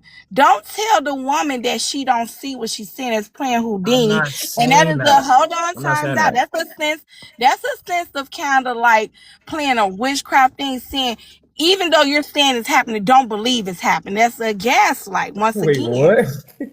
Nah, I can't let you do that to me. Look, all I'm saying is but that what I'm saying is that I love you, so King. since the I love majority, you, and I don't want you to keep harking on this because love I you see too. how I love you how too. serious you are about standing 10 toes down behind it. But you can't take away people's experience. I was trying to spin the narrative back to where Love Jones had it initially yet when she was talking about how we are the blueprint and that I don't want it to be us on here going against one another, saying that you are bad and you are, I don't like that because this is about, in a sense, what Love Jones is doing. Correct me if I'm wrong, Jones. She's trying to uplift the community by talking about how negatively these other people are talking about us. Correct. And I'll say this. Yeah, my bad. So I'll say this real quick, right? So the majority, whether the man and the women, Black Americans, are in the same household, right? We all know, like within our family dynamics, it's pretty much a matriarch, right? So a lot of Black American men, we love the living shit out of our mothers, bro, right? So to think that, we are just out here, the majority of us, and again, there's bad apples in all races. We have that. But what I'm trying to say is that that's not the overwhelming majority, right? The majority of us stand 10 toes down for our moms, bro, right? So, like, to sit here and just, like, highlight those little reprobated mother lovers in the corner that do that and try to paint this picture as if like it's all of us, that's what I'm not jacking, man. Because again, the majority of us come from even if the father's in the damn household, we all know the father, he pops go to work, he do what he do, but mama run the household, right? So we love our mothers more so than anything, bro. So to think that we're gonna get out in the world and do these things, it's just I'm not jacking it, and I can't jack that because I know it's not true. And I land my plane. Thank you. A question: is police brutality a problem, King? Bro, I don't care about the police. I don't care about police brutality. I'm not. If you hear, I'm just saying, if you hear people talking about, sorry, I'm telling you, I don't care about. I care about my people. Black Americans, the real indigenous American Indians. Okay, so do you think police brutality is a problem for the Black community? I don't care about that. So you saying no? I don't care about it. Is that a no or yes? I'm not, bruh. I don't give two flying F's what they do. I'm concerned about my people and us ruling this whole shit. Right. So you don't think police brutality is a problem amongst the Black American community? No, I didn't say yes. I didn't say no. I why don't can't you answer? I don't because I don't want to. That's my right. I'm concerned with my people. Period. Yeah, right? you And I'm don't Okay, hold your concerned. so people accountable you for don't Listen, want that. to. So the no, reason I why know you what I'm don't gonna want to. say. This is Here's the why. thing. This is I know this what is I'm gonna the say. this is the train of thought Black right here. American women, Black American women. Here's what I'm gonna say to y'all, No, no, right? no. Let me land. No, You already hear went, me out. No, hit King. You you. already went. I'm literally asked you a question and you denied the answer. Okay. So the reason No, why I you said I'm don't gonna. want to, you're fine. You No, don't let want to me. answer. That's your choice. You're right. That's your free right. You got it. So you don't want to answer. So the point is, the reality is that police brutality I has answered. I always said I been. don't care about You it. say you don't care about it. Cool. Yeah, Thank you. So the reason why you don't want to answer yes or no is because, I answered. like I said, the reason why you don't want to answer yes or no is because we know that police brutality is a No, you problem amongst our can't. That's not community. what I said. So we know police brutality is a problem amongst our community, right? We've had a lot of different movements centered around it. We've literally protested in so I many feel like areas. you're moving the goalpost. It has been such a prevalent issue that we have had global Why are we talking about global the acknowledgement who? of this issue in our community. And we're Now, still what I about the find real very earth. why are you letting me talk? I just feel like Why you're. are you Why are being we talking sassy? about the Calm police? down. Why? I'm just Calm saying. Why are we down. talking You're about the being too police though? sassy. Cool, Anyways, so great. Why are we talking about the police? like I was saying, control the sass. So, like I was Yeah. saying, the reason why you don't want Notice to I didn't acknowledge, disrespect you at all, though, but you notice, yes, you disrespected me. have been. You're literally off the mic right now as I'm No. talking. That is Yeah. disrespectful. You have been disrespectful this whole time. No, I just think you're being So the fact that disrespectful. if I can't complete a sentence, you're being disrespectful. I think you're not us. That's All all. right, Exactly. she So is. Please let Unwritten finish, and then I'm gonna let we gotta let Del Monte Green Beans go, and then we're gonna do final thoughts. Go ahead, Unwritten. Lady playing boo. yeah. And so I think, like I said, the point of that being is that if we're looking at everything as a majority, meaning the only things that are majority, like affecting us as a majority, is an issue, then police brutality would never be an issue at all because it hasn't affected majority of Black men. Majority of Black men have not been unalived by police. However, it still is an issue. So the fact that we're like, oh, well, majority of people are not subscribing to this or exhibiting this, therefore it's not an issue. That's not the metric. The metric is this impacting our community in a substantial way? It may not be majority, but it's enough to be a problem. That's literally it. So we don't need it to be majority. We just know that it's enough to be an issue. So we don't need to be dismissive of issues simply because it doesn't affect you. That's it. Del Monte. Yes, ma'am. Can you hear me clear? Hello, I can hear you. Let me give you your 3 minutes. Go for it. I've been in and out of the room here and there. Heard a certain point of view from everybody. Um, the main thing is that y'all need to pay attention to the whole chessboard on what's actually going on. You sound kind of muffled.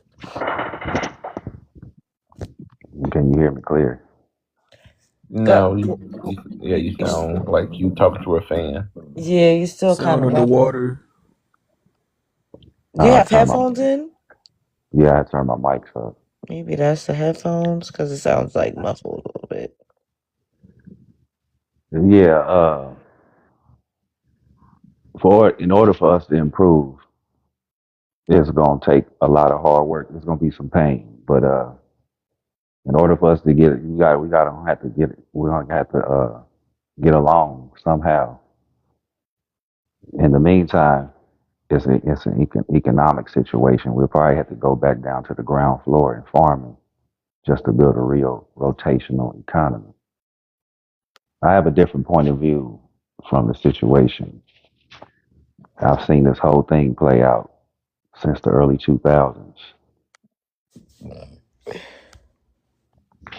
I'm a former combat veteran. I'm a former sapper. I've seen how this play out all this time. Most of this full design of what they've been doing to us it goes within about a 20 to 30 year increment.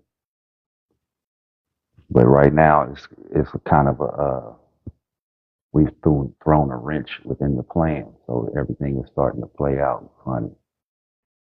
But in the meantime, when we on these apps, you got to let people talk because the app itself won't allow for everyone to hear what the conversation is being told, and you're not getting anything done.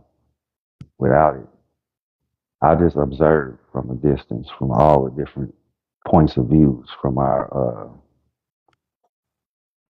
discussions. We're talking in circles. We're not really getting to a point, and everyone wants attention. We got to really actually come to a real agreement in a middle ground, because we're not going to get nothing done. We're just going to stay on a hamster wheel during the discussion. My bad if I'm out of pocket and I'm about to go to bed, but my son is holding up the PlayStation 5. Okay. Good night. All right, we're gonna do final thoughts because I'm about to go to sleep too. I was about to say I'm about to drop. Love Jones, you know I got plenty of love for you. I appreciate you for letting me up and share my opinions and beliefs and perspectives. Yeah, all love, man. Like we're not gonna all agree, but I do feel like we're on the same team. In terms of like everybody on this panel. So, yeah, have a good night, y'all. Okay, good night. Unwritten, your final thoughts. Yeah, this one was hilarious. this night was so much fun. I think ultimately, we do have to hear. Oh, hold up, we got a mute butterfly. Go ahead. Yeah, ultimately, we do have to hear each other's perspectives when it comes to different topics that affect our community. We can't continue to push things under the rug or shy it away because it makes us uncomfortable. At the end of the day, we're growing together. I think our community is united, but we're still going to, have these hard conversations, and we can't keep running for them at the end of the day. So if it's making you uncomfortable, I think that is room for you to grow and sit and listen through it. And I think we can, learn some things, as we do on these panels. So appreciate you having me up here. All right, good night, everyone. Okay, butterfly, final thoughts. Hey, love, I sit back every night that I catch you on here, and I really listen to your perspective on these panels, these prompts that you put up, and they really like touch home and they make us really think a lot. And I really appreciate you for using these think prompts to actually have us get out here, ask these questions amongst ourselves, why, and to look deep into it. I want to piggyback on what Already said. Like, we have, yes, we have this tether, reality that's going on today. We're realizing that everybody that look like us don't have the same ideologies as us, and they don't have the same love that we have within our communities. But in order for us to actually do the thing that we're saying our goal is to do, which is to delineate, we have to have these hard conversations within our communities, within our community, to correct a lot of things, because a lot of things is broken. And I admit a lot of psychological warfare has been played on us, and the truth is that we have to get past it. It's like therapy, but we're all, we have to be comfortable with sitting down, talking to one another, saying, yeah, I see the problem, let's fix it, and not let's keep sweeping it under the rug. That part of our culture, I think we need to get rid of. That sweeping everything under the rug, let's pretending like it's not there. If you see the roach, kill a roach. Unalive the roach. I'm sorry. I love TikTok shop. If you see it, don't play like it's not there. It's there. Let's figure out how to eliminate it. But I don't think it means that we don't love one another when we address the hard topics. It's just that this is the way that we gotta heal. We have to say, I see the problem, let's fix the problem. Because in order to have a community, in order to have the love that we're trying to create amongst one another, we have to acknowledge this happened, these things happen, we can correct it, let's grow past it. And with that, I land. And love, I appreciate you again for having these think prompts and making us sit back and think, and giving us this panel to have this these beautiful discussions on whenever I am in the room with you. Thank you. Oh, okay. Crush, for your final thoughts. Yeah, similar to what Butterfly and Unwritten said. I think it's very interesting to have these panels besides the usual tether talk and stuff, because these brings out a very different side in some of the black men we seen come up here today, Yeah. and you could tell it's very uncomfortable for them. And I think these conversations need to be had because there is some fixing that needs to be done in our community, and it doesn't get better if you just ignore it.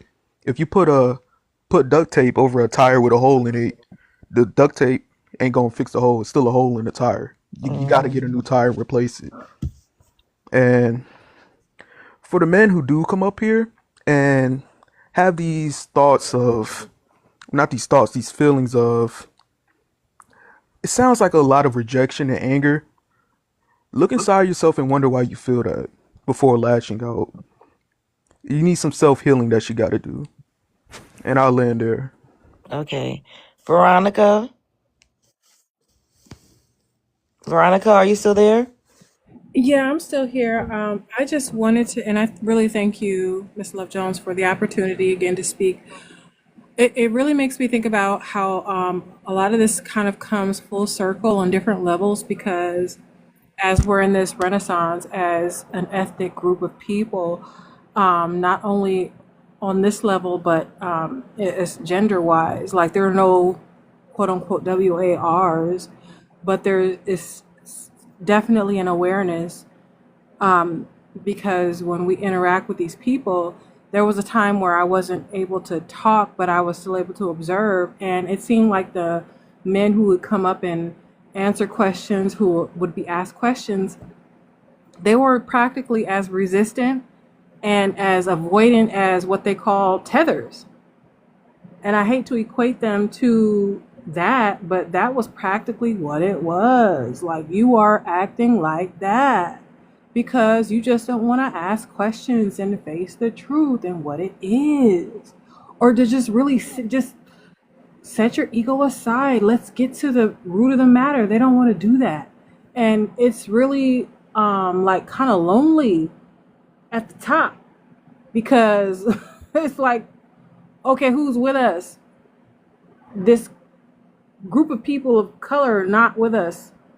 And or I mean, like, just layer by layer, like, so it seems to be anyhow. This was a great discussion. I hope we have more, and I do thank you for the opportunity. This was a great topic. Thank you. Okay, Chicago John. And like always, I really enjoy your panels and things of that nature. You bring really great insight. You do highlight and I think things that we already knew. There's other problems that we do have that we got to have to conquer. There's problems of or us as men. There's problems in our own community and things of that nature. So even when we do want to come together, we're still going to have to find another answer and solve that. So I want to make it a better for all of us, all of the Black Americans especially. And then also too, it's just nice to know that there are people who do think other things. Like I said, you've already had this thought way before other people did, but just like the different hamburger places out there, the McDonald's and Burger King and blah blah blah. You're not one person can come up with one thing by themselves. So it's good to know that the other people do think that way, and other people can make a difference instead of us waiting for others to be told what to do. So I appreciate you.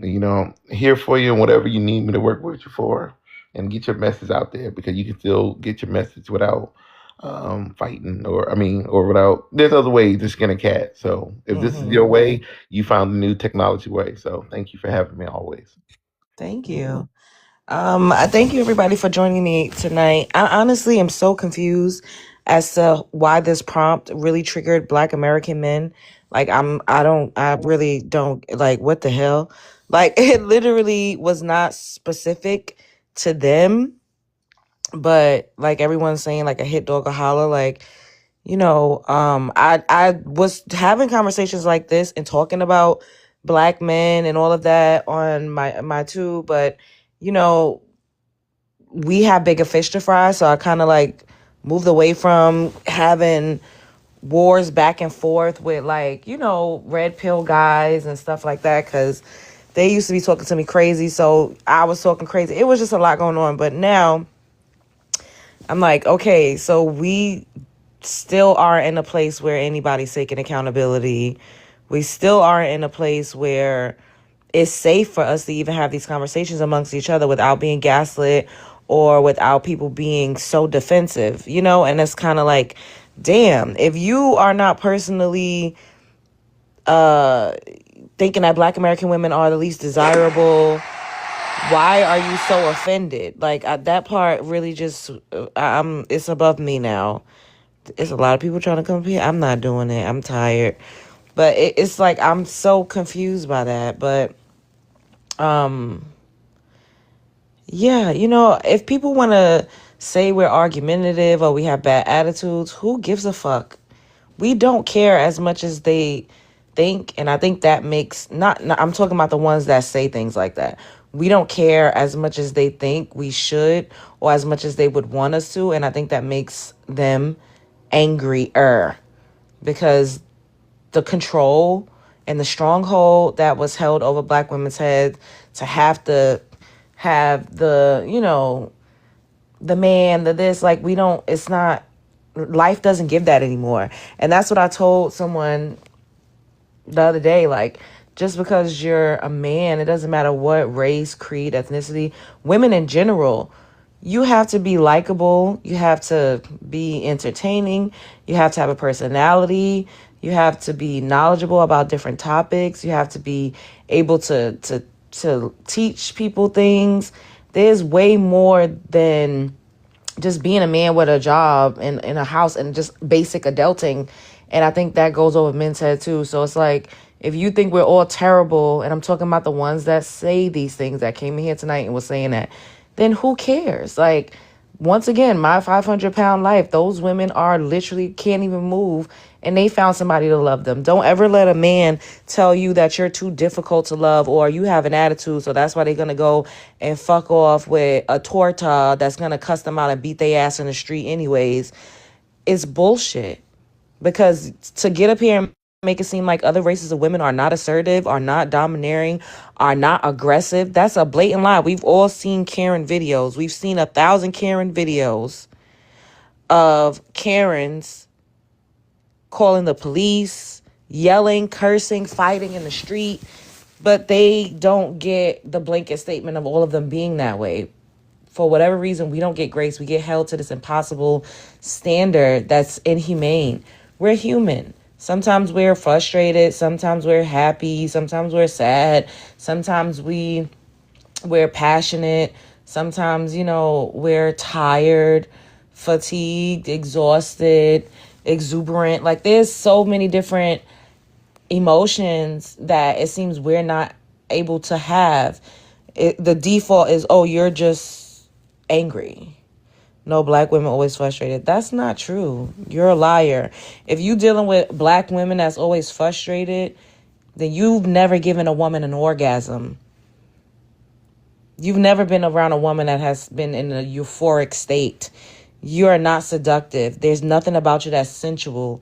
You never made a woman come if you've always been around a frustrated black woman.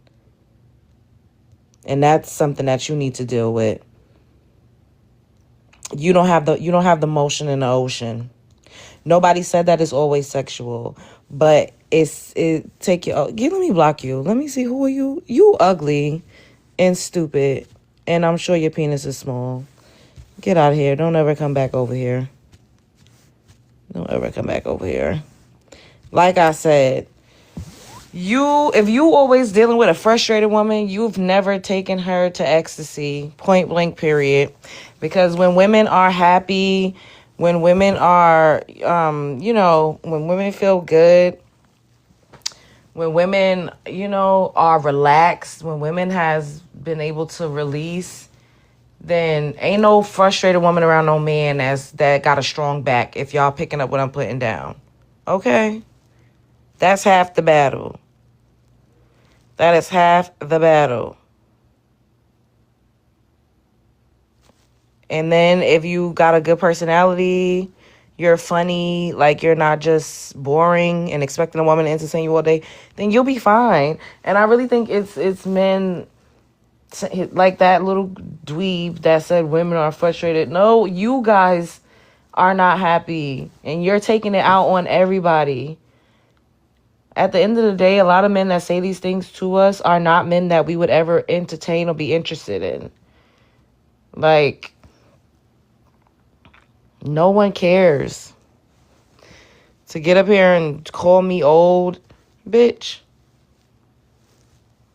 I don't give a fuck if I was 55. And if I still look this way at 55, I could get any fucking man I want. Okay? Life is a movie you're starring in it. The world is a stage. You are at the center of it. Don't let nobody play in your face. Follow me if you are not already following me. We gonna keep going up. Thank you everybody for joining me tonight.